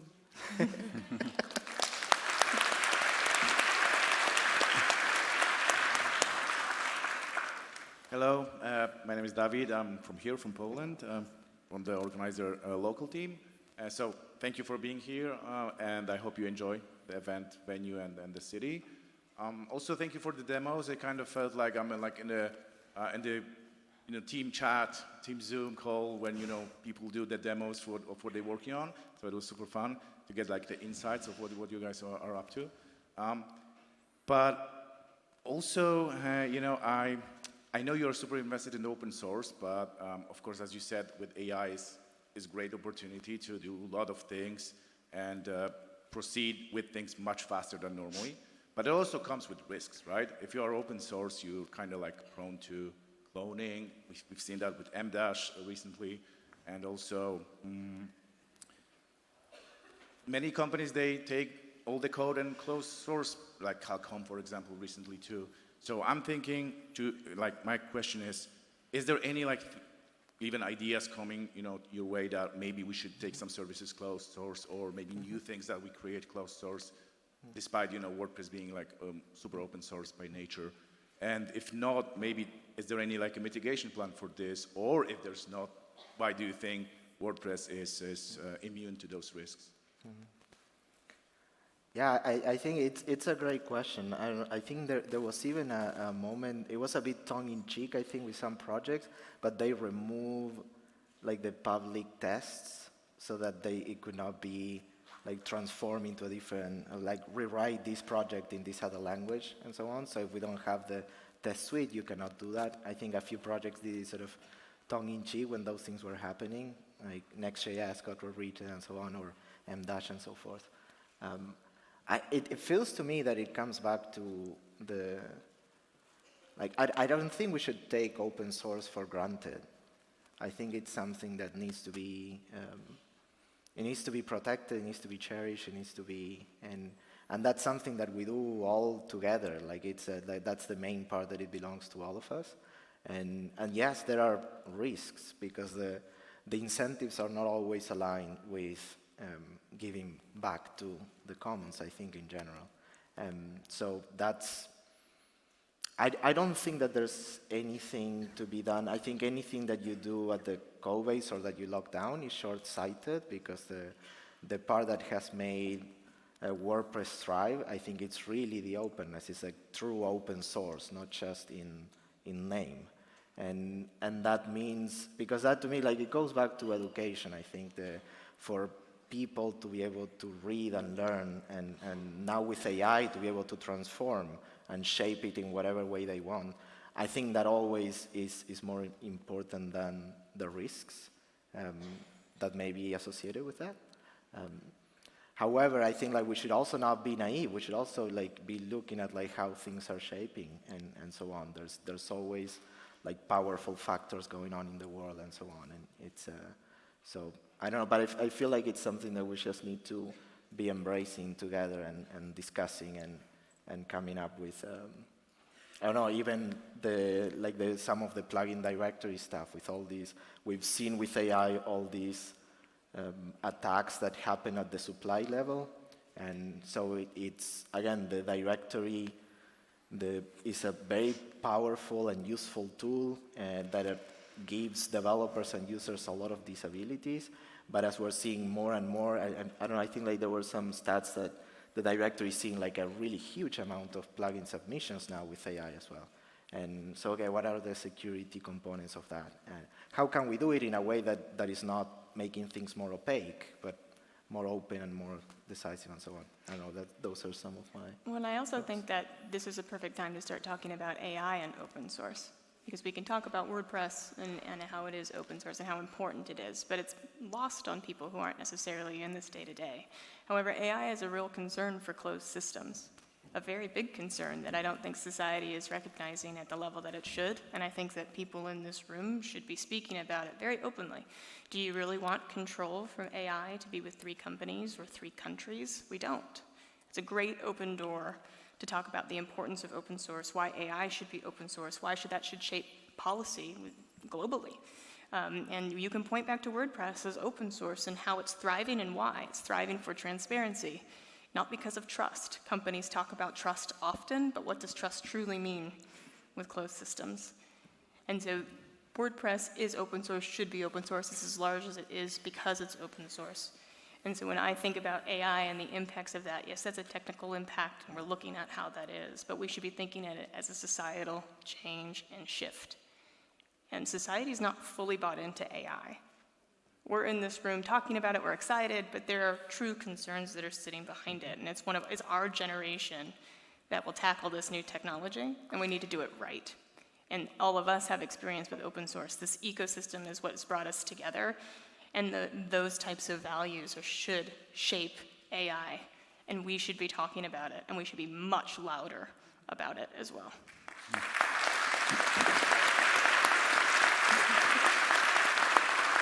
Thank you, thank you, thank you. So, just sorry for the follow-up, but if I'm reading this correctly, what you're saying is basically, what we want to do is we want to be ahead of the curve by adding more features and being ahead of everyone, and basically, you can copy whatever you want, but by the time you do it, we just basically way ahead of you, and then we're still Play the long game. Right. Thank you. And just really quickly before you, just a reminder, if you cannot reach these mics, like throw me some jazz hands or do a little dance, I'll come find you with a mic. And we only have 5 more minutes, so maybe you have a fast question? Speed rounds. Speed rounds, yeah, nice. I'll try to be quick. Hi, I'm Farhan. I'm based out of Sweden. Thank you for the amazing chat. As a freelancer, pushing the changes from staging to production has always been very painful, mostly because it's a manual process. And while you're doing those changes on the staging side, production has probably already evolved. Maybe you've received new orders or whatever, right? So what are your thoughts on that? Maybe a diffing tool where you could pick and choose where you want to publish? I think that would make my life very easy. I don't know about the rest of the people.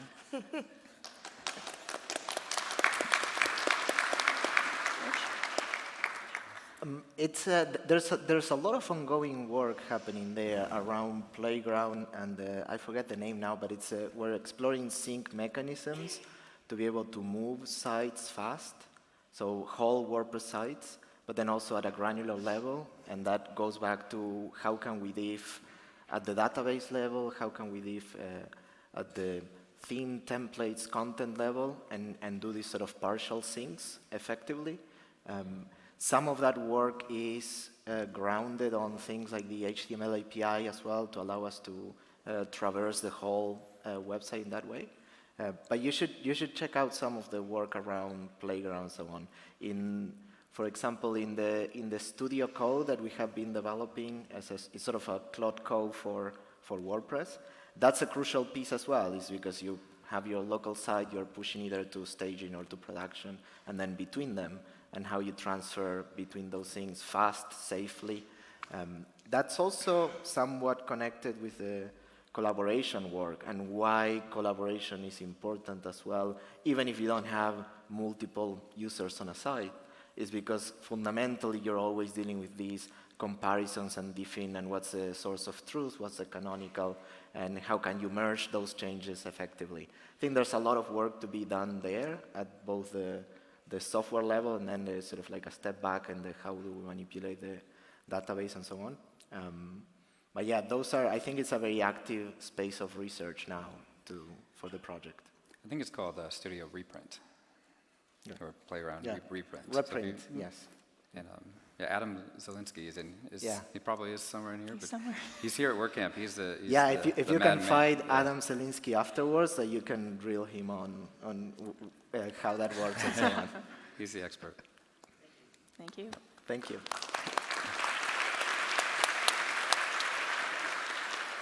Three minutes for both of your guys, so quick answers. Okay. Matthias. There's a lot of quick questions. Hey, Mary, Matthias, Rich, Jonathan from South Africa. One of the sort of problems that the project has had for a while is often issues and PRs and things like that will get stuck in like decades-long conversations. And we all know that Matt, for example, likes to get things done. He recently was on record as saying, let's get things done and creating a channel and making things move. We don't all have Matt-level powers to be able to get things done like that. So my question to all three of you is, what can we as users of WordPress, contributors of WordPress, what can and should we be doing differently to move forward faster and get things done? Because if we don't, we get left behind. So what is your advice to all of us? Yeah, I'll take this one. one of the best use cases that I've had with old track tickets or old GitHub issues or PRs or even whole features that have been over time antiquated or needing some updates is to use AI to find the summary of why this is the way it is today and what is the history, what were the blockers in the past. And then as I'm suggesting the new thing or pushing up the new thing, I bring all that with me. So it's like as much as I can, stack this thing so I have the right context, the right information for the next folks to read and to understand and to parse and to help get this thing through. And that's helped tremendously. And I've been telling a lot of folks and contributors as well to do the same because it's so easy now to even ask like Claude in your editor, like, hey, can you find out why we changed this label or why we've done this particular path? And find out why, and it'll read through GitHub and find those things for you. And that kind of helps like stage the right context for the decision versus in the past, we'd have to find out or ask or scale. Yeah, exactly. Scale as wide as we can. And it's just been, that's what's slow. I would just say to reach out. There's been a couple of tickets that I've just been going through at random, and it just seems that they've stalled simply because no one made a decision. And so it's that decision, who's making the decision and why and how, and like really thinking about it at a project level, who owns that decision in a duocracy? And we've talked about looking at old tickets and just starting to close them if they're relevant and what's not relevant. I still think that we need to go to that exercise. There was a ticket I pinged Derossi about like a couple weeks ago. He's, oh, I opened that and I closed it, it's gone now, right? And I'm just kind of looking at things as they go. So I would just contact the person whose PR is, make a comment and simply say like, is this even still relevant? And if really need be, ping. Yeah. Thank you.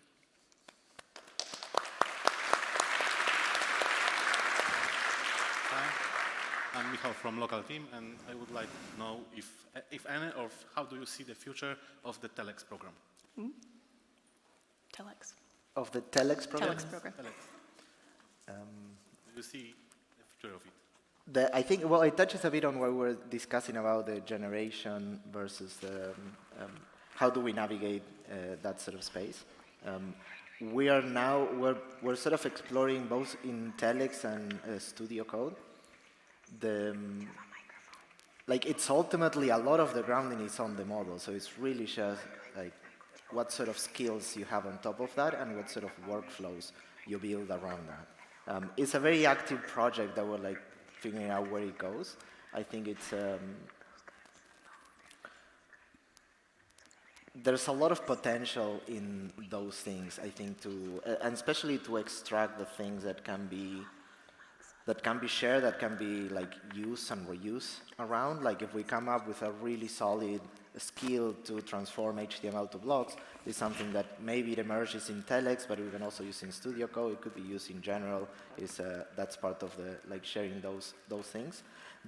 We found some workflows that are kind of critical, like sort of self-healing loops, both in Telex and Studio Code, that go around taking screenshots, for example, if you instruct the agent to, or you give it the capabilities to, as it's iterating, take a screenshot, validate if it's correct, if it's what you want, and then also validate blocks loops, performance loops, security loops, accessibility loops, and so on. Then it keeps going, and you end up in something that makes sense. For some of the Figma work, it's like, if it's able to process and see how the initial Figma looks, it's able to on its own say, oh, this actually, I took a screenshot on mobile, doesn't quite look like the thing, so I'm going to fix it myself without having to ping you or have the human sort of intervene. But yeah, I think it's that's some of the most exciting stuff I think is happening around those. So yeah, happy to check it out. Like keep looking at it. It's a Studio Code. It's also all open source, so you can like have an eye on it. And that's it. Yeah, we'd love to talk more about it afterwards. Okay. Maybe at the party. Sweet. Yeah. I will catch you up. Okay, thank you guys. I also want to appreciate bringing this together super fast. I know it wasn't as planned, so here's a little gift from WordCamp organizers. And a big round of applause for our fireside chat. Thank you. Thank you. Thank you. Thank you. And we have our organizers coming on stage. I'm just not sure who is supposed to be coming on stage right now, but whoever does, I will give you a microphone. Somebody from the organizing team? Maybe? If not, I prepped some really bad documentation jokes that somehow worked dentistry into it. So, organizers? Anybody? Come on stage. Yay, round of applause, guys.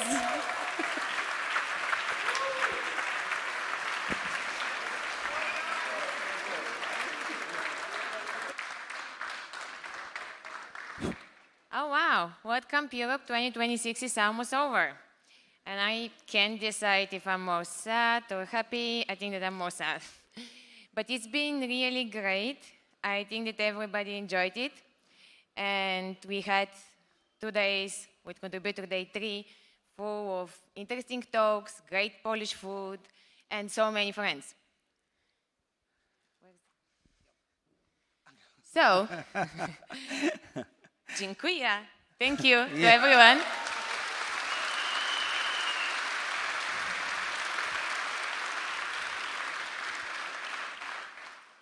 I'm sorry that exhausted my Polish, but it's been really great, and that's such a great photo that our dear friend Nilo did with risk for his life.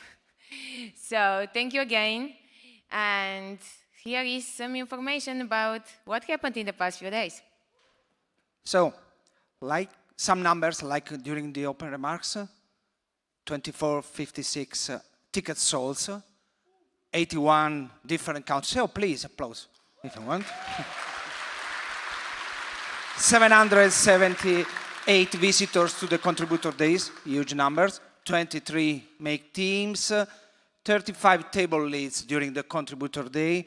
A lot of social media reach, about 140K views in social media during the last 5 days, so on Facebook and Instagram, so it's huge. And more than 60 speakers and 8 workshops, so the numbers. And also, about our beautiful community booth, more than 1,500 people stopped by the community booth, so thank you. The community booth quiz taken more than 1,550 times, and then visitors are that more than 550 pins from more than 50 countries on the map, so huge. And we gave away more than 3,600 WCU swag items, including 600 dragons and notebooks. So these numbers from our community booth. Okay, so we have the real number about the interaction on Facebook and Instagram. So during the 3 days of the event on Facebook and Instagram, more than 100,000 content views, over 2,500 interactions, and more than 20 hours of Reels watch time, and then the 633% content views increased than the other days. So thank you. So, of course, this wouldn't be possible if there weren't so many of the organizers, and we had a great team this year, almost 80 people from very many countries. Let's thank them all one by one. We'll see. So we have the attendee service with Lorenzo, please, when your team, all the team, not just Lorenzo and the rest of you. Please come. Budget team with Emma.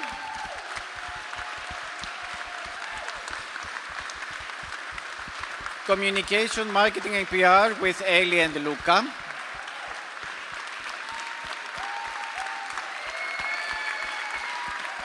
Community team with Fotis. Design team with Ohaya.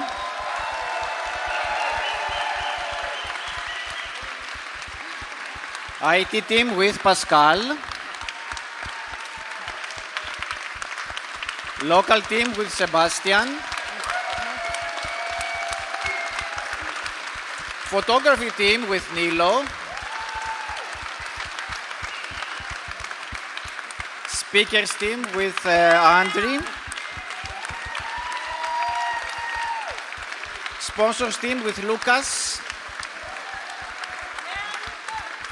Volunteers team with Emania and Sama.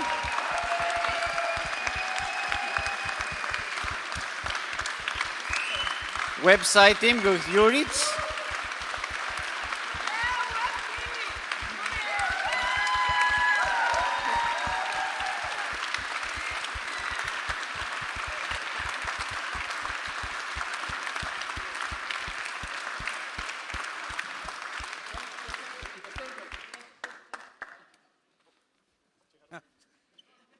And of course, thank you to Production Pool. They are building everything here. They're my heroes.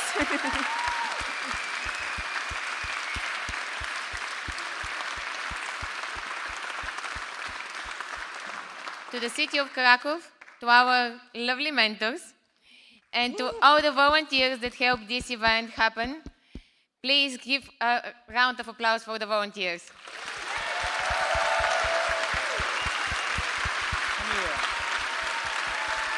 The volunteers. Please, the red.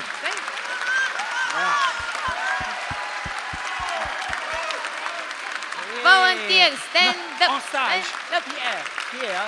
Yeah.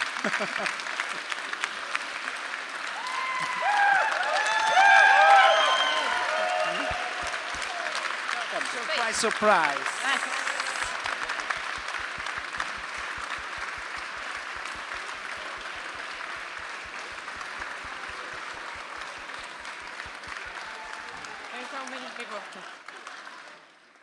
So, thank you for our volunteers, and then thank you for our sponsors as well.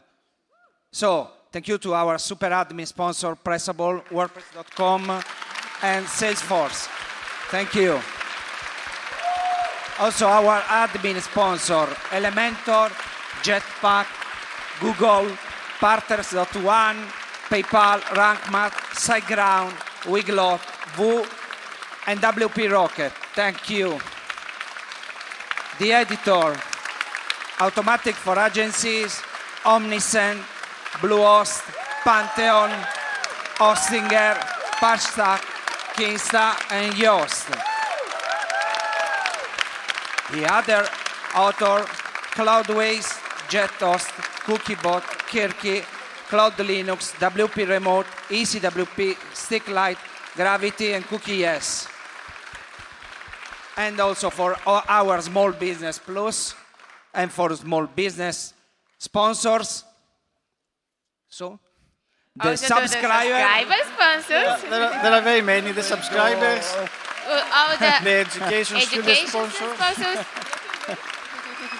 the coffee station sponsors, and also the after party sponsor that is going to help us tonight. So now, that's the surprise moment. Oh my God. Can you please... You have Space? to. Please, thank you. Thank you. The moment that Thank everybody you. is waiting for, and the worst guarded secret in this community.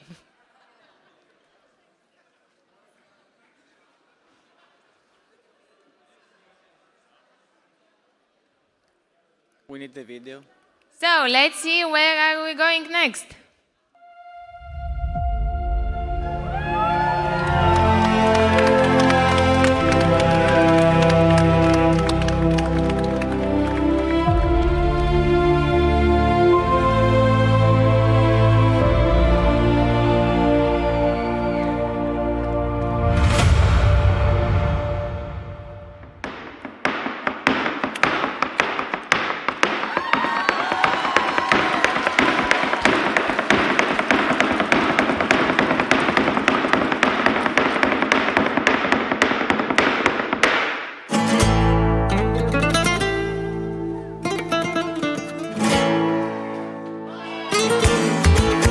Hello, WordCamp Europe.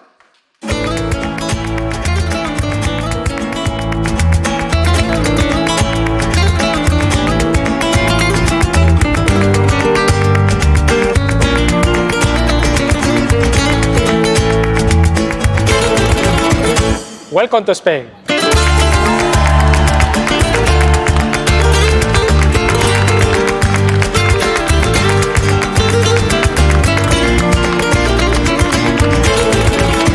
Welcome to Andalucía.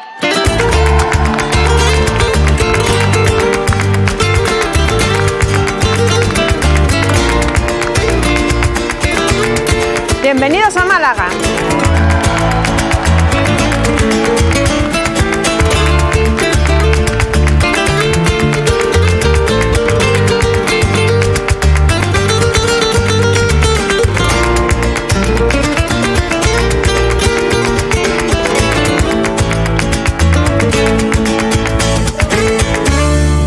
Welcome back to Spain.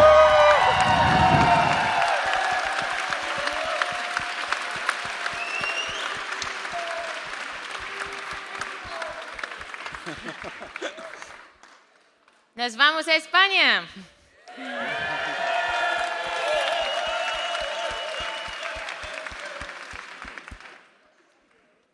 Please. Down. There is one more part, but please, free the stage. Yeah, free the stage, please. Down. Thank you.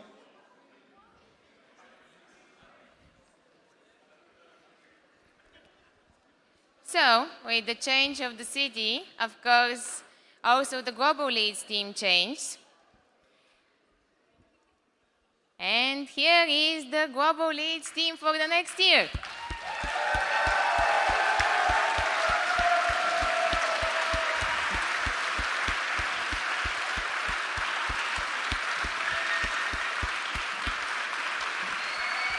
Here, guys.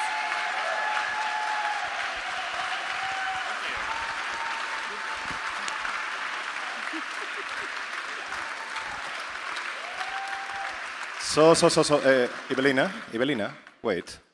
We have something that we did, we said that we were to do. Yes, Okay, we I'll do did. it. Okay, 1, 2, 3, 4. Sweet Caroline.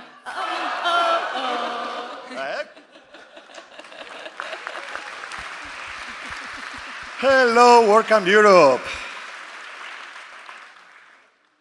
I forgot my line. Yes. Well, this is us, Nilo, Lucas, and I'm Emma.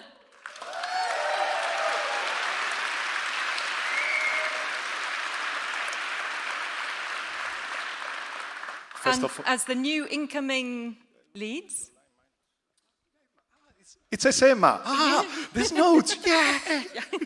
As the new incoming leads, it's our very first job and our very great pleasure to say a huge thank you to Angelos, Evelina, and Francesco for all their dedication, hard work this year. Fantastic job. Thank you.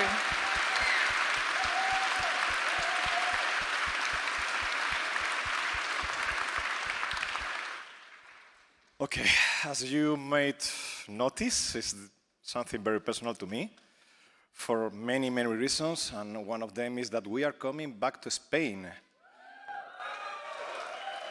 And that's also the first time that we repeat countries. And there's a lot of things that are going to change, and there are a lot of things that are going to be the same. But I still forgetting my lines. Well, one of the things that's going to change, Nilo, is the date. Thank you very much, Emma. Yes, this year is, well, next year is going to be a little earlier. It's going to be in May, 29 and 20. You go on. 27 and 27, 28 and 29 of May. We're going to Malaga. And that means that we have a new local team. And we have some way around, the new lead. New members for the local team.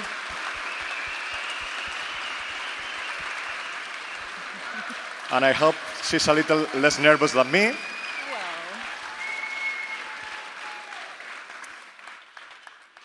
I just want to say one thing, and it's very important, okay?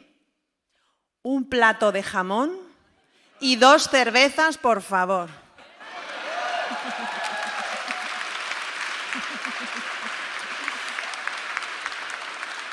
That's all you need to know to visit Malaga. So start booking your hotels now and see you next year in Malaga.